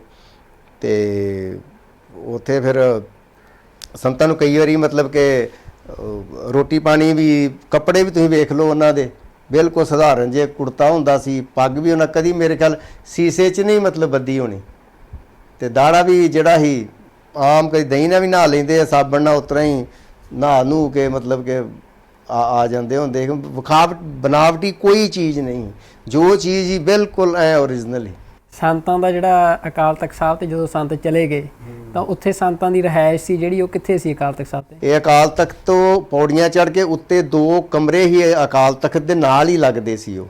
ਅੱਛਾ ਜੀ। ਮਤਲਬ ਅਕਾਲ ਤਖਤ ਬਿਲਡਿੰਗ ਦਾ ਹਿੱਸਾ ਨਹੀਂ, ਪਰ ਨਾਲ ਲੱਗਦੇ ਸੀ, ਨਾਲ ਹੀ ਉਹਦੇ ਬਾਥਰੂਮ ਸੀ। ਉੱਥੇ 10 ਬਾਈ 10 ਦਾ ਕਮਰਾ ਸੀ ਤੇ ਫਰਸ਼ ਤੇ ਹੀ ਉਹ ਤਲਾਈ ਵਿਛੀ ਹੁੰਦੀ ਜਾਂ ਦਰੀ ਵਿਛੀ ਹੁੰਦੀ ਸੀ, ਉੱਤੇ ਹੀ ਉਹ ਬਹਿੰਦੇ ਸੀ। ਬਾਕੀ ਜਿਹੜੇ ਵੀ ਸਿੰਘ ਜਾਂਦੇ ਸੀ ਉਹ ਵੀ ਥੱਲੇ ਬਹਿ ਜਾਂਦੇ, ਕੁਝ ਖਲੋਤੇ ਰਹਿੰਦੇ ਹੁੰਦੇ ਸੀ ਉੱਥੇ। ਅੱਛਾ ਜੀ। ਮਤਲਬ ਬਿਲਕੁਲ ਸਾਦਾ ਜਿਹੜਾ ਜੀਵਨ ਆ ਤੇ ਉਹ ਉਵੇਂ ਸੰਤ ਬਤੀਤ ਕਰਦੇ ਸੀ ਤੁਹਾਡੇ ਕਹਿਣ? ਬਿਲਕੁਲ ਸਾਦਾ, ਮਤਲਬ ਕੋਈ ਵੀ ਉਹਦੇ ਵਿੱਚ ਇਹ ਨਹੀਂ ਕਿ ਥੱਲੇ ਗੱਦਾ ਵਿਛਿਆ ਵਾ ਕੋਈ, ਜਾਂ ਬਹਿਣ ਵਾਸਤੇ ਕੋਈ ਟੇਬਲ, ਕੋਈ ਸੋਫਾ, ਕੁਛ ਨਹੀਂ। ਤੇ ਸਿੰਘਾਂ ਦੇ ਨਾਲ ਆਮ ਸਿੰਘਾਂ ਵਾਂਗ ਉਵੇਂ ਹੀ ਵਿਚਰਦੇ ਸੀ? ਬਿਲਕੁਲ ਆਮ, ਕੋਈ ਇਹ ਨਹੀਂ ਹੁੰਦਾ ਕਿ ਮੈਂ ਸੰਤਾਂ ਤੇ ਦੂਜੇ ਮਤਲਬ ਕਿ ਆਮ ਬੰਦੇ ਆ ਨੋਰਮਲ। ਜਿਤਨਾ ਗੱਲਬਾਤ ਕਿਸੇ ਨੇ ਵੀ ਕੋਈ ਗੱਲਬਾਤ ਕਰਨੀ ਹੋਏ ਤੇ ਸੰਤਾਂ ਨਾਲ ਕਰ ਸਕਦੇ ਆ, ਇਹੋ ਜਿਹੀ ਕੋਈ ਗੱਲ ਨਹੀਂ ਕਿ ਮਿਲ ਨਹੀਂ ਦੇਣਗੇ, ਕੋਈ ਗੱਲਬਾਤ ਨਹੀਂ ਸੀ ਇਹੋ ਜਿਹੀ। ਅੱਛਾ ਜੀ। ਤੇ ਫਿਰ ਜਦੋਂ 3 ਜੂਨ ਦੀ ਰਾਤ ਆ, ਉਹ ਕਿਵੇਂ ਬਤੀਤ ਹੋਈ ਤੁਹਾਡੀ 3 ਜੂਨ ਦੀ ਰਾਤ? 3 ਜੂਨ ਨੂੰ ਜਦੋਂ ਅਸੀਂ ਸਾਰੇ ਬੰਦੇ ਉੱਥੋਂ ਅਸਲਾ ਲੈ ਕੇ ਆ ਗਏ ਤੇ ਸਾਨੂੰ ਤੇ ਇਹ ਹੈਗਾ ਸੀ ਕਿ ਮਿਲਟਰੀ ਹਮਲਾ ਤੇ ਕਰੂਗੀ। ਤੇ ਸਾਰੀ ਰਾਤ ਹੀ ਮਤਲਬ ਕਿ ਮੈਂ ਤੇ ਰਾਤ 12 ਵਜੇ ਤੋਂ ਸਵੇਰੇ 4 ਵਜੇ ਤੱਕ ਅਕਾਲ ਤਖਤ ਜਿਹੜੇ ਪੌੜੀਆਂ ਤਾਂ ਚੜ੍ਹਦੀਆਂ ਸੀ ਨਾ, ਅਸੀਂ 2 ਸਿੰਘ ਉੱਥੇ ਪਹਿਰਾ ਦਿੰਦੇ ਹੁੰਦੇ ਸਾਂ ਰੋਜ਼ ਹੀ। ਤੇ ਮੈਂ ਤੇ ਫਿਰ 12 ਵਜੇ ਉੱਥੇ ਆ ਗਿਆ ਤੇ ਬਾਕੀ ਸਿੰਘ ਆਪੋ ਆਪਣੇ ਮੋਰਚਿਆਂ 'ਚ ਸੁੱਤੇ ਸੀ ਸਾਰੇ ਉੱਥੇ, ਜਾਂ ਕੋਈ ਜਾਗਣ ਡਿਆ ਸੀ, ਪਹਿਰੇ ਲਾਏ ਸੀ ਕਿ ਕੋਈ ਵੀ ਗੱਲਬਾਤ ਹੁੰਦੀ ਆ। ਨਾਲੇ ਹਦਾਇਤ ਸਖਤ ਹੀ ਆਪਣੇ ਜਨਰਲ ਸ਼ਵੇਕ ਸਿੰਘ ਵੱਲੋਂ ਕਿ ਤੁਸੀਂ ਬਾਹਰ ਕੋਈ ਮਿਲਟਰੀ ਵਾਲਾ, ਕੋਈ CRP ਵਾਲਾ ਕੋਈ ਫਿਰਦਾ ਵਾ, ਇਹ ਨਹੀਂ ਕਿ ਤੁਸੀਂ ਗੋਲੀ ਮਾਰਨੀ, ਬਿਲਕੁਲ ਨਹੀਂ। ਜਿੰਨਾ ਚਿਰ ਮਿਲਟਰੀ ਦਰਬਾਰ ਸਾਹਿਬ ਪਰਿਕਰਮਾ ਜਿਹੜੀ ਆ, ਏਰੀਆ ਜਿਹੜਾ ਵਾ ਦਰਬਾਰ ਸਾਹਿਬ ਦਾ, ਉਹਦੀ ਹਦੂਦ ਦੇ ਅੰਦਰ ਪੈਰ ਨਹੀਂ ਪਾਉਂਦੀ, ਜਿੱਦਾਂ ਘੰਟਾ ਘਰ ਤੋਂ ਚਰਨ ਗੰਗਾ ਤੋਂ ਅੱਗੇ ਜਿੰਨੀਆਂ ਵੀ ਜੋੜੀਆਂ ਉਹ ਤੋਂ ਅੰਦਰ ਆਉਂਦੀ ਆ, ਕੋਈ ਕੋਸ਼ਿਸ਼ ਕਰੂਗੀ ਫੇਰ ਤੁਹਾਂ ਗੋਲੀ ਚਲਾਉਣੀ, ਨਹੀਂ ਤੇ ਬਿਲਕੁਲ ਨਹੀਂ ਚਲਾਉਣੀ। ਅੱਛਾ, ਇਹ ਸਖਤ ਹਦਾਇਤ ਸੀ ਕਿ ਜਦੋਂ ਉਹ ਚਲਾਉਂਦੇ ਆ ਉਹਨਾਂ ਨੂੰ ਚਲਾਉਣ ਦਿਓ, ਤੁਹਾਂ ਨਹੀਂ ਚਲਾਉਣੀ। ਠੀਕ ਹੈ ਜੀ। ਫਿਰ 4 ਵਜਦੇ ਆ ਜਦੋਂ ਮੇਰੀ ਡਿਊਟੀ ਖਤਮ ਹੋ ਜਾਂਦੀ ਆ ਤੇ ਉੱਥੇ ਆਸਾ ਜੀ ਦੀ ਵਾਰ ਆਪਣੇ ਪੜ੍ਹਦੇ ਹੁੰਦੇ ਸੀ। ਬਾਬਾ ਮੁਖਤਿਆਰ ਸਿੰਘ ਜੀ ਮੁਖੀ ਸੀ, ਗੁਰਸ਼ਰਨ ਸਿੰਘ ਹੁਣ ਇੰਗਲੈਂਡ ਆ, ਤੇ ਬਾਬਾ ਮੁਖਤਿਆਰ ਸਿੰਘ ਮੁਖੀ USA ਆ, ਤੇ ਇੱਕ ਨਾਲ ਹੀ ਬਾਬਾ ਠਾਕਰ ਸਿੰਘ ਜਿਹੜੇ ਪਟਿਆਲੇ ਆ। ਤੇ ਇੱਕ ਜਥਾ ਹੁੰਦਾ ਸੀ ਪੂਰਾ। ਇਹ ਆਸਾ ਜੀ ਦੀ ਵਾਰ ਇਹ ਲਾਉਣ ਲੱਗੇ ਸੀ ਤੇ ਮੈਂ ਚਲਾ ਗਿਆ। ਮੈਂ ਜਾ ਕੇ ਜੀ ਉੱਥੇ ਆਪਣੇ ਮੂੰਹ ਧੋ ਕੇ ਤੇ ਬੈਠਾ ਹੀ ਹਾਂ ਆਪਣੇ ਆਸਨ ਤੇ ਮੈਂ ਕਿਹਾ ਚਲੋ ਮੜ ਜਾ ਲੇਟਣ ਲੱਗਾ ਹਾਂ ਮੈਂ। ਤੇ ਉਦੋਂ ਹੀ ਮਤਲਬ ਕਿ 2 ਫਾਇਰ ਹੁੰਦੇ ਆ, ਮਤਲਬ ਕਿ RCL ਗਨ ਹੀ ਆ ਕੋਈ, ਮਤਲਬ ਕਿ ਜਿੱਦਾਂ ਬੰਬ ਚੱਲਦੇ ਆ, ਤੇ ਠਾ ਠਾ ਕਰਕੇ 2 ਵੱਜਦੇ ਆ, ਤੇ ਉਹ ਨਾਲ ਹੀ ਫਾਇਰਿੰਗ ਸ਼ੁਰੂ ਹੋ ਜਾਂਦੀ ਹੈ। ਅੱਛਾ, ਕਿੰਨੀ ਕੁ ਫਾਇਰਿੰਗ ਹੁੰਦੀ ਆ ਉਹ? ਕਾਫੀ ਮਤਲਬ ਤਰ ਤਰ ਤਰ ਤਰ ਤਰ ਤਰ ਪੂਰੀ ਜ਼ੋਰ ਦੀ। ਕਿੰਨਾ ਸਮਾਂ ਚੱਲਦੀ ਹੈ ਫਾਇਰਿੰਗ ਲਗਾਤਾਰ? ਅੱਧਾ ਘੰਟਾ ਤੇ ਘੱਟੋ ਘੱਟ ਚੱਲੀ ਹੋਊਗੀ। ਅੱਛਾ ਜੀ। 4 ਚੁਫੇਰੇ ਚਲਾਉਣ ਲੱਗ ਪੈਂਦੇ ਆ ਨਾ ਉਹ। ਇਹ ਫਾਇਰਿੰਗ ਦੂਰੋਂ ਹੀ ਹੋ ਰਹੀ ਸੀ ਉਦੋਂ? ਨਹੀਂ, ਮੈਂ ਤਾਂ ਅੰਦਰ ਬੈਠਾ ਜੀ ਸੌਣ ਲੱਗਾ, ਇੱਕ ਬੈਗ ਇਹ ਨਹੀਂ ਪਤਾ ਲੱਗਾ ਕਿੱਥੇ ਹੋਇਆ ਕੀ ਹੋਇਆ। ਅੱਛਾ ਜੀ। ਇੱਕ ਤੇ ਜਦੋਂ ਸਾਡੇ ਨਾਲ ਜਿਹੜਾ ਹੈਗਾ ਇਹ ਬੁਰਜ, ਉਹਦੇ ਤੇ ਗੋਲਾ ਵੱਜਦਾ। ਉਹ ਤੇ ਸਾਡੀ ਬਿਲਡਿੰਗ ਨਾਲ ਹੀ ਬਿਲਕੁਲ ਹੀ ਲੰਗਰ ਦੀ ਨੁੱਕਰ ਤੇ, ਉਹ ਸਾਡੀ ਬਿਲਡਿੰਗ ਹਿੱਲ ਗਈ ਉੱਥੋਂ। ਅਸੀਂ ਜਦੋਂ ਵੇਖਿਆ 4 ਚੁਫੇਰੇ ਬਾਹਰ ਸਾਰੇ ਆਂਦੇ ਕਿ ਮਤਲਬ ਹੁਣ ਵੜ ਜੂਗੀ ਮਿਲਟਰੀ ਫਟਾਫਟ ਆਪੋ ਆਪਣੇ। ਸਾਨੂੰ ਉਹਨਾਂ ਪਤਾ ਨਹੀਂ ਸੀ। ਅਸੀਂ ਸਾਰੇ ਆਪੋ ਆਪਣੇ ਮੋਰਚਿਆਂ ਜਿੱਥੇ ਜਿੱਥੇ ਰਾਹ ਹੀ ਅੰਦਰ ਆਉਣ ਵਾਲੇ ਮਿਲਟਰੀ ਦੇ, ਤੇ ਉੱਥੇ ਉੱਥੇ ਅਸੀਂ ਆਪਣੇ ਪਹਿਰੇ ਤੇ ਖਲੋ ਗਏ। ਇਹ ਮੋਰਚਿਆਂ ਦੀ ਵਿਉਂਤਬੰਦੀ ਕਿਵੇਂ ਕਿਹਦੇ ਵੱਲੋਂ ਕੀਤੀ ਗਈ ਸੀ ਇਹ ਸਾਰੀ? ਇਹ ਸਿੰਘਾਂ ਨੇ ਆਪ ਹੀ ਬਣਾਏ ਸੀ ਮੋਰਚੇ, ਪਰ ਦੇਖ ਰੇਖ ਜਿਹੜੀ ਸੀ ਇਹ ਆਪਣੇ ਜਨਰਲ ਸ਼ਬੇਕ ਸਿੰਘ ਦੀ ਸੀ। ਕਿ ਕਿੱਥੇ ਕਿੱਥੇ ਤੁਸੀਂ ਹਥਿਆਰ ਲਾਉਣੇ ਆ, ਕਿੱਥੇ ਬੈਠਣਾ ਆ, ਤਾਂ ਕਿ ਜਿਹੜਾ ਵੱਧ ਅਸਰਦਾਰ। ਨਹੀਂ, ਉਹ ਇੱਕ ਵਾਰੀ ਦੱਸ ਕੇ ਫੌਜੀ ਆਪਣੇ ਜਥੇ 'ਚ ਵੀ ਹੈਗੇ 3-4 ਫੌਜੀ ਨਾ। ਜਨਰਲ ਸ਼ਬੇਕ ਸਿੰਘ ਤੋਂ ਇਲਾਵਾ ਹੋਰ ਫੌਜੀ ਵੀ ਸੀ? ਹਾਂ, ਸਾਡੇ ਜਥੇ 'ਚ ਇੰਨੇ ਸੀ। ਅੱਛਾ ਜੀ। ਤੇ ਹੋਰ ਉਹ ਆਪਣੇ ਜਥੇ ਵਾਲੇ ਉਹਨਾਂ 'ਚ ਵੀ ਹੈਗੇ ਸੀ। ਸਿਵਲ ਵਾਲੇ ਉਤਰਾ ਵੀ ਕਈ ਆਏ ਹੋਣਗੇ ਉੱਥੇ। ਅੱਛਾ ਜੀ। ਬਥੇਰੇ ਹੋਣਗੇ ਵਿੱਚ। ਤੇ ਫਿਰ ਜਿਹੜੀ ਇਹ ਅੱਧਾ ਘੰਟਾ ਲਗਭਗ ਜਿਹੜੀ ਗੋਲੀਬਾਰੀ ਆ ਲਗਾਤਾਰ ਹੁੰਦੀ ਆ? ਨਹੀਂ, ਆਪਣੇ ਮੋਰਚੇ ਚਲੇ ਗਏ, ਵੇਖਣ ਲੱਗ ਪਏ ਕਿ ਮਿਲਟਰੀ ਅੰਦਰ ਵੜੂਗੀ, ਪਰ ਨਹੀਂ, ਉਹਨੇ ਚ ਫਿਰ ਦਿਨ ਚੜ ਜਾਂਦਾ ਤੇ ਮੁੜ ਕੇ ਮਿਲਟਰੀ ਵੜਦੀ ਨਹੀਂ। ਤੇ ਫੌਜੀ ਸਾਡਾ ਆ ਗਿਆ, ਆਂਦਾ ਕੋਈ ਗੱਲ ਨਹੀਂ, ਦਿਨੇ ਨਹੀਂ ਵੜਦੀ ਹੁੰਦੀ ਮਿਲਟਰੀ ਕਦੀ ਵੀ। ਹੁਣ ਮਤਲਬ ਕਿ ਸੂਰਜ ਨਿਕਲ ਆਇਆ ਤੇ ਦੇਖਦਾ ਤਾਂ ਉਹਨਾਂ ਨੇ ਮਰਨਾ, ਅੰਦਰ ਆ ਗਿਆ ਇਸ ਵੇਲੇ। ਜਦੋਂ ਮਿਲਟਰੀ ਵੜੂਗੀ ਤੇ ਰਾਤ ਵੜੂਗੀ।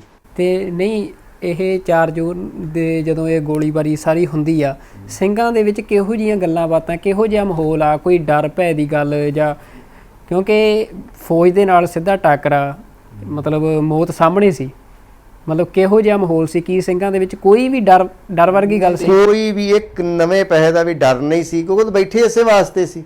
ਅਸੀਂ ਫੌਜ ਤੇ ਅਟੈਕ ਕਰਨ ਵਾਸਤੇ ਥੋੜੀ ਗਏ ਸਾਂ ਕਿ ਅਸੀਂ ਆਪ ਜਾ ਕੇ ਉਹਨਾਂ ਤੇ ਹਮਲਾ ਕੀਤਾ। ਅਸੀਂ ਤਾਂ ਆਪਣੇ ਉੱਥੇ ਬੈਠੇ ਸਾਂ ਅਨੰਦਪੁਰ ਸਾਹਿਬ ਦੇ ਮਤੇ ਵਾਸਤੇ।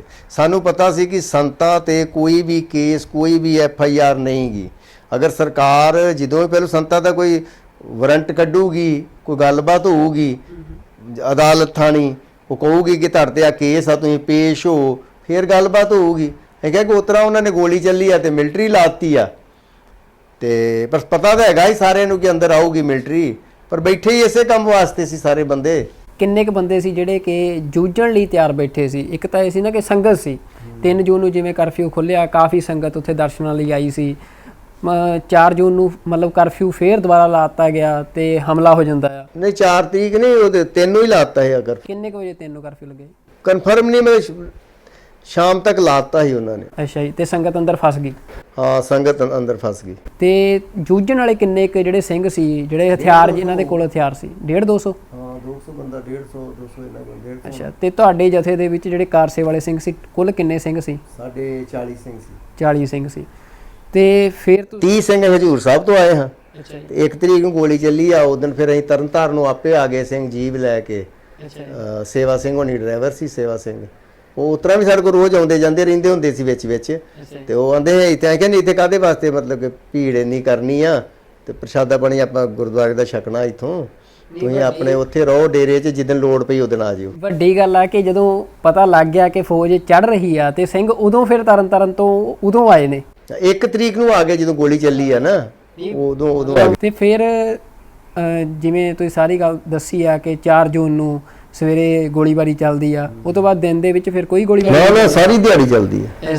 ਦੂਰੋਂ ਚੱਲ ਰਹੀ ਆ ਗੋਲੀ? ਹਾਂ, ਉਹਨਾਂ ਦੇ ਮੋਰਚੇ ਸੀ ਨਾ, ਉਹ ਸਾਡੇ ਜਿਹੜੇ ਵੱਡੇ ਮੋਰਚੇ ਜਿਹੜੇ ਹੈਗੇ ਸੀ ਉਹ ਟਾਰਗੇਟ ਕਰਦੇ ਸੀ। ਉਹ ਉਹਨਾਂ ਤੇ ਬੰਬ ਦੇ ਛੋਟੇ ਜਿਹੜੇ ਆ, ਮਾਟਰਾਂ ਮੂਟਰਾਂ ਦੇ ਹੋਰ ਆ, RCL ਗੰਨਾਂ ਹੋਣਗੀਆਂ, ਰਾਕਟ ਲਾਂਚਰ ਹੋਣਗੇ, ਇਹਨਾਂ ਦੇ ਜਿਹੜੇ ਉਹੋ ਜਿਹੇ ਮੋਰਚੇ ਸੀ, ਜਿੱਦਾਂ ਤੇ ਆਪਣੇ ਅਕਾਲ ਤਖਤ ਦੇ ਲਾਗੇ ਸਿੰਮਕੋ ਵਾਲਾ ਮੋਰਚਾ ਸੀ, ਡੋੜੀਆਂ ਸੀ, ਮੰਦਰ ਵਾਲਾ ਮੋਰਚਾ ਸੀ, ਸਾਡੇ ਬੁਰਜ ਸੀ, ਉਹਦੇ ਪਾਣੀ ਵਾਲੀ ਟੈਂਕੀ ਸੀ ਅੰਦਰ, ਉਹਦੇ ਤੇ ਮਤਲਬ ਉੱਚੀਆਂ ਜਿਹੜੀਆਂ ਇਮਾਰਤਾਂ ਸੀ, ਜਿਹੜੇ ਉਹ ਦੇਖਦੇ ਉੱਥੋਂ ਉਹਨਾਂ ਤੇ ਫਾਇਰਿੰਗ ਕਰਦੇ ਸੀ। ਉਹ ਆਪਣੇ ਸਿੰਘ ਵੀ ਜਵਾਬ ਦਿੰਦੇ ਸੀ, ਇਹੋ ਜਿਹੀ ਗੱਲ ਨਹੀਂ। ਅੱਛਾ, ਗੋਲੀਬਾਰੀ ਦੋਵੇਂ ਪਾਸੇ ਹੋ ਰਹੀ ਹਾਂ, ਅਸੀਂ ਮਤਲਬ ਕਿ ਉਹਨਾਂ ਨੂੰ ਦੱਸੀਦਾ ਹੈ ਕਿ ਅਸੀਂ ਹੈਗੇ ਆ। ਅੱਛਾ ਜੀ। ਹੋਰ ਇਹ ਨਹੀਂ ਕਿ ਅਸੀਂ ਉਹਨਾਂ ਤੇ ਮੋਰਚਿਆਂ ਤੇ ਡਾਉਣ, ਉਹ ਤੇ ਸਾਡੇ ਮੋਰਚੇ ਜਿੱਥੇ ਵੇਂਦੇ ਗੋਲੀ ਆਈ ਆ ਨਾ, ਉਹ ਤੇ ਮੋਰੇ ਪਾ ਦਿੰਦੇ, ਵੱਡੀਆਂ ਵੱਡੀਆਂ ਉਹਨਾਂ ਕੋਲ ਗੰਨਾਂ ਸੀ, ਦੂਜੀਆਂ ਪਟੇ ਵਾਲੀਆਂ MMGਆਂ ਸੀ। ਅੱਛਾ ਜੀ। ਹੋਰ ਵੀ ਬੜੇ ਵੈਪਨ ਸੀ ਉਹ। ਤੇ 4 ਜੂਨ ਨੂੰ ਇਹ ਸਿੰਘ ਕਿੰਨੇ ਕੁ ਸ਼ਹੀਦ ਹੋਏ ਨੇ ਫਿਰ ਇਸ ਗੋਲੀਬਾਰੀ 'ਚ? 2 ਤੇ ਸਾਡੇ ਸਿੰਘ ਸ਼ਹੀਦ ਹੋ ਗਏ, ਇੱਕ ਜੋਗਾ ਸਿੰਘ ਜਲਵਾਣੇ ਵਾਲਾ ਜਿਹੜਾ ਹਰਿਆਣੇ ਦਾ ਸੀ, ਇੱਕ ਮੰਗਲ ਸਿੰਘ ਸੀ ਢਾਲੀਵਾਲ ਦਾ। ਇਹ ਤੁਹਾਡਾ ਮੋਰਚਾ ਕਿੱਥੇ ਸੀ? ਸਾਡਾ ਸਾਰਾ ਲੰਗਰ ਦੀ ਬਿਲਡਿੰਗ ਜਿਹੜੀ ਸੀ, ਤੇ ਦੋਵੇਂ ਜਿਹੜੇ ਆਪਣੇ ਬੁਰਜ ਸੀ ਤੇ ਨਾਲ ਡਿਓੜੀ ਸੀ, ਇਹ ਸਾਡਾ ਕੰਬਾਈਨ ਮੋਰਚਾ ਹੀ ਸਾਰਿਆਂ ਦਾ ਹੀ, ਮਤਲਬ ਕਿ ਇਕੱਠੇ ਹੈਗੇ ਆ। ਭਾਈ ਦਲਵੀਰ ਸੋਹਣੀ ਜਿਸ ਤਰ੍ਹਾਂ ਹੈਗੇ ਸੀ, ਸਵਰਨ ਸੋਹਣੀ ਸੀ, ਬਾਬਾ 1800 ਸੀ ਸਾਡੇ ਬੰਦੇ, ਭਾਈ ਅਮਰੀਕ ਸਿੰਘ ਵੀ ਇੱਥੇ ਸੀ। ਇਹ ਭਾਈ ਅਮਰੀਕ ਸਿੰਘ ਲੰਗਰ ਵਾਲੇ ਮੋਰਚੇ ਦੇ ਅਕਾਲ ਫੈਡਰੇਸ਼ਨ ਜਿਹੜੇ ਆਪਣੇ ਸਿੱਖ ਸਟੂਡੈਂਟ ਫੈਡਰੇਸ਼ਨ ਵਾਲੇ ਪ੍ਰਧਾਨ ਸਨ, ਉਹ ਵੀ ਇੱਥੇ। ਉਹ ਫਿਰ 5 ਤਰੀਕ ਨੂੰ ਜਾਂਦੇ ਨੇ ਉੱਥੇ। ਉਹ ਇੱਕ ਕੁਲਦੀਪ ਫੌਜੀ ਤੇ ਇੱਕ ਸੁਖਵੰਤ ਸਿੰਘ ਜਲਾਲਾਬਾਦ ਵਾਲਾ, ਇਹ ਉਹਨਾਂ ਦੇ ਕਹਿਣ ਦੇ ਮੁਤਾਬਕ ਅਸੀਂ ਛੱਡ ਕੇ ਆਏ ਆ ਉਹਨਾਂ ਨੂੰ ਸਵੇਰੇ। ਤੇ ਤੁਹਾਡੇ 2 ਸਿੰਘ ਤੁਹਾਡੇ ਨੇੜੇ ਸ਼ਹੀਦ ਹੁੰਦੇ ਆ 4 ਜੂਨ ਨੂੰ? ਹਾਂ ਜੀ, ਜਿਹੜਾ ਮੰਗਲ ਸਿੰਘ ਆ ਉਹ ਪਹਿਲੋਂ ਸ਼ਹੀਦ ਹੁੰਦਾ, ਜੋਗਾ ਸਿੰਘ ਬਾਅਦ ਚ ਹੁੰਦਾ, ਤੇ ਮੰਗਲ ਸਿੰਘ ਦਾ ਇੱਕ ਬੰਦਾ ਫੱਟਰ ਵੀ ਹੁੰਦਾ, ਵਸਣ ਸਿੰਘ, ਉਹ ਹੁਣ ਉੱਥੇ ਸ਼ਾਇਦ ਰਿਟਾਇਰ ਜੁਲਾਈ ਚ ਹੋਣਾ ਉਹਨੇ, ਤੇ ਉਹ ਕਲਰਕ ਸੀ ਉੱਥੇ DTO ਆਫਿਸ। ਅੱਛਾ ਜੀ। ਉਹਦੇ ਇੱਥੇ ਲੱਗ ਜਾਂਦੀ ਆ ਗੋਲੀ, ਤੇ ਉਹ ਫਿਰ ਅਸੀਂ ਚੁੱਕ ਕੇ ਲਿਆ ਕੇ ਉਹਨੂੰ, ਤੇ ਬ੍ਰਹਮ ਬੂਟੇ ਲਾਗੇ ਲੱਗਦੀ ਆ, ਅਸੀਂ ਉਹਨੂੰ ਲੰਗਰ ਚ ਲੈ ਆਉਨੇ ਆ, ਬੰਨ ਦਿੰਦੇ ਆ ਉਹਨੂੰ ਮਾੜਾ ਜਿਹਾ, ਦੂਜਾ ਜਿਹੜਾ ਹੁੰਦਾ ਵਾ ਕੋਈ ਆਪਣਾ ਕਮਰ ਕੱਸਾ ਖੋਲ ਕੇ, ਉਹ ਦਵਾਈ ਦੂਈ ਤਾਂ ਨਹੀਂ ਸਾਡੇ ਕੋਲ ਕੋਈ, ਇਹਨੂੰ ਦੇ ਦਈਏ ਪੇਨ ਕਿਲਰ ਦੇ ਦਈਏ, ਕੋਈ ਵੀ ਨਹੀਂ, ਉਹ ਬੰਨ ਦਿੰਦੇ ਆ ਜ਼ੋਰ ਦੀ ਜਿੱਥੇ ਲੱਗੀ ਸੀ ਉਹਦੇ। ਤੇ ਜਿਹੜਾ ਸ਼ਹੀਦ ਹੁੰਦਾ ਉਹਨੂੰ ਨਾਲ ਜਗ੍ਹਾ ਹੁੰਦੀ ਖੁੱਲੀ ਓਪਨ ਲੰਗਰ ਦੇ, ਹੁਣ ਤੇ ਉੱਥੇ ਬਣ ਗਏ ਨਾ ਸ਼ੈੱਡ ਬਣ ਗਏ ਆ ਪਕਾਉਣ ਵਾਸਤੇ, ਤੇ ਉਹਨਾਂ ਤੇ ਅਸੀਂ ਫਿਰ ਉੱਥੇ ਉਹਨਾਂ ਨੂੰ ਸੰਸਕਾਰ ਕਰਨ ਦੀ ਕੋਸ਼ਿਸ਼ ਕੀਤੀ। ਅਸੀਂ ਅੱਗ ਲਾਈ ਪਰ ਲੱਗੀ ਨਹੀਂ, ਥੋੜੀ ਅੱਗ ਲੱਗ ਲੁੱਕ ਕੇ ਮੇਰੇ ਕੋ ਪੁੱਜ ਗਈ ਸ਼ਾਇਦ, ਕਿ ਹੋ ਗਿਆ ਸੰਸਕਾਰ, ਜ਼ਿਆਦਾ ਅੱਗ ਨਹੀਂ ਲੱਗੀ। ਅੱਛਾ ਜੀ। ਤੇ 4 ਜੂਨ ਨੂੰ ਫਿਰ ਇਹ ਗੋਲੀਬਾਰੀ ਜਿਹੜੀ ਹੈ ਦੂਰੋਂ ਹੁੰਦੀ ਰਹੀ, ਰਾਤ ਨੂੰ ਕੀ ਫਿਰ ਵਾਪਰਿਆ? ਫੌਜ ਅੰਦਰ ਆਈ 4 ਜੂਨ ਨੂੰ? ਨਹੀਂ, 4 ਜੂਨ ਨੂੰ ਅੰਦਰ ਨਹੀਂ ਆਈ ਫੌਜ, ਪਰ ਉਹ ਡੀਕਦੇ ਰਹੇ ਕਿ ਆਊਗੀ, ਹੁਣ ਆਈ। ਮਤਲਬ ਸਿੰਘ ਬੈਠੇ ਡੀਕ ਰਹੇ ਸੀ ਫੌਜ ਨੂੰ ਕਿ ਫੌਜ ਆਵੇ? ਕਿਸੇ ਵੇਲੇ ਵੀ ਆ ਜਾਣੀ ਸੀ, ਸਾਨੂੰ ਕੀ ਪਤਾ ਹੁਣ ਹੈਗਾ ਕਿ ਹੁਣ ਆ ਜੂਗੀ। ਜਦੋਂ ਮਤਲਬ 12 ਵਜੇ ਕੇ ਬਾਅਦ ਹੋ ਗਿਆ, ਅਜੇ ਵੀ ਹੈਗਾ ਕਿ ਨਹੀਂ, ਸਵੇਰ ਹਨੇਰਾ ਜਿੰਨਾ ਚਿਰ ਉਤਰ ਆ ਸਕਦੀ ਆ, ਪਰ ਨਹੀਂ ਆਈ 4 ਤਰੀਕ ਨੂੰ। ਤੇ ਗੋਲੀਬਾਰੀ ਰਾਤ ਹੁੰਦੀ ਰਹੀ, ਦਿਨੇ ਵੀ ਗੋਲੀ ਚੱਲਦੀ ਰਹੀ? ਰਾਤ ਵੀ ਚੱਲਦੀ ਰਹੀ, ਹਾਂ। 5 ਦਾ ਦਿਨ ਚੜ ਜਾਂਦਾ ਫਿਰ। ਅੱਛਾ ਜੀ। ਫਿਰ 5 ਦੀ ਫਿਰ ਉਤਰਾ ਹੀ ਚੱਲੀ ਜਾਂਦੀ ਸੀ ਗੋਲੀਬਾਰੀ। ਫੌਜ ਕਦੋਂ ਅੰਦਰ ਆਉਂਦੀ? ਫੌਜ ਵੇਖੋ ਜੀ, ਉਹ ਕੀ ਕਰਦੇ ਆ, 2-2:30 ਵਜੇ, ਮਤਲਬ ਕਿ ਦੁਪਹਿਰੇ ਜੇ ਪਹਿਲਾਂ ਪਾਣੀ ਵਾਲੀ ਟੈਂਕੀ ਤੋੜਦੇ ਆ। ਅੱਛਾ ਜੀ। ਜਿਹੜੀ ਸਰਾਂ ਦੇ ਅੰਦਰ ਹੀ, ਗੁਰੂ ਰਾਮਦਾਸ ਸਰਾਂ ਦੇ ਅੰਦਰ।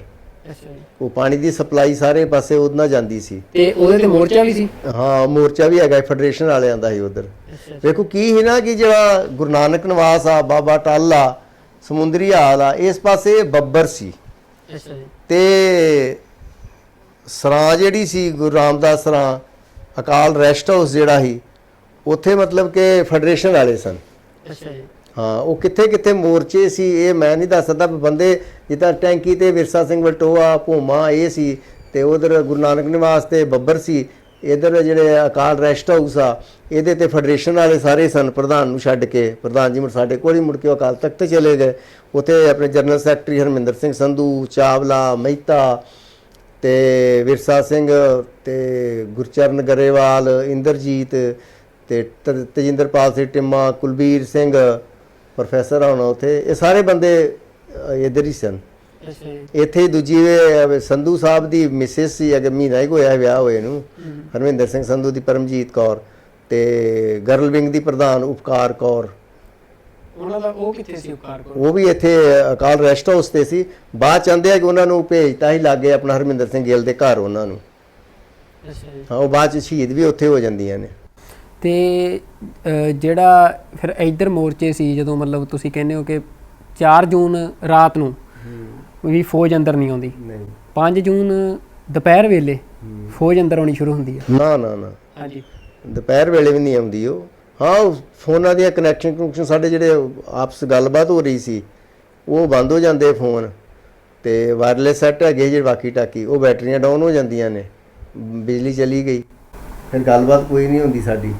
ਕੋਈ ਮੈਸੇਜ ਅਕਾਲ ਤਖਤ ਤੇ ਬੰਦਾ ਹੀ ਭੇਜਣਾ ਪੈਂਦਾ ਸੀ ਇੱਥੋਂ, ਜਾਂ ਉੱਧਰੋਂ ਆ ਜਾਂਦਾ ਸੀ ਕੋਈ ਬੰਦਾ। ਤੇ ਇਸ ਤਰ੍ਹਾਂ ਗੋਲੀਬਾਰੀ ਤੇ ਚੱਲੀ ਜਾਣ ਡਈ ਸੀ ਰੁਕ ਰੁਕ ਕੇ, ਕਦੀ ਕਿਸੇ ਮੋਰਚੇ 'ਚ ਹੁੰਦੀ, ਕਦੀ ਕਿਸੇ ਮੋਰਚੇ 'ਚੋਂ। ਮਾੜਾ ਮੋਟਾ ਆਪਣੇ ਜਿਹੜੇ ਸਿੰਘ ਸੀ ਉਹ ਉਹਨਾਂ ਨੂੰ ਜਵਾਬ ਦੇ ਦਿੰਦੇ ਸੀ। ਫੌਜ ਆਈ ਅੰਦਰ ਨਹੀਂ ਵੜੀ 5 ਤਰੀਕ ਨੂੰ ਪਹਿਲੋਂ। ਤੇ ਉਹ ਕਿਹੜਾ ਸਮਾਂ ਸੀ ਫਿਰ ਇਹ, ਜਦੋਂ ਮਤਲਬ ਤੁਸੀਂ ਦੱਸਿਆ ਕਿ 4 ਜੂਨ ਨੂੰ ਤੇ 5 ਜੂਨ ਨੂੰ ਲਗਾਤਾਰ ਜਿਹੜੀ ਗੋਲੀਬਾਰੀ ਆ ਉਹ ਦੋਵਾਂ ਪਾਸਿਆਂ ਤੋਂ ਦੂਰੋਂ ਗੋਲੀਬਾਰੀ ਹੁੰਦੀ ਰਹੀ ਮੋਰਚਿਆਂ ਦੇ ਉੱਤੇ, ਪਰ ਫੌਜ ਦੇ ਜਿਹੜੇ ਪਹਿਲੇ ਪੈਰ ਨੇ ਉਹ ਅਕਾਲ ਤਖਤ ਸਾਹਿਬ ਦੀ ਪਰਿਕਰਮਾ ਦੇ ਵਿੱਚ ਕਦੋਂ ਪਏ?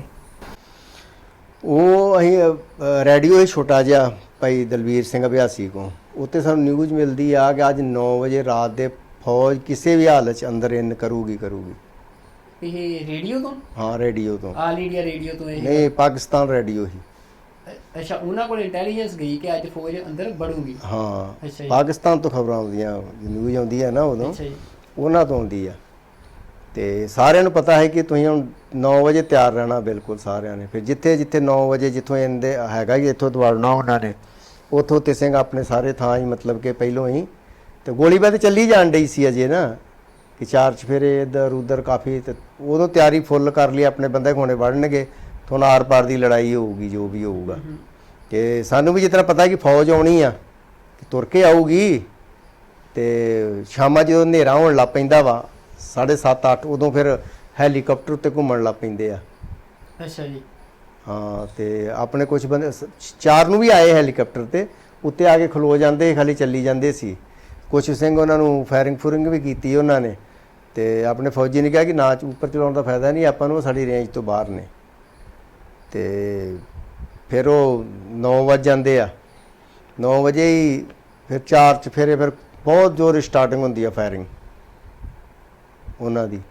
ਤੇ ਆਪਣੇ ਬੰਦੇ ਡੱਕਣ ਵਾਲੇ ਪਾਸੇ ਸੀ, ਤੇ ਉਹ ਵੜਨ ਦੀ ਕੋਸ਼ਿਸ਼ ਕਰਨੀ ਸੀ ਉਹਨਾਂ ਨੇ। ਤੇ ਘੰਟਾ ਘਰ ਵਾਲੇ ਜਦੋਂ ਵੜ ਲੱਗਦੇ ਆ, ਤਾਂ ਆਪਣੇ ਕੁਝ ਬੰਦੇ ਜਿਹੜੇ ਸੀ ਉੱਥੇ ਪਹਿਲੋਂ ਗਏ ਸੀ, ਉਹਨਾਂ ਵੇਖਿਆ ਕਿ ਉਹ ਇਕੱਠੇ ਹੋਏ, ਜਦੋਂ ਉਹਨਾਂ ਗਰਨੇਡ ਸੁੱਟਿਆ ਤਾਂ ਕੋਈ ਚੀਜ਼ ਉਹਨਾਂ ਦੀ ਡਿੱਗ ਕੇ ਥੱਲੇ ਆ ਗਈ, ਤੇ ਉਹ ਫਿਰ ਵਾਪਸ ਆ ਗਏ ਬੰਦੇ ਭੱਜ ਕੇ। ਉਹਨਾਂ ਆ ਕੇ ਦੱਸਿਆ ਕਿ ਉੱਥੇ ਕੋਈ ਚੀਜ਼ ਡਿੱਗੀ ਆ ਜਿਹੜੀ ਲੋਹੇ ਦੀ ਆ, ਤੇ ਆਵਾਜ਼ ਜੀ ਆਈ। ਤੇ ਮੇਜਰ ਸੋਹੀ, ਰਾਮ ਸੋਹੀ, ਸਾਰੇ ਹੀ 18 ਸੋਹਣੀ ਜਿੰਨੇ ਬੰਦੇ ਵੀ ਇੱਥੇ ਹੈਗੇ, ਸਾਡਾ ਫੌਜੀ ਹੀ। ਤੇ ਉਹ ਕਹਿੰਦੇ ਆ ਕਿ ਜਾਓ ਫਿਰ ਵੇਖ ਕੇ ਆਓ ਕਿਹੜੀ ਕੀ ਚੀਜ਼ ਡਿੱਗੀ ਆ।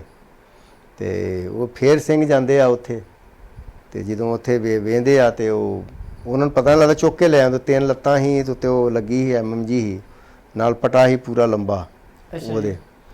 ਤੇ ਉਹ ਬੰਦੇ ਹੱਥ ਹੁੱਥ ਮਾਰਦੇ ਆਏ, ਹਨੇਰਾ ਬਹੁਤ ਸੀ।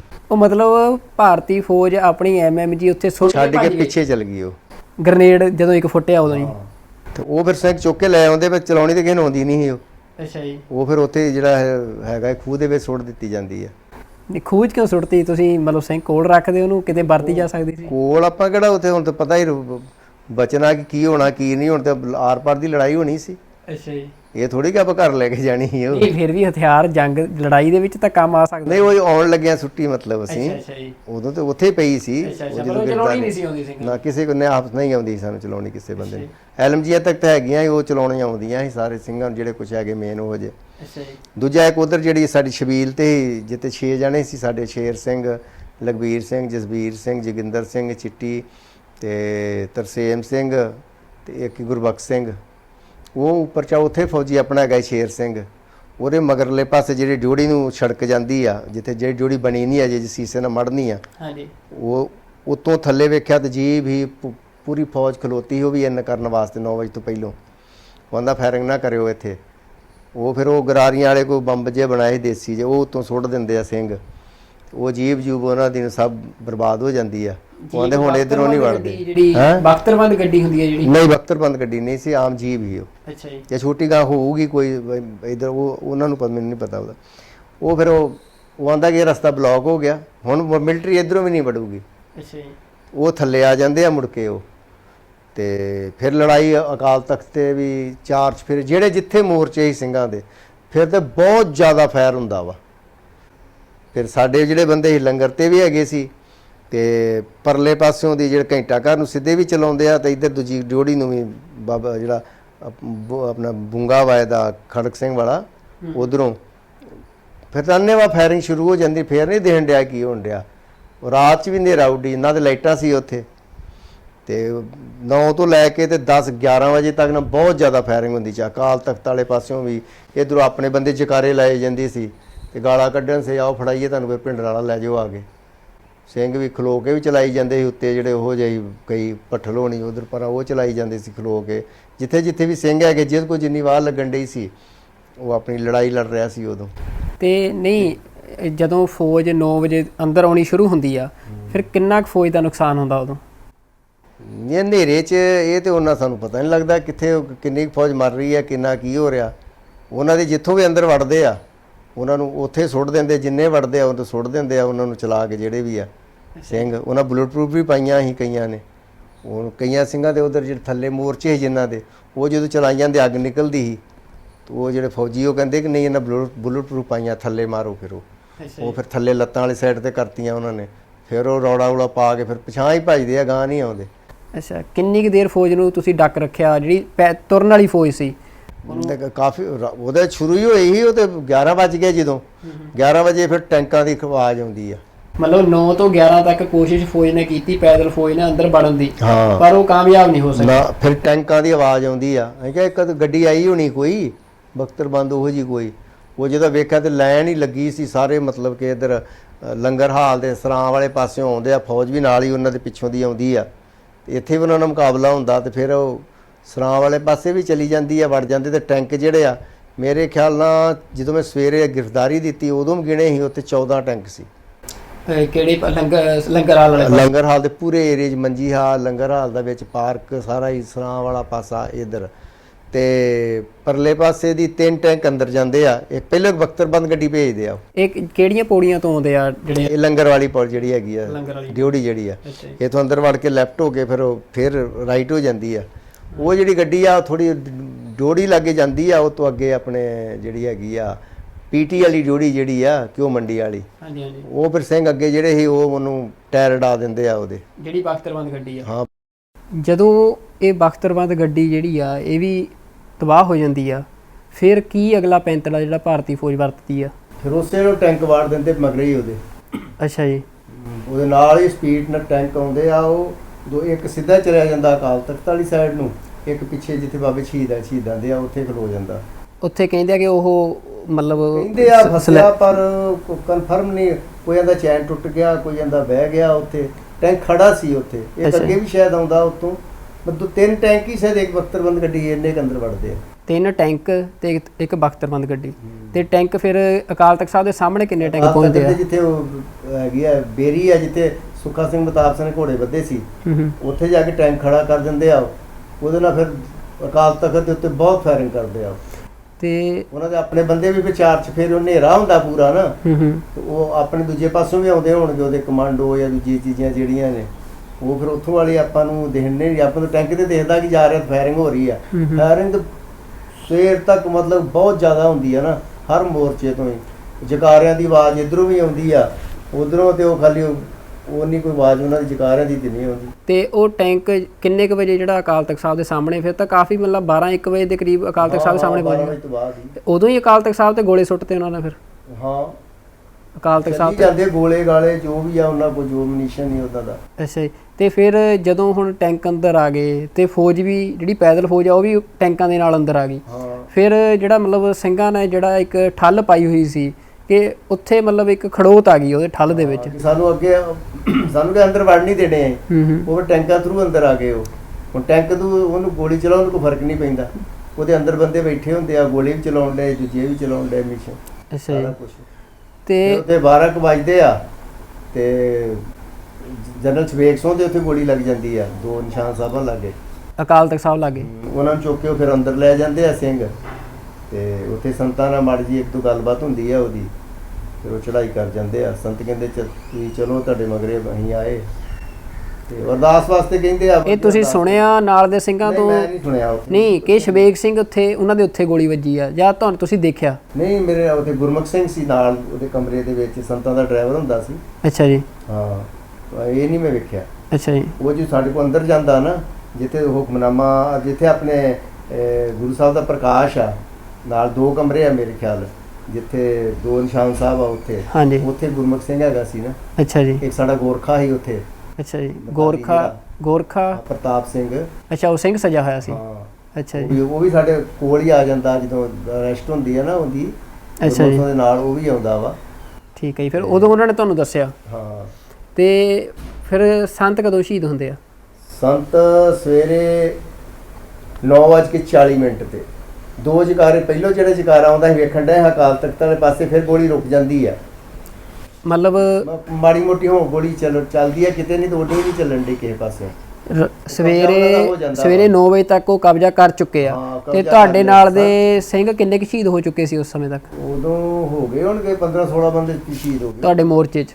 ਮੋਰਚੇ 'ਚ ਨਹੀਂ, ਲੰਗਰ ਤੇ ਹੋ ਗਿਆ, ਉਹ ਕਿਤੇ ਹੋ ਗਿਆ, ਉਹ ਕਿਤੇ ਹੋ ਗਿਆ। ਰਾਤ ਹਨੇਰੇ 'ਚ ਪਤਾ ਨਹੀਂ ਜਿੱਥੇ ਜਿਹਨੂੰ ਜੀ ਲੱਗਾ ਉੱਥੇ ਲੰਡਿਆ ਸੀ ਉਹ। ਅੱਛਾ। ਜਿੱਥੇ ਚੰਗਾ ਲੱਗਦਾ ਸੀ, ਜਿੱਥੇ ਬਾਰੀ ਉਹਲੇ ਆ ਦੂਜੇ ਥੱਲੇ, ਜਿੱਥੇ ਉਹਦੀ ਜਗ੍ਹਾ ਬਣਦੀ ਉੱਥੇ ਉਹ ਲੜਦੇ ਸੀ। ਤੇ ਤੁਹਾਡੇ ਮੋਰਚੇ ਤੇ ਜੇ ਫੌਜ ਦਾ ਕਬਜ਼ਾ ਨਹੀਂ ਸੀ ਹੋਇਆ? ਨਹੀਂ, ਮੋਰਚਾ ਇੱਕ ਪਰਸਨਲ ਸਾਡਾ ਕੋਈ ਕਮਰੇ 'ਚ ਮੋਰਚਾ ਨਹੀਂ ਸੀ ਨਾ, ਪੂਰਾ ਲੰਗਰ ਹਾਲ ਸਾਡੇ ਕੋਲ ਸੀ। ਪੂਰਾ ਇਧਰ ਲੋਹਾਂ ਜਿਹੜੀਆਂ ਸੀ ਇੱਧਰ ਸੀ, ਫਿਰ ਜਿਹੜਾ ਰਾਮਗੜੀਆ ਬੁੰਗਾ ਸਾਰਾ ਸੀ। ਨਹੀਂ, ਤੁਸੀਂ ਨਿੱਜੀ ਤੌਰ ਤੇ ਵੀ ਤੁਸੀਂ ਕਿੱਥੇ ਸੀ ਉਸ ਸਮੇਂ ਜਦੋਂ ਇਹ ਸਾਰਾ ਕੁਝ ਮਤਲਬ ਰਾਤ?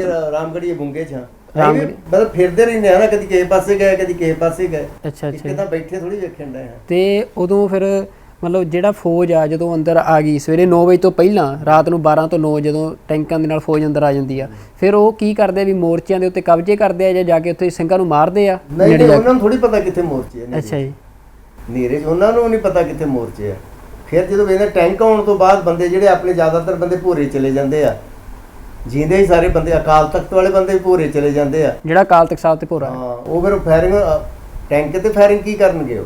ਅੱਛਾ ਜੀ। ਟੈਂਕ ਤੇ ਤਾਂ ਫਾਇਰਿੰਗ ਕੀਤੀ ਹੈ, ਨਾ ਕੀਤੀ ਤਾਂ ਫਰਕ ਹੀ ਨਹੀਂ ਪੈਂਦਾ ਕੋਈ। ਤੇ ਤੁਸੀਂ ਬੁੰਗੇ ਤੇ ਹੋ ਉਸ ਸਮੇਂ? ਹਾਂ। ਤੇ ਜਦੋਂ ਫਿਰ ਸਵੇਰੇ ਗੋਲੀ ਚੱਲਦੀ ਆ 9:15 ਵਜੇ ਅਕਾਲ ਤਖਤ ਸਾਹਿਬ ਤੇ, ਉਦੋਂ ਤੁਸੀਂ ਦੇਖੀ ਫਿਰ ਉਸ ਸਾਹਮਣੇ? ਹਾਂ, ਉਹ ਸਾਹਮਣੇ ਦਿਖਦਾ ਵਾ, ਉੱਥੋਂ ਜਾ ਕੇ ਵੇਖਿਓ ਆਪਣੇ ਰਾਮਗੜੀਏ ਬੁੰਗੇ ਤੋਂ। ਅੱਛਾ ਜੀ। ਉੱਥੋਂ ਦਿਖਦਾ ਵਾ। ਪਹਿਲੋਂ ਭਾਈ ਅਮਰੀਕ ਸਿੰਘ ਸ਼ਾਇਦ ਨਿਕਲਦੇ ਆ ਇੱਕ ਜਥੇ ਦੇ ਨਾਲ, 10-15 ਜਣ ਨਿਕਲਦੇ ਆ।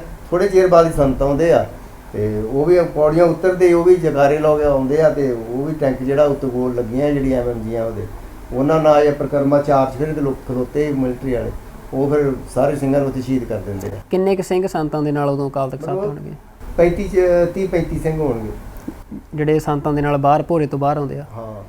ਤੇ ਮਤਲਬ ਕਈ ਬੰਦੇ ਕਹਿੰਦੇ ਆ ਕਿ ਪਿੱਠ ਤੇ ਗੋਲੀਆਂ ਵੱਜੀਆਂ ਨੇ, ਜਾਂ ਕਈ ਤਰ੍ਹਾਂ ਦੀਆਂ ਗੱਲਾਂ ਕਰਦੇ ਆ।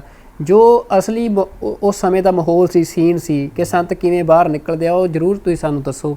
ਨਹੀਂ, ਜਦੋਂ ਪੌੜੀਆਂ ਆਉਂਦੇ ਆ ਸਾਹਮਣੇ ਸ਼ਹੀਦ ਹੋਣ ਵਾਸਤੇ, ਗੋਲੀਆਂ ਸਾਰੀਆਂ ਅੱਗੋਂ ਵੱਜਦੀਆਂ ਉਹਨਾਂ ਦੇ। ਸੰਤ ਵੀ ਫਾਇਰ ਕਰਦੇ ਆ ਜਾਂ ਕੁਝ? ਹਾਂ, ਉਹਨਾਂ ਕੋਲ ਇਹ ਹੁੰਦੀ ਆ, ਉਦੋਂ ਥੌਮਸਨ ਗਨ ਕਹਿੰਦੇ ਆ, ਪਰ ਹੈਗੇ AK-47 ਹੀ ਉਹ। ਅੱਛਾ ਜੀ। ਉਹ ਸੰਤਾਂ ਕੋਲ AK-47 ਸੀ? ਉਹਨਾਂ ਕੋਲ ਵੀ, ਆਪਣੇ ਦੂਜੇ ਕੋਲ ਵੀ, ਆਪਣੇ ਅਮਰੀਕ ਸਿੰਘ ਕੋਲ ਹੀ, ਆਪਣੇ ਦੂਜੇ ਜਨਰਲ ਸ਼ਬੇਕ ਸਿੰਘ ਕੋਲ ਹੀ। ਅੱਛਾ ਜੀ। ਹਾਂ। ਤੇ ਉਹ ਜਿਹੜੇ ਪਿੱਛੇ ਗੋਲੀਆਂ ਮਾਰਨ ਦੀ ਗੱਲ ਕਰਦੇ ਆ ਨਾ, ਜਦੋਂ ਸੰਤ ਡਿੱਗ ਪਏ ਤੇ ਜਨਰਲ ਸ਼ਬੇਕ ਸਿੰਘ ਦੇ ਅੰਦਰ ਰਹਿ ਗਏ, ਉਹਨਾਂ ਦੋਨਾਂ ਬਾਅਦ 'ਚ ਮਲਵਾ ਹਟਾ ਕੇ ਤੇ ਪੈਰ 'ਚ ਰੱਸਾ ਬੰਨ੍ਹ ਕੇ ਤੇ ਫੇਰ ਬਾਹਰ ਖਿੱਚਿਆ। ਉਹਦੇ ਸਾਰੇ ਸਿੰਘ ਜਿਹੜੇ ਉੱਥੇ ਹੈਗੇ, ਮੁਖੀ ਜੀ ਵੀ ਉੱਥੇ ਆ, ਮੁਖਤਿਆਰ ਸਿੰਘ, ਹੋਰ ਬੰਦੇ ਆ, ਉਹਨਾਂ ਦੇ ਮੁਤਾਬਕ ਹੈ ਕਿ ਜਿਹੜੇ ਆਪਣੇ ਹੈਗੇ ਆ, ਜਿਹੜਾ ਆਪਣਾ ਜਨਰਲ ਸ਼ਬੇਕ ਸਿੰਘ 12 ਵਜੇ ਸ਼ਹੀਦ ਹੋ ਜਾਂਦੇ ਆ। ਸੰਤ ਸ਼ਹੀਦ ਹੋਣ ਤੋਂ ਬਾਅਦ ਉਹਦੇ ਜਦੋਂ ਜਨਰਲ ਸ਼ਬੇਕ ਸਿੰਘ ਦੇ ਲਾਸ਼ ਦੇ ਉੱਤੇ ਤੋਂ ਨੱਚਦੇ ਭੰਗੜਾ ਪਾਉਂਦੇ ਆ ਭਾਰਤੀ ਫੌਜ ਵਾਲੇ। ਹਾਂ। ਤੇ ਸੰਤਾਂ ਕੋ ਜਦੋਂ ਆਏ ਹੋਣਗੇ ਵੇਖਣ ਵਾਸਤੇ, ਉਹਨਾਂ ਗੋਲੀ ਮਾਰ ਕੇ ਵੇਖਣਾ ਸੀ ਉਹਨਾਂ ਨੂੰ। ਇਹ ਤੇ ਆਮ ਗੱਲ ਆ ਕਿ ਚੰਦ ਸੇਖਰ ਨੂੰ ਮਾਰਦੇ ਆ, ਜਦੋਂ ਉਹ ਗੋਲੀ ਆਪ ਮਾਰ ਲੈਂਦਾ, ਜਿਹੜੇ ਅੰਗਰੇਜ਼ ਆਉਂਦੇ ਗੋਲੀ ਮਾਰ ਕੇ ਵੇਖਦੇ ਆ ਕਿ ਜਿੰਦਾ ਤੇ ਨਹੀਂ। ਤੁਸੀਂ ਡੈਨਮਾਰਕ ਵਾਲੀ ਕਹਾਣੀ ਸੁਣੀ ਹੋਣੀ ਆ, ਫੁੱਟਬਾਲ ਦੀ ਖੇਡ ਹੀ ਇੱਥੋਂ ਹੁੰਦੀ ਹੈ ਕਿ ਰਾਜੇ ਉੱਥੋਂ ਦੇ ਇੰਗਲੈਂਡ ਵਾਲੇ ਜਿਹੜਾ ਡੈਨਮਾਰਕ ਦੇ ਰਾਜੇ ਦਾ ਸਿਰ ਲਾ ਦਿੰਦੇ ਆ ਤੇ ਫੁੱਟਬਾਲ ਖੇਡਦੇ ਆ, ਜੇ ਤੂੰ ਗੇਮ ਹੁੰਦੀ ਹੈ। ਉਹ ਗੋਲੀਆਂ ਤੋਂ ਪਿੱਠ, ਜਦੋਂ ਸੰਤ ਉੱਥੇ ਸ਼ਹੀਦ ਹੋ ਗਏ, ਫਿਰ ਤੁਸੀਂ ਪਿੱਠ ਤੇ ਮਾਰੋ, ਲੱਤਾਂ 'ਚ ਮਾਰੋ, ਉਹਦਾ ਕੀ ਪ੍ਰੋਬਲਮ? ਉਹਦੇ ਨਾਲ ਕੀ ਬਣਦਾ? ਜਦੋਂ ਸੰਤਾਂ ਦੀ ਉੱਥੇ ਸ਼ਹਾਦਤ ਹੋ ਜਾਂਦੀ ਹੈ, ਸਾਹਮਣੇ ਨਿਕਲ ਕੇ ਸ਼ਹੀਦ ਹੁੰਦੇ ਆ ਸੰਤ, ਟੈਂਕ ਅੱਗੋਂ ਮਾਰਨ ਡਿਆ ਗੋਲੀਆਂ, ਤੇ ਨਾਲੇ ਉਦੋਂ ਇਹ ਵੀ ਆ ਨਾ, ਵੱਜਦੀਆਂ ਅੱਗੋਂ ਹੀ ਆ ਸਾਰੀਆਂ ਗੋਲੀਆਂ ਉਹਨਾਂ ਨੂੰ। ਜਦੋਂ 4 ਚੁਫੇਰੇ ਫੌਜ ਖਲੋਤੀ ਆ, ਕਿਹੜੇ ਪਾਸੇ ਗੋਲੀ ਆਉਣੀ ਆ? ਗੋਲੀ ਦਾ ਐਡਰੈਸ ਥੋੜੀ ਪੁੱਛਣਾ ਕਿਸੇ ਬੰਦੇ ਦਾ। ਪਿੱਠ ਦੀ ਹੁੰਦਾ ਨਾ, ਕਿਸ ਕਮਰੇ 'ਚ ਸੰਤਾਂ ਦੀ ਲਾਸ਼ ਮਿਲਦੀ ਆ ਕਿ ਬੰਦਿਆਂ ਨੇ, ਫੇਰ ਤੁਸੀਂ ਕਹੋ ਪਿੱਠ 'ਚ ਵੱਜੀਆਂ ਗੋਲੀਆਂ, ਭੱਜਣ ਡਿਆ ਬੰਦਾ, ਗਲੀ 'ਚੋਂ ਫੜਿਆ ਗਿਆ, ਅਕਾਲ ਤਖਤ ਦੇ ਸਾਹਮਣੇ ਬੰਦਾ ਸ਼ਹੀਦ ਹੋਣ ਡਿਆ, ਤੁਸੀਂ ਇਹ ਸਵਾਲ ਕਰਨ ਡਏ ਲੋਕੀ ਕਿ ਪਿੱਠ 'ਚ ਵੱਜੀਆਂ ਨੇ ਗੋਲੀਆਂ ਤੇ ਇੱਥੇ ਗੋਲੀਆਂ ਵੱਜੀਆਂ ਨੇ। ਅਸੀਂ ਆਮ ਤੌਰ ਤੇ ਸੁਣਦੇ ਆ ਕਿ ਇਹ ਵੀ ਇੱਕ ਸਵਾਲ ਆਉਂਦਾ ਆ ਕਿ ਕਈ ਲੋਕ ਕਹਿੰਦੇ ਨੇ ਕਿ ਸਾਨੂੰ ਸੰਤਾਂ ਨੇ ਕਿਹਾ ਕਿ ਤੁਸੀਂ ਚਲੇ ਜਾਓ ਇੱਥੋਂ, ਕਿ ਤੁਸੀਂ ਜਾ ਸਕਦੇ ਹੋ ਜੇ ਜਾਣਾ ਚਾਹੁੰਦਾ, ਜਿਹੜਾ ਜਾਣਾ ਚਾਹੁੰਦਾ। ਕਿ ਤੁਹਾਡੇ ਅੱਗੇ ਵੀ ਸੰਤਾਂ ਨੇ ਕੋਈ ਇਹੋ ਜੀ ਗੱਲ ਕਹੀ ਕਿ ਜੇ ਤੁਸੀਂ ਹੁਣ ਫੌਜ ਹਮਲਾ ਕਰਨ ਲੱਗੀ ਆ, ਜੇ ਤੁਸੀਂ ਉਦੋਂ ਦੀ ਸਿਚੁਏਸ਼ਨ ਆ ਜਦੋਂ ਸੰਤ ਭੋਰੇ ਚੋਂ ਨਿਕਲ ਕੇ ਸ਼ਹੀਦ ਹੋਣ ਵਾਸਤੇ ਜਾਂਦੇ ਨੇ। ਅੱਛਾ, ਨਹੀਂ ਉਹ ਤੋਂ ਪਹਿਲਾਂ ਦੀ ਵੀ ਮੈਂ ਗੱਲ ਕਰ ਰਿਹਾ। ਉਦੋਂ ਪਹਿਲਾਂ ਸਾਨੂੰ ਕਿਸੇ ਬੰਦੇ ਸਾਨੂੰ ਨਹੀਂ ਕਿਹਾ ਉਹਨਾਂ ਜਾਣ ਵਾਲੇ ਕੋਈ ਵੀ। ਅੱਛਾ, ਨਹੀਂ ਕਈ ਲੋਕ ਅੱਜ ਜਿਹੜੇ ਹੈਗੇ ਨੇ ਉਹ ਇਹ ਗੱਲ ਕਹਿੰਦੇ ਆ ਤੇ ਹੋਣਗੇ ਕੋਈ ਉਹੋ ਜੇ। ਅੱਛਾ ਜੀ, ਹਾਂ, ਪਰ ਸੰਤਾਂ ਨੇ ਵੀ ਇਦਾਂ ਦੀ ਕੋਈ ਗੱਲ ਨਹੀਂ ਕਹੀ। ਸੰਤ ਸਾਡੇ ਨਾਲ ਨਹੀਂ ਕੀਤੀ ਨਾ ਸਾਡੇ ਸਾਹਮਣੇ ਕੀਤੀ ਕੋਈ। ਅੱਛਾ ਜੀ, ਜਦੋਂ ਸ਼ਹੀਦ ਹੋਣ ਲੱਗੇ ਹੋਣਗੇ ਉਦੋਂ ਕੋਈ ਸਿੰਘ ਹੋਣਗੇ ਤੇ ਉਦੋਂ ਸ਼ਹੀਦੀ ਪਾਉਣੀ ਸੀ, ਉਦੋਂ ਸੰਤਾਂ ਨੇ ਕਿਹਾ ਹੋਊਗਾ ਕਿ ਕੋਈ ਜਾਣਾ ਚਾਹੁੰਦਾ ਤੇ ਜਾ ਸਕਦਾ ਵਾ, ਉਹ ਸਾਨੂੰ ਨਹੀਂ ਪਤਾ ਹੋਊਗਾ। ਤੇ ਤੁਹਾਡੇ ਨਾਲ ਜਿਹੜੇ ਕਾਰਸੇ ਵਾਲੇ ਸਿੰਘ ਸੀ ਉਹ ਕਿੰਨੇ ਸਿੰਘ ਸ਼ਹੀਦ ਹੋਏ ਨੇ? 35 ਦੇ ਲਾਗੇ ਜਾ ਕੇ ਸ਼ਹੀਦ ਹੋ ਗਏ, 5 ਕੁੱਲ ਹੀ ਬਚੇ। 40 ਸਿੰਘਾਂ ਚੋਂ 5 ਸਿੰਘ ਬਚੇ। ਤੇ ਤੁਸੀਂ ਫਿਰ ਕਿਵੇਂ ਮਤਲਬ ਉੱਥੋਂ ਬਾਹਰ ਨਿਕਲੇ? ਉਧਰੋਂ ਮੈਂ ਇਕੱਲਾ ਬਚੇ, ਮੈਂ ਉਹਦੇ ਛਾਲਾਂ ਮਾਰੀਆਂ ਸਾਰੇ ਪੁਣੇ 'ਚ ਆ ਗਏ ਆਪਾਂ। ਪੁਣੇ 'ਚੋਂ ਅਸੀਂ ਗ੍ਰਿਫਤਾਰੀ ਦਿੰਦੇ ਹਾਂ 4:30-5 ਵਜੇ। ਅੱਛਾ, ਫਿਰ ਤੁਹਾਨੂੰ ਪਤਾ ਸੀ ਕਿ ਹੁਣ ਕਬਜ਼ਾ ਹੋ ਚੁੱਕਿਆ ਹੈ ਤੇ ਫਿਰ ਤੁਸੀਂ ਗ੍ਰਿਫਤਾਰੀਆਂ ਦੇ ਦਿੰਦੇ ਹੋ, ਹਥਿਆਰ ਛੱਡ ਦਿੰਦੇ ਹੋ। ਹਾਂ, ਤੇ ਫਿਰ ਤੁਹਾਡੇ ਨਾਲ ਕੀ ਸਲੂਕ ਕੀਤਾ ਫੜ ਕੋਈ ਨਾ? ਕੇ ਸਾਨੂੰ ਮਤਲਬ ਇਧਰ ਬਾਬੇ ਦੀਪ ਸਿੰਘ ਵਾਲੀ ਬਾਈ ਜਿੱਥੇ ਆ ਉੱਥੇ ਲਿਆ ਕੇ ਬੰਨ੍ਹ ਕੇ ਹੱਥ ਬਿਠਾ ਦਿੰਦੇ ਆ। ਹੋਰ ਸਿੰਘ ਵੀ ਆ ਜਾਂਦੇ ਆ, ਇਧਰੋਂ ਉਧਰੋਂ ਇਕੱਠੇ ਹੋਈ ਜਾਂਦੇ ਜੀ। ਬੀਬੀ ਪ੍ਰੀਤਮ ਕੌਰ ਤੋਂ ਉਹਨਾਂ ਦੇ ਕਮਰੇ 'ਚ ਇੱਕ ਹੋਰ ਵੀ ਬੀਬੀ ਜਿਹੜੀ ਲੋਕਲ ਹੀ ਉਹ ਮੱਥਾ ਟੇਕਣ ਆਉਂਦੀ ਹੈ ਕਿਤੇ, ਅਮਰਜੀਤ ਕੌਰ, ਉਹਨੂੰ ਵੀ ਨਾਲ ਹੀ ਲੈ ਜਾਂਦੇ ਆ ਅਰੈਸਟ ਕਰਕੇ। ਉਹ ਵੀ ਨਾਲ ਹੀ ਸਾਡੇ ਰਹੇ ਆ, ਮਤਲਬ ਕਿ ਜੋਧਪੁਰ ਜੇਲ੍ਹ ਉਹਨਾਂ ਨੇ 5 ਸਾਲ ਕੱਟੀ। ਤੇ ਕਿੰਨੇ ਤੁਸੀਂ ਫਿਰ ਕਦੋਂ ਤੁਹਾਨੂੰ ਉੱਥੋਂ ਗ੍ਰਿਫਤਾਰੀ ਕਦੋਂ ਪੈਂਦੀ ਆ ਦਰਬਾਰ ਸਾਹਿਬ ਤੋਂ? ਕਦੋਂ ਕਿੰਨੀ ਤਰੀਕ ਨੂੰ ਤੁਹਾਨੂੰ ਲੈ ਕੇ ਜਾਂਦੇ ਆ? ਉੱਥੋਂ ਫਿਰ ਸਾਨੂੰ 2:30 ਵਜੇ ਨਾਲ ਲੈ ਜਾਂਦੇ ਘੰਟਾ ਘਰ। 7 ਤਰੀਕ ਨੂੰ? ਹਾਂ, 7 ਤਰੀਕ ਨੂੰ। ਤੇ ਤੁਸੀਂ 6 ਨੂੰ ਉੱਥੇ ਹੀ ਰਹੇ ਹੋ। ਫਿਰ ਸੰਤਾਂ ਦੇ ਜਿਹੜਾ ਸ਼ਹੀਦੀ ਬਾਰੇ ਆ, ਤੁਸੀਂ ਸ਼ਹੀਦੀ ਦੇ ਸੰਤਾਂ ਦੀ ਦੇਖੀ ਆ? ਉਹ ਤੇ ਆਪਣੇ 9:40 ਤੇ ਸੰਤ ਸ਼ਹੀਦ ਹੋ ਗਏ ਤੇ ਬਾਕੀ ਜਿਹੜੇ ਸਿੰਘ ਇੱਥੇ ਸੀ ਭਾਈ ਦਲਵੀਰ ਸਿੰਘ, ਸਾਡਾ ਗੁਰਮੇਲ ਸਿੰਘ ਤੇ ਦਲਵੀਰ ਸਿੰਘ ਭਲਵਾਨ ਜਿਹੜਾ ਸੀ, ਉਹ ਰਾਮ ਸਿੰਘ, ਕੁਲਵੰਤ ਸਿੰਘ, ਜਿੰਨੇ ਸਵਰਨ ਸਿੰਘ, ਜਿੰਨੇ ਵੀ ਸਿੰਘ ਸੀ, ਇਹ ਸਾਰੇ ਅਰਦਾਸ ਕਰਕੇ ਤੋਂ ਛਾਲ ਮਾਰਦੇ ਥੱਲੇ। ਜਦੋਂ ਇਹ ਉੱਥੇ ਲਾਗੇ ਚਾਗੇ ਜਿੰਨੇ ਆ ਦੋ ਭੰਜੀ ਮੇਰੀ ਦੇ ਉੱਥੇ ਉਹ ਸ਼ਹੀਦ ਕਰ ਦਿੰਦੇ ਸਾਰਿਆਂ ਨੂੰ। ਨਹੀਂ ਕਈ ਇਹ ਵੀ ਗੱਲਾਂ ਹੁੰਦੀਆਂ ਨੇ ਨਾ ਕਿ ਸੰਤ ਜਰਨੈਲ ਸਿੰਘ, ਕਾਫੀ ਗੱਲ ਸਥਾਪਿਤ ਕੀਤੀ ਗਈ ਕਿ ਉਹ ਸ਼ਹੀਦ ਨਹੀਂ ਹੋਏ। ਸੰਤ ਜਰਨੈਲ ਸਿੰਘ ਚੜ੍ਹਦੀ ਕਲਾ 'ਚ ਨੇ ਜਾਂ ਸੰਤ ਜਰਨੈਲ ਸਿੰਘ ਉੱਥੋਂ ਚਲੇ ਗਏ। ਕਈ ਤਰ੍ਹਾਂ ਦੀਆਂ ਗੱਲਾਂ ਜਿਹੜੀਆਂ ਉਹ ਕਈਆਂ ਗਈਆਂ। ਵਾਲੀ ਤੇ ਗੱਲ ਹੀ ਭੁੱਲ ਜਾਓ ਨਾ। ਉਹਨਾਂ ਨੇ ਕਿਹਾ ਸੀ ਨਾ ਕਿ ਟਾਂਡੇ ਵਾਲੀ ਰਹੂਗੀ, ਭਾਂਡੇ ਵਾਲੀ ਰਹੂਗੀ। ਤੇ ਇਹਨਾਂ ਅਕਾਲੀਆਂ ਨੇ ਉੱਥੇ ਜ਼ਰੂਰ ਸੰਤਾਂ ਨੂੰ ਸਹੁੰ ਖਾਧੀ ਸੀ ਕਿ ਅਗਰ ਮਿਲਟਰੀ ਅੰਦਰ ਆਊਗੀ ਤਾਂ ਸਾਡੀਆਂ ਛਾਤੀਆਂ ਦੇ ਉੱਤੋਂ ਲੰਘੂਗੀ। ਜਦੋਂ ਉਹਨਾਂ ਲੜਨਾ ਹੀ ਨਹੀਂ ਤੇ ਛਾਤੀਆਂ ਦੇ ਉੱਤੋਂ ਕੀ ਲੰਘਣਾ ਸੀ? ਉਹਦੇ ਸੋਫਿਆਂ ਤੇ ਬੈਠੇ ਸੀ। ਉੱਥੇ ਗੁਰਚਰਨ ਸਿੰਘ ਟੌਰਾ, ਰਾਮੂਵਾਲ, ਗੁਰਚਰਨ ਸਿੰਘ ਸਕੱਤਰ, ਗੁਰਚਰਨ ਸਿੰਘ ਸਕੱਤਰ ਨੂੰ ਤੇ ਗੋਲੀ ਪਤਾ ਨਹੀਂ ਕਿਤਨਾ ਵੱਜਦੀ ਆ, ਉੱਥੇ ਉਹ ਤਾਂ ਮਰ ਜਾਂਦਾ। ਬਾਕੀਆਂ ਨੂੰ ਇਹ ਟੈਂਕਾਂ 'ਚ ਬਿਠਾ ਕੇ ਤੇ ਲੈ ਜਾਂਦੇ ਆ। ਤੇ ਨਹੀਂ ਜਿਹੜਾ ਸੰਤ ਜਰਨੈਲ ਸਿੰਘ ਤੇ ਭਾਈ ਅਮਰੀਕ ਸਿੰਘ, ਉਹਨਾਂ ਦੀ ਮੈਂ ਤੁਹਾਨੂੰ ਇਹ ਸਵਾਲ ਕਰਨਾ ਚਾਹੁੰਦਾ ਕਿ ਤੁਸੀਂ 6 ਜੂਨ ਨੂੰ ਉੱਥੇ ਹੋ, ਫੌਜ ਉਹਨਾਂ ਦੀ ਦੇਹ ਜਿਹੜੀ ਸ਼ਹੀਦੀ ਦੇਹ ਆ ਉਹ ਕਿਵੇਂ ਉੱਥੋਂ ਲੈ ਕੇ ਜਾਂਦੀ ਆ? ਤੁਸੀਂ ਦੇਖਿਆ? ਨਹੀਂ, ਉਹ ਸਾਡੇ ਕੋਲ ਆਉਂਦੇ ਆ, ਇੱਥੇ ਪੁੱਛਦੇ ਆ ਕਿ ਸੰਤਾਂ ਨੂੰ ਕੋਈ ਬੰਦਾ ਜਾਣਦਾ ਹੋਵੇ ਉਹਦੀ ਸ਼ਨਾਖਤ ਕਰਨ ਵਾਸਤੇ। ਕੋਈ ਬੰਦਾ ਵੀ ਉਹਨਾਂ 'ਚੋਂ ਹਾਂ ਨਹੀਂ ਕਰਦਾ ਉਦੋਂ ਕੋਈ ਸੰਤਾਂ ਨੂੰ ਜਾਣਦਾ ਵਾ। ਜਦੋਂ 7 ਤਰੀਕ ਨੂੰ ਸਾਨੂੰ 2:30 ਵਜੇ ਲੈ ਕੇ ਜਾਂਦੇ ਆ ਨਾ, ਉਦੋਂ 3:15 ਤੇ 3:15 ਵਜੇ ਹਰਚਰਨ ਸਿੰਘ ਰੋਂਡੇ ਸੰਤਾਂ ਤੇ ਬ੍ਰਦਰ ਜਿਹੜੇ ਆ, ਤੁਹਾਨੂੰ 2:30 ਵਜੇ ਕਿੱਥੇ ਲੈ ਕੇ ਜਾਂਦੇ ਆ? ਘੰਟਾ ਘਰ ਦੇ ਸਾਹਮਣੇ ਬਿਠਾ ਦਿੰਦੇ ਆ। ਅੱਛਾ ਜੀ। ਸਾਰੇ ਸਿੰਘਾਂ ਨੇ ਇੱਕ ਗਰੁੱਪ ਕਰਕੇ ਲੈ ਜਾਂਦੇ ਆ ਉੱਥੇ। ਤੇ ਬਾਅਦ ਜਦੋਂ ਵੇਖਦੇ ਆ ਤਾਂ ਉੱਤੇ ਚੜੇ ਲੋਕੀ ਜਿਹੜੇ ਆ, ਮਤਲਬ ਕਿ ਮੋਨੇ ਸੀ, ਸਾਰੇ ਹਿੰਦੂ ਸੀ, ਤੇ ਉਹ ਨੱਚਣ ਡਿਆ, ਕੋਈ ਲੱਡੂ ਵੰਡਣ ਡਿਆ, ਕੋਈ ਕੁਛ ਕਰਨ ਡਿਆ, ਕੋਈ ਕੁਛ ਕਰਨ ਡਿਆ ਵਾ। ਮਤਲਬ ਦਰਬਾਰ ਸਾਹਿਬ ਤੇ ਹਮਲੇ ਦੀ ਹਿੰਦੂ ਲੋਕ ਖੁਸ਼ੀ ਮਨਾ ਰਹੇ ਸੀ। ਇਹ ਤੁਸੀਂ ਆਪਣੀ ਅੱਖਾਂ ਨਾਲ ਦੇਖਿਆ? ਹਾਂ, ਮਿਲਟਰੀ ਵਾਲਿਆਂ ਨੇ ਵੀ ਮਨਾਈ। ਅੱਛਾ ਜੀ। ਕਿ ਮਤਲਬ ਜੰਗ ਜਿੱਤੀ ਆ। ਬਾਅਦ ਸਰਕਾਰ ਨੇ ਉਹਨੂੰ ਕਿਹਦੀ ਮਾੜੀ ਗੱਲ ਸੀ, ਇੱਕ ਦਿਨ ਨੂੰ ਸਿੱਖਾਂ ਤੇ ਹਮਲਾ ਕੀਤਾ ਸਾਡੇ ਦਰਬਾਰ ਸਾਹਿਬ ਤੇ। ਕਾਹਦੀ ਖੁਸ਼ੀ ਮਨਾ ਰਹੇ ਹੋ ਤੁਸੀਂ ਕਿ ਅਕਾਲ ਤਖਤ ਢਾਉਣ ਦੀ? ਉਹਨਾਂ ਨੂੰ ਮੈਡਲ ਤੱਕ ਦਿੱਤੇ ਗਏ, ਉਹਨਾਂ ਨੂੰ ਫੌਜੀਆਂ ਨੂੰ ਪੁਰਸਕਾਰ ਜਿਹੜੇ ਦਿੰਦੇ ਆ। ਸਭ ਤੋਂ ਜ਼ਿਆਦਾ ਮੈਡਲ ਉਹਨੀਆਂ ਦੂਜੀਆਂ ਲੜਾਈਆਂ 'ਚ ਨਹੀਂ ਦਿੱਤੇ, 65 ਦੀ 'ਚ, 71 ਦੀ 'ਚ, ਜਾਂ ਜਿੰਨੀਆਂ ਲੜਾਈਆਂ ਹੋਈਆਂ ਪਹਿਲੋਂ। ਤੇ ਨਹੀਂ 6 ਤੋਂ 7 ਦੇ ਵਿੱਚ ਤੁਸੀਂ ਉੱਥੇ ਕਿਵੇਂ, ਤੁਹਾਨੂੰ ਖਾਣ ਪੀਣ ਨੂੰ ਪਾਣੀ ਜਾਂ ਕੋਈ ਹੋਰ ਚੀਜ਼ਾਂ? ਨਹੀਂ, ਕੁਛ ਪਾਣੀ ਪੁਣ ਹਾਂ ਖਾਣ। ਜਦੋਂ ਉਹ ਪਹੁੰਚੇ ਆ ਘੰਟਾ ਘਰ ਲਾਗੇ, ਉਦੋਂ ਪੂੜੀਆਂ ਟੱਬ 'ਚ ਪਈਆਂ, ਤੁਹਾਨੂੰ ਕਿਹਾ ਖਾਣੀਆਂ, ਕਿਸੇ ਨੂੰ ਫੜਾਉਣ ਡੇ, ਕਿ ਖਾਧੀ ਹੋਗੀ ਪਤਾ ਨਹੀਂ ਮੈਨੂੰ, ਮੈਂ ਨਹੀਂ ਖਾਧੀ। ਮਤਲਬ 6 ਤੋਂ 7 ਦੇ ਵਿਚਾਲੇ ਪੁੱਛ ਰਿਹਾ ਮੈਂ, ਇੱਕ ਦਿਨ ਦਾ ਸਮਾਂ ਆ? ਨਾ, ਕੁਛ ਨਹੀਂ ਮਿਲਿਆ ਸਾਰੀ ਸੰਗਤ ਨੂੰ? ਸੰਗਤ ਐਵੇਂ ਉੱਥੇ ਬੰਨ੍ਹ ਕੇ ਬਿਠਾਲੀ ਹੋਈ ਸੀ? ਹਾਂ। ਤੇ ਫਿਰ 7 ਨੂੰ ਜਦੋਂ ਹਰਚਰਨ ਸਿੰਘ ਤੁਸੀਂ ਦੱਸ ਰਹੇ ਹੋ ਕਿ ਆਉਂਦੇ ਨੇ, ਉਹ ਤੋਂ ਬਾਅਦ ਕੀ ਹੁੰਦਾ? ਉਹ ਅੰਦਰ ਜਾਂਦੇ ਨੇ, ਵਰਦੀ ਪਾਈ ਸੀ ਉਹਨਾਂ ਨੇ, ਉਹਦੇ ਨਾਲ ਹੀ ਅੱਧੇ ਪੌਣੇ ਘੰਟੇ ਦੇ ਅੰਦਰ ਹੀ, ਅੱਧੇ ਘੰਟੇ ਦੇ ਅੰਦਰ 3 ਲਾਸ਼ਾਂ ਅੰਦਰੋਂ ਆਉਂਦੀਆਂ ਨੇ। ਤੇ ਇਹਨਾਂ ਦੇ ਚਿੱਟੇ ਕੱਪੜੇ ਪਾਏ ਹੁੰਦੇ ਆ ਉੱਤੇ, ਕਫਨ ਉਹਨਾਂ ਦੇ। ਉਹ ਗੱਡੀ ਖਲੋਤੀ ਹੁੰਦੀ ਹੈ, 3 ਗੱਡੀਆਂ ਉਹਦੇ, 3 ਲਾਸ਼ਾਂ ਉਹਦੇ ਲੋਡ ਹੁੰਦੀਆਂ ਨੇ। ਉਹ ਫਿਰ ਸੰਤ ਹਰਚੰਦ ਸਿੰਘ ਰੋਡੇ ਵੀ ਚਲੇ ਜਾਂਦੇ, ਉਹ ਲਾਸ਼ਾਂ ਚਲੀਆਂ। ਤੁਹਾਨੂੰ ਲੱਗਦਾ ਕਿ ਉਹ ਕਿਸ ਦੀਆਂ ਲਾਸ਼ਾਂ ਸੀ? ਕਿਉਂਕਿ ਅਗਰ ਮਿਲਟਰੀ ਦੀ ਲਾਸ਼ਾਂ ਹੁੰਦੀਆਂ, ਮਿਲਟਰੀ ਦਾ ਕਬਜ਼ਾ 6 ਤਰੀਕ ਨੂੰ ਕਰ ਲਿਆ, ਉਦੋਂ ਨੇ ਚੁੱਕ ਲੈਣੀਆਂ ਸੀ ਸਾਰੀਆਂ। ਜਿਹੜੇ ਆਮ ਲੋਕਾਂ ਦੀਆਂ ਲਾਸ਼ਾਂ ਸਾਡੇ ਸਾਹਮਣੇ ਚੁੱਕਣ ਡਏ ਸੀ, ਜਿਹੜੇ ਮਿਊਨਿਸਪਲ ਕਮੇਟੀ ਵਾਲੇ ਸੀ ਨਾ, ਉਹ ਚੁੱਕਣ ਡਏ ਦਰੀ ਤੇ ਪਾ ਕੇ, ਕੋਈ ਕਿਸੇ ਚੀਜ਼ ਤੇ ਪਾ ਕੇ, ਕਿਸੇ ਦੀ ਬਾਂਹ ਨਹੀਂ, ਕਿਸੇ ਦਾ ਕੁਛ ਕਿਤੇ ਲੱਗਾ, ਕਿਤੇ ਸੀ। ਆਮ ਸਾਰੀ ਪਰਿਕਰਮਾ ਤੇ ਬਰਾਂਡੇ ਜਿੱਥੇ ਵੇਖੋ ਤੇ ਲਾਸ਼ਾਂ ਹੀ ਲਾਸ਼ਾਂ ਪਈਆਂ ਸੀ। ਉਹ ਸਾਰੇ ਚੁੱਕ ਕੇ ਉਹ ਲੈ ਜਾਂਦੇ ਆ, ਹੁਣ ਤੋਂ ਉਤਰਾ ਚੁੱਕ ਕੇ ਖੜਦੇ ਟਰੱਕਾਂ ਟਰੁੱਕਾਂ ਜਿਸ ਤਰ੍ਹਾਂ ਆਮ ਡੰਗਰ ਲੋਡ ਕਰੀਦੇ ਆ, ਤੇ 3 ਲਾਸ਼ਾਂ ਨੂੰ ਸਤਿਕਾਰ ਨਾਲ ਚੁੱਕ ਕੇ ਖੜਦੇ ਆ। ਅੱਛਾ ਜੀ, ਤੇ ਤੁਹਾਨੂੰ ਲੱਗਦਾ ਕਿ ਇਹ ਸੰਤ ਜਰਨੈਲ ਸਿੰਘ ਦੀ ਵੀ ਲਾਸ਼ ਸੀ? ਸਾਡਾ ਕਿ ਹਾਂ ਉਹ ਇਹਨਾਂ ਦੀਆਂ ਲਾਸ਼ਾਂ ਹੋਣਗੀਆਂ, ਕਿਉਂਕਿ ਬਾਅਦ ਚ ਇਹ ਪਤਾ ਕੀਤਾ ਹੁਣ ਕਿ 7 ਤਰੀਕ ਨੂੰ ਉਹ 4 ਵਜੇ ਇੱਥੋਂ ਖੜਦੇ ਆ, ਤੇ ਪੋਸਟਮਾਰਟਮ ਜਿਹੜਾ ਵਾ ਉਹ 9 ਵਜੇ ਹੁੰਦਾ 7 ਤਰੀਕ ਨੂੰ। 2-3 ਘੰਟੇ ਲੈ ਕੇ ਉਹਨਾਂ ਪੋਸਟਮਾਰਟਮ ਵੀ ਕੀਤਾ, ਮੁੜ ਕੇ ਸੰਸਕਾਰ ਕਰਤਾ। ਫਿਰ ਤੁਹਾਨੂੰ ਉਹ ਤੋਂ ਬਾਅਦ ਕਿੱਥੇ ਲੈ ਕੇ ਗਏ? ਉਹਦੇ ਬਾਅਦ ਸਾਨੂੰ ਉਹ ਕੈਂਪਾਂ 'ਚ ਲੈ ਗਏ, ਫੌਜੀ ਕੈਂਪਾਂ 'ਚ? ਹਾਂ, ਫੌਜੀ ਕੈਂਪਾਂ 'ਚ। ਉੱਥੇ ਜਾ ਕੇ ਉਹਨਾਂ ਸਾਡੇ 30-40 ਸਿੰਘ ਮਾਰਤੇ। ਜਿਹੜਾ ਗੋਰਖਾ ਨਾਲ ਤੁਹਾਨੂੰ ਕਿਹਾ, ਜਿਹੜਾ ਜਿਹਨੂੰ ਦੱਸਦਾ ਜਨਰਲ ਸੁਖਦੇਵ ਸਿੰਘ ਬਾਰੇ, ਉਹ ਵੀ ਫਿਰ ਉੱਥੇ ਅੰਦਰ ਹੀ ਸ਼ਹੀਦ ਹੋ ਜਾਂਦਾ। ਉਹ ਕਿਵੇਂ ਬੰਦੇ ਮਾਰੇ ਕਿਵੇਂ ਆ ਇਹ? ਪਹਿਲੇ ਕਮਰੇ 'ਚ ਵਾੜਦੇ ਆ ਬੰਦੇ, ਉਹ 'ਚ ਕਮਰਾ ਵੱਡਾ ਸੀ, ਉਹ 'ਚ ਚਲੇ ਜਾਂਦੇ ਬੰਦੇ 30-35। ਦੂਜਾ ਕਮਰਾ ਜਿਹੜਾ ਸੀ ਉਹ ਛੋਟਾ ਕਮਰਾ ਸੀ, ਉਹ ਵਿੱਚ ਗਲੀ ਕੱਢੀ ਸੀ, ਉਹ ਲੋਕ ਉਹਦੇ ਭੁਲੇਖੇ ਨਾ ਆ, ਉਹ 'ਚ ਹੀ ਉਹਨੇ ਵਾੜ ਦਿੰਦੇ ਆ। ਫਿਰ ਅਗਲੇ ਕਮਰੇ ਫਿਰ ਅਸੀਂ ਉਹ ਤੋਂ ਅਗਲੇ 'ਚ ਅਸੀਂ ਜਾਂਦੇ ਆ। ਪਰ ਜਿਹੜਾ ਇਹ ਵਿਚਲਾ ਕਮਰਾ, ਇਹਨੇ 'ਚ ਇੰਨੇ ਬੰਦੇ ਵੜ ਜਾਂਦੇ ਆ ਨਾ, ਉਹ ਜਦੋਂ ਅਜੇ ਬੰਦੇ ਪਿੱਛੋਂ ਆ ਹੀ ਰਹੇ ਸੀ, ਉਹ ਉਹਨਾਂ ਨੂੰ ਖੋਲ੍ਹਣਾ ਪੈਂਦਾ, ਖੜਕੜ ਕਰਨ ਲੱਗ ਪੈਂਦੇ ਅੰਦਰੋਂ ਬੰਦੇ। ਤੇ ਉਹ ਇੱਕ ਪਤਾ ਹੋਊਗਾ ਉਹਨਾਂ ਨੂੰ, ਉਹ ਖੋਲ੍ਹਦੇ ਆ ਜਦੋਂ ਤੋਂ ਬੰਦੇ ਉਹ ਮਿਲਟਰੀ ਦੇ ਉੱਤੇ ਡਿੱਗਦੇ ਆ ਇੱਕ ਤਰ੍ਹਾਂ ਉਹ ਅੰਦਰੋਂ, ਤੇ ਉਹ ਫਿਰ ਅੱਗੋਂ ਫਾਇਰਿੰਗ ਕਰ ਦਿੰਦੇ ਆ। ਜਾਂ ਪਿੱਛੋਂ ਜਿਹੜੇ ਬੰਦੇ ਅੱਜ ਲੈ ਕੇ ਆਉਣ ਡਏ ਸੀ, ਉਹ ਫਿਰ 30-40 ਬੰਦੇ ਉੱਥੇ ਮਾਰ ਦਿੰਦੇ ਆ।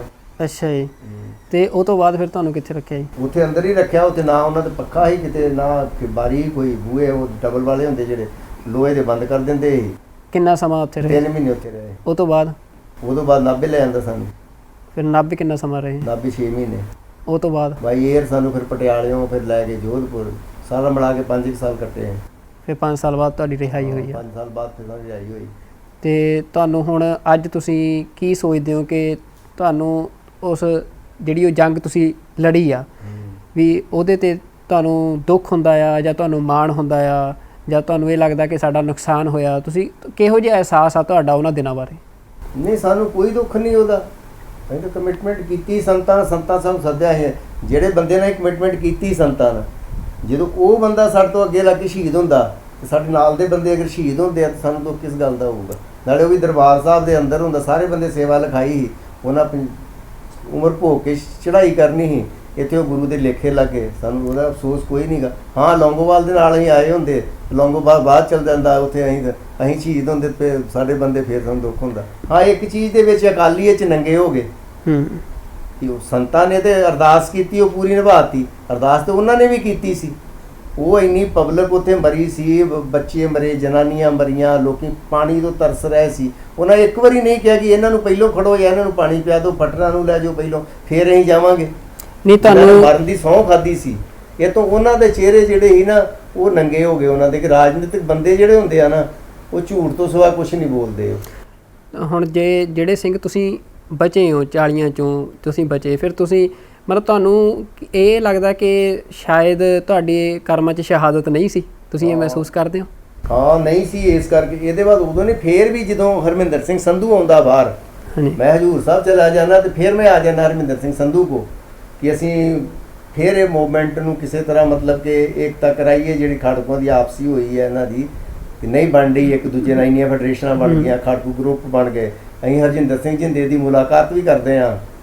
ਹਰਜਿੰਦਰ ਸਿੰਘ ਜਿੰਦਾ, ਸੁਖਦੇਵ ਸਿੰਘ ਸੁੱਖਾ, ਜਿਹੜੇ ਵੈਦਿਆ ਕਾਂਡ ਵਾਲੇ ਆ, ਉਹਨਾਂ ਦੀ ਉੱਥੇ ਪੂਨੇ ਪਹਿਲੋਂ ਕਰਦੇ ਨੇ ਆਪਣੇ। ਹਰਮਿੰਦਰ ਸਿੰਘ ਸੰਧੂ ਕਰਦਾ, ਮੈਂ ਵੀ ਕਰਦਾ ਮੁਲਾਕਾਤ ਬਾਅਦ 'ਚ ਜਾ ਕੇ ਉੱਥੇ। ਅਸੀਂ ਏਕਤਾ ਕਰਾਉਣ ਦੀ, ਹੋਰ ਖਾੜਕੂਆਂ ਦਾ ਸੰਬੰਧ ਵੀ ਸਥਾਪਿਤ ਕਰਦੇ ਹਾਂ।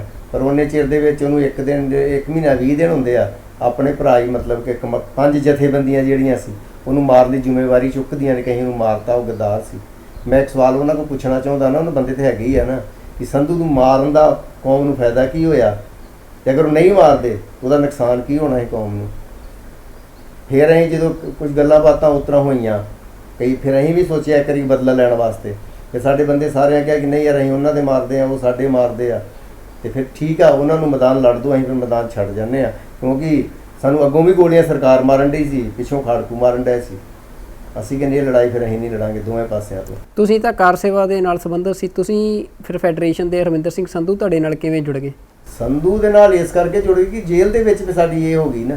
ਅੱਛਾ, ਜੇਲ੍ਹ 'ਚ ਸੰਤਾਂ ਤੋਂ ਬਾਅਦ ਅਗਰ ਕੋਈ ਬੰਦਾ ਇੰਟੈਲੀਜੈਂਟ ਸੀ, ਬੰਦਾ ਕੋਈ ਕਮਾਂਡ ਸੰਭਾਲ ਸਕਦਾ ਸੀ, ਇਹ ਮੂਵਮੈਂਟ ਨੂੰ ਚਲਾ ਸਕਦਾ ਸੀ, ਉਹ ਸਿਰਫ ਹਰਮਿੰਦਰ ਸਿੰਘ ਸੰਧੂ ਸੀ।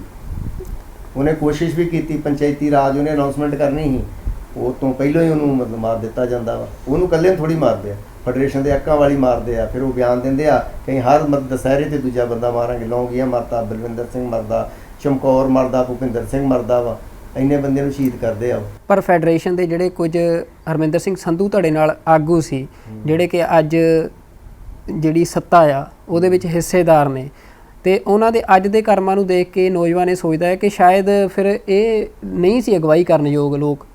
ਨਹੀਂ, ਉਦੋਂ ਤੇ ਬਿਲਕੁਲ ਠੀਕ ਸਨ ਜਿਹੜੇ ਅਗਵਾਈ ਲੜ ਰਹੇ ਸਨ। ਜਦੋਂ ਬੰਦੇ ਦਾ ਵਿਆਹ ਹੋ ਜਾਂਦਾ ਨੇ, ਉਹਦੀਆਂ ਦੂਜੀਆਂ ਹੋ ਜਾਂਦੀ, ਉਹਨੇ ਠੇਕਾ ਥੋੜੀ ਲਿਆ ਹੁੰਦਾ। ਹੁਣ ਕਮਾਂਡ ਦੂਜੇ ਸੰਭਾਲ ਲੈਣ ਆ ਕੇ ਜਿਹੜੇ ਨੌਜਵਾਨ ਆ ਰਹੇ ਆ ਪਿੱਛੇ, ਪਰ ਉਹਨਾਂ ਨੇ ਥੋੜੀ ਸੰਭਾਲੀ ਰੱਖਣੀ। ਪਰ ਜੇ ਨਹੀਂ ਵੀ ਸੰਭਾਲਣੀ ਸੀ ਤਾਂ ਕੀ ਉਹਨਾਂ ਨੂੰ ਤੁਹਾਨੂੰ ਲੱਗਦਾ ਕਿ ਜਿਵੇਂ ਦੇ ਸ਼੍ਰੋਮਣੀ ਅਕਾਲੀ ਦਲ ਬਾਦਲ ਦੇ ਅੱਜ ਦੀ ਕਾਰਗੁਜ਼ਾਰੀ ਆ ਉਹਦੇ ਨਾਲ ਜੁੜਨਾ ਸਹੀ ਠੀਕ ਆ? ਤੇ ਹੋਰ ਕੋਈ ਇੱਕ ਕੈਪਟਨ ਆ, ਦੂਜੇ ਪਾਸੇ ਬਾਦਲ ਆ, ਤੀਜੀ ਧਿਰ ਇੱਥੇ ਕੋਈ ਹੈ ਨਹੀਂ ਗੀ। ਆਪਣੀ ਬਣਾਉਣ ਇਹਨਾਂ ਦੀ ਸਮਰੱਥਾ ਨਹੀਂ ਕਿ ਆਪਣੀ ਅਸੀਂ ਇਹ ਧਿਰ ਬਣਾ ਸਕੀਏ। ਤੇ ਇਸ ਕਰਕੇ ਉਹਨਾਂ ਨੂੰ ਮਤਲਬ ਕਿ ਕਿਸੇ ਇੱਕ ਪਾਰਟੀ ਨੂੰ ਚੁਣਨਾ ਹੀ, ਉਹਨਾਂ ਚੁਣ ਲਿਆ, ਉਹਦੇ ਜਵਾਬ ਤੇ ਉਹ ਦੇਣਗੇ ਨਾ। ਫਿਰ ਅਸੀਂ ਚੁਣਿਆ, ਫਿਰ ਤਾਂ ਅਸੀਂ ਨਹੀਂ ਚੁਣਿਆ ਤੇ ਤੁਸੀਂ ਨਾ ਚੁਣਾਂਗੇ ਅਸੀਂ। ਤੇ ਤੁਹਾਨੂੰ ਕੀ ਲੱਗਦਾ ਕਿ ਕਿੰਨੇ ਕੁ ਜਿਹੜੇ ਫੌਜੀ ਨੇ ਉਸ ਜੰਗ ਦੇ ਵਿੱਚ, ਭਾਰਤੀ ਫੌਜ ਦੇ, ਉਹ ਕਿੰਨੇ ਕੁ ਫੌਜੀ ਮਾਰੇ ਗਏ ਹੋਣਗੇ?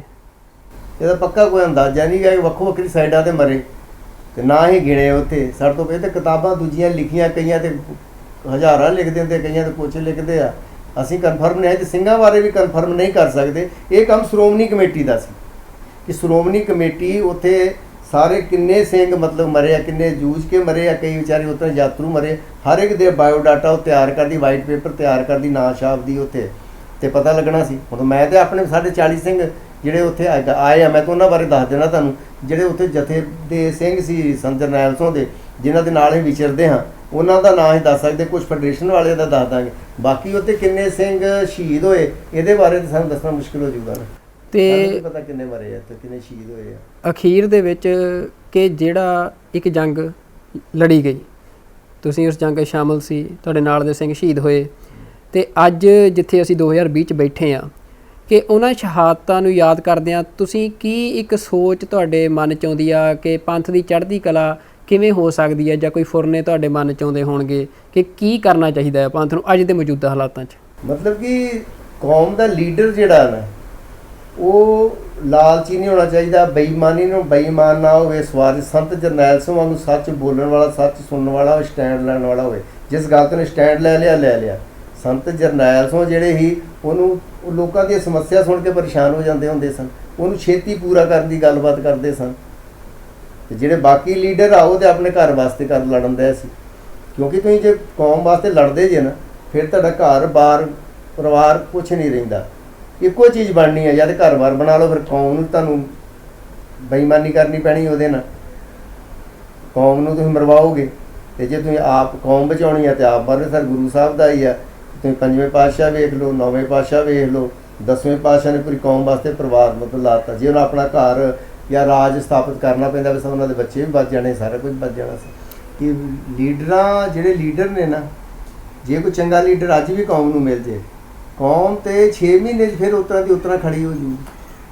ਇੱਕ ਲੋਕੀ ਕਰਦੇ ਆ ਕਿ ਸਾਡੀ ਘੱਟ ਗਿਣਤੀ ਆ, ਬਹੁਤ ਸਾਨੂੰ ਧੱਕਾ ਹੋ ਰਿਹਾ, ਹਿੰਦੂ ਜਿਸ ਤਰ੍ਹਾਂ ਕਰ ਰਿਹਾ, ਮਤਲਬ ਹਿੰਦੂ ਜਿਸ ਤਰ੍ਹਾਂ ਜੇ ਬਾਲਮੀਕੀ ਆ, ਦੂਜੇ ਹੈਗੇ ਨੇ ਬੋਧੀ ਜਾਂ ਰਵਿਦਾਸ ਵਾਲੇ ਆ, ਜਿਹੜੇ ਇਹ ਹਿੰਦੂਆਂ 'ਚ ਗਿਣ ਦਿੰਦੇ ਆ ਉਹ। ਪਰ ਜਿਹੜਾ ਸਾਡਾ ਨੁਕਸਾਨ ਕਰਦੀ ਆ ਨਾ, ਉਹ ਹੈਗੀ ਆ ਬ੍ਰਾਹਮਣਵਾਦੀ ਜਿਹੜੀ ਹੈਗੀ ਆ। ਇਹ ਤੁਸੀਂ ਅਟੈਕ ਵਾਲੇ ਪਾਸੇ ਆ ਜਾਓ। ਅਟੈਕ ਦੇ ਵਿੱਚ ਇੰਦਰਾ ਗਾਂਧੀ ਬ੍ਰਾਹਮਣ, ਜਿਹੜੇ ਕੰਟਰੋਲ ਰੂਮ ਸੰਭਾਲ ਰਹੇ ਆ ਰਾਜੀਵ ਗਾਂਧੀ, ਅਰੁਣ ਗਾਂਧੀ ਬ੍ਰਾਹਮਣ, ਜਿਹੜੇ ਹੈਗੇ ਆ ਆਪਣੇ ਦੂਜੇ ਜਨਰਲ ਲੱਗੇ, ਵੱਡੇ ਜਨਰਲ ਵੈਦਿਆ ਸੁੰਦਰ ਜੀ ਬ੍ਰਾਹਮਣ। ਫਿਰ ਜਿਹੜੇ ਆਪੋਜੀਸ਼ਨ ਵਾਲੇ ਆ, ਉਹਦੇ ਵਿੱਚ ਅਟਲ ਬਿਹਾਰੀ ਵਾਜਪੇਈ, ਅਡਵਾਨੀ, ਉਹ ਬ੍ਰਾਹਮਣ। ਤੇ ਜੇ ਜੋ ਸਰਦਾਰ ਅੱਗੇ ਲਾਏ 2 ਬੰਦੇ ਉਹਨਾਂ ਨੇ, ਇੱਕ ਤਾਂ ਮੋਨਾ ਹੈ, ਚਲੋ ਕੁਲਦੀਪ ਬਰਾੜ, ਰਣਜੀਤ ਦਿਆਲ ਨਿਰੰਕਾਰੀ ਸੀ। ਇਹਨਾਂ ਸੈਟਿੰਗ ਸਾਰੀ ਇਹੋ ਜਿਹੀ ਕੀਤੀ ਔਰ ਮਿਲਟਰੀ ਨੂੰ ਇਹੋ ਜਿਹੀ ਗੱਲਬਾਤ ਸਿਖਾ ਕੇ ਲਿਆਏ ਕਿ ਕੋਈ ਵੀ ਸਿੱਖ ਨੌਜਵਾਨ ਤੁਹਾਨੂੰ ਮਿਲਦਾ ਜੇ ਦਾੜੀ ਮੂੰਹ ਤੇ ਹੋਵੇ, ਸਿਰ ਤੇ ਪੱਗ ਹੋਵੇ, ਉਹਨੂੰ ਛੱਡਣਾ ਨਹੀਂ ਤੁਹਾਨੂੰ। ਉਹਨਾਂ ਤੇ ਜਨਾਨੀਆਂ ਨੇ ਛੱਡਿਆ, ਦੁਨੀਆ ਦੀ ਪਹਿਲੀ ਇਹੋ ਜਿਹੀ ਵੇਖੀ ਅਸੀਂ। ਸਿੱਖ ਰਾਜ ਵੀ ਰਿਹਾ ਆਪਣਾ, ਕਦੀ ਔਰਤ ਤੇ ਕਿਤੇ ਹੱਥ ਨਹੀਂ ਚੁੱਕਿਆ, ਬੱਚਿਆਂ ਤੇ ਨਹੀਂ ਚੁੱਕਿਆ। ਇਹਨਾਂ ਦੀਆਂ ਔਰਤਾਂ ਤੇ ਸਾਡੇ ਜਿਹੜੇ ਵੱਡੇ ਵਡੇਰੇ ਸੀ ਉਹ ਕਿਤੋਂ ਕਾਬਲ ਕੰਧਾਰ ਤੋਂ ਜਾ ਕੇ ਲਿਆ ਕੇ ਤੇ ਇਹਨਾਂ ਨੂੰ ਵਾਪਸ ਦਿੰਦੇ ਰਹੇ। ਇਹਨਾਂ ਸਾਡੇ ਮਾਮਾ ਭੈਣਾਂ ਧੀਆਂ ਕਿਸੇ ਨੂੰ ਨਹੀਂ ਬਚਿਆ, ਭਾਵੇਂ ਉਹ ਗਰਭਵਤੀ ਸੀ ਜਾਂ ਕੋਈ ਵੀ ਸੀ, ਜੋ ਅੱਗੇ ਸਾਹਮਣੇ ਆਇਆ ਬਸ ਗੋਲੀ, ਜਿਹੜਾ ਸਾਹਮਣੇ ਆਇਆ ਉਹਨੂੰ ਗੋਲੀ। ਮਤਲਬ ਤੁਹਾਨੂੰ ਇਹ ਆ ਕਿ ਤੁਸੀਂ ਵੀ ਲੜ ਰਹੇ ਸੀ, ਉਹ ਵੀ ਲੜ ਰਹੇ ਸੀ, ਜੁਝਾਰੂਆਂ ਦੇ ਮੁਕਾਬਲੇ ਤਾਂ ਤੁਹਾਨੂੰ ਕੋਈ ਦੁੱਖ ਨਹੀਂ, ਪਰ ਦੁੱਖ ਉਸ ਗੱਲ ਦਾ ਹੈ ਕਿ ਜਿਹੜਾ ਬੀਬੀਆਂ ਦੇ ਉੱਤੇ, ਬੱਚਿਆਂ ਦੇ ਉੱਤੇ ਜੋ ਜ਼ੁਲਮ ਕੀਤਾ ਗਿਆ। ਹਾਂ ਨਹੀਂ, ਸਰਾਂ ਦੇ ਵਿੱਚ ਜਿਹੜੇ ਯਾਤਰੂ ਵੀ ਆਏ ਸੀ, ਤੁਸੀਂ ਉਹਨਾਂ ਨੂੰ ਘੱਟੋ ਘੱਟ ਅਨਾਉਂਸਮੈਂਟ ਕਰਕੇ ਬਾਹਰ ਕੱਢ ਲੈਂਦੇ ਹੋ। ਅਸੀਂ ਤੇ ਲੜਨ ਵਾਲੇ ਹੈਗੇ ਹੀ ਸਾਂ ਅੰਦਰ, ਸਾਨੂੰ ਮਾਰੋ ਜਿਤਨਾ ਮਰਜ਼ੀ ਤੁਸੀਂ ਮਾਰੋ, ਸਾਨੂੰ ਕੋਈ ਪ੍ਰੋਬਲਮ। ਸਾਡੇ ਨਾਲ ਦੇ ਵੀ ਸਿੰਘ ਸ਼ਹੀਦ ਹੋਏ, ਸਾਨੂੰ ਕੋਈ ਪ੍ਰੋਬਲਮ ਨਹੀਂ। ਤੁਸੀਂ ਸਾਨੂੰ ਕੈਂਪਾਂ 'ਚ ਰੱਖ ਕੇ ਤੰਗ ਕੀਤਾ, ਤੁਸੀਂ ਸਾਨੂੰ ਰੋਟੀ ਪਾਣੀ ਜੋ ਵੀ ਹੀ ਦੇਣ ਲੱਗਿਆ ਕਸਮ ਇਸ ਤਰ੍ਹਾਂ ਕੀਤਾ। ਜੋਧਪੁਰ ਜੇਲ੍ਹ ਤੱਕ 5-5 ਲੀਟਰ ਨਾਲ ਤੁਸੀਂ ਇੱਕ ਦਿਨ ਪਾਣੀ ਦਿੰਦੇ ਰਹੇ ਸਾਨੂੰ, ਕੋਈ ਨਹਾ ਲਈਏ ਜੋ ਮਰਜ਼ੀ ਕਰ ਲਈਏ, ਅਸੀਂ ਉਹਦਾ ਕਦੀ ਗਿਲਾ ਨਹੀਂ ਕੀਤਾ ਕਿ ਤੁਸੀਂ ਸਾਡੇ ਨਾਲ ਕੀ ਕੀਤਾ ਵਾ। ਹਾਂ ਜਿਹੜੇ ਉੱਥੇ ਵਿਚਾਰੇ ਯਾਤਰੂ ਆਏ ਸੀ ਉਹਨਾਂ ਨਾਲ ਤੁਸੀਂ ਮਾੜੀ ਕੀਤੀ ਹੈ, ਉਹਨਾਂ ਨੂੰ ਤੁਹਾਨੂੰ ਮਾਰਨਾ ਨਹੀਂ ਚਾਹੀਦਾ ਸੀ, ਉਹਨਾਂ ਨੂੰ ਸੇਫ ਬਾਹਰ ਕੱਢਣਾ ਚਾਹੀਦਾ ਸੀ, ਕਿਉਂਕਿ ਗੁਰੂ ਰਾਮਦਾਸ ਸਰਾਂ ਦੇ ਵਿੱਚ ਉਧਰ ਗੋਲੀ ਨਹੀਂ ਚੱਲ ਰਹੀ ਸੀ। ਜਦੋਂ ਮਿਲਟਰੀ ਆਈ ਆ ਉਦੋਂ ਨਹੀਂ ਚੱਲ ਰਹੀ ਸੀ, ਪਹਿਲੋਂ ਚੱਲੀ ਵੀ ਹੋਊਗੀ, ਮੋਰਚੇ ਹੈਗੇ ਸੀ ਉੱਥੇ, ਇਹੋ ਜਿਹੀ ਗੱਲ ਨਹੀਂ ਹੈਗੀ। ਪਰ ਜਦੋਂ ਮਿਲਟਰੀ ਆ ਗਈ, ਕਬਜ਼ਾ ਕਰ ਲਿਆ ਮਿਲਟਰੀ ਨੇ, ਫਿਰ ਉਹਦੇ ਜਨਾਨੀਆਂ ਨੂੰ ਮਾਰਨ ਦਾ ਕੀ ਫਾਇਦਾ ਸੀ? ਜਾਂ ਤਾਂ ਕੋਈ ਮਾਰਨ ਡਿਆ ਹੋਵੇ ਕਿ ਉਹਨਾਂ ਦਾ ਬੰਦਾ ਮਾਰਿਆ ਹੋਵੇ ਫੇਰ। ਹਾਂ ਜਿੱਥੇ ਲੜਾਈ ਹੋ ਰਹੀ ਸੀ ਉੱਥੇ ਤੋਂ ਟੈਂਕ ਛੱਡ ਕੇ ਭਾਵੇਂ ਜਹਾਜ਼ਾਂ ਨਾਲ ਫਾਇਰਿੰਗ ਕਰ ਦਿੰਦੇ, ਉਹਦਾ ਕਾਹਨੂੰ ਕੀ? ਬਹੁਤ ਬਹੁਤ ਧੰਨਵਾਦ ਤੁਹਾਡਾ ਇਹ ਸਾਰੀ ਗੱਲਬਾਤ ਦੇ ਲਈ। ਤੇ ਕਈ ਨਵੀਆਂ ਗੱਲਾਂ ਵੀ ਅੱਜ ਸਾਨੂੰ ਤੁਹਾਡੇ ਨਾਲ ਗੱਲਬਾਤ ਕਰਨ ਤੋਂ ਬਾਅਦ ਪਤਾ ਲੱਗੀਆਂ। ਇੱਕ ਜਿਹੜਾ ਖਾਸ ਪਹਿਲੂ ਆ ਜਿਹੜਾ ਇਸ ਗੱਲਬਾਤ ਦੇ ਵਿੱਚ ਜੋ ਮੈਂ ਮਹਿਸੂਸ ਕੀਤਾ ਕਿ ਆਮ ਤੌਰ ਤੇ ਜਿੰਨੇ ਵੀ ਅੱਜ ਲੋਕ ਸਾਨੂੰ ਉਸ ਸਾਰੀ ਜੰਗ ਬਾਰੇ ਦੱਸਦੇ ਆ ਉਹ ਇੱਕ ਪੀੜਤ ਵਾਂਗ ਦੱਸਦੇ ਆ, ਪਰ ਇਹ ਤੁਹਾਡੀ ਸਾਰੀ ਗੱਲਬਾਤ ਸੀ ਉਹ ਤੁਸੀਂ ਇੱਕ ਜੁਝਾਰੂ ਵਾਂਗ ਦੱਸੀ ਆ, ਤੇ ਇਹ ਇੱਕ ਅਲੱਗ ਤਰ੍ਹਾਂ ਦਾ ਪਹਿਲੂ ਸਾਡੇ ਸਾਹਮਣੇ ਆਇਆ। ਤੇ ਅਸੀਂ ਤੁਹਾਡਾ ਬਹੁਤ ਬਹੁਤ ਧੰਨਵਾਦ ਕਰਦੇ ਹਾਂ ਸਾਡੇ ਨਾਲ ਇਹ ਗੱਲਬਾਤ ਕਰਨ ਲਈ ਸਮਾਂ ਕੱਢਣ ਵਾਸਤੇ। ਧੰਨਵਾਦ, ਤੁਸੀਂ ਮੈਨੂੰ ਆਪਣੇ ਚੈਨਲ ਤੇ ਬੋਲਣ ਦਾ ਮੌਕਾ ਦਿੱਤਾ। ਜੋ ਸੱਚਾਈ ਮੈਂ ਤੁਹਾਡੇ ਆਪਣੇ ਸਾਹਮਣੇ ਰੱਖੀ ਆ, ਪਰ ਇਹ ਵੀ ਦੱਸਤਾ ਕਿ ਜਿਹੜੀ ਕਾਰ ਸੇਵਾ ਲੋਕੀ ਕਹਿੰਦੇ ਪੱਥਰ ਲਾਉਂਦੇ ਗੁਰਦੁਆਰੇ ਬਣਾਉਂਦੇ ਆ, ਜਦੋਂ ਪੰਥ ਨੂੰ ਲੋੜ ਪਈ ਉਹਨਾਂ ਸਿਰ ਵੀ ਦਿੱਤੇ ਆ। ਬਹੁਤ ਬਹੁਤ ਧੰਨਵਾਦ ਜੀ। ਵਾਹਿਗੁਰੂ ਜੀ ਕਾ ਖਾਲਸਾ, ਵਾਹਿਗੁਰੂ ਜੀ ਕੀ ਫਤਿਹ।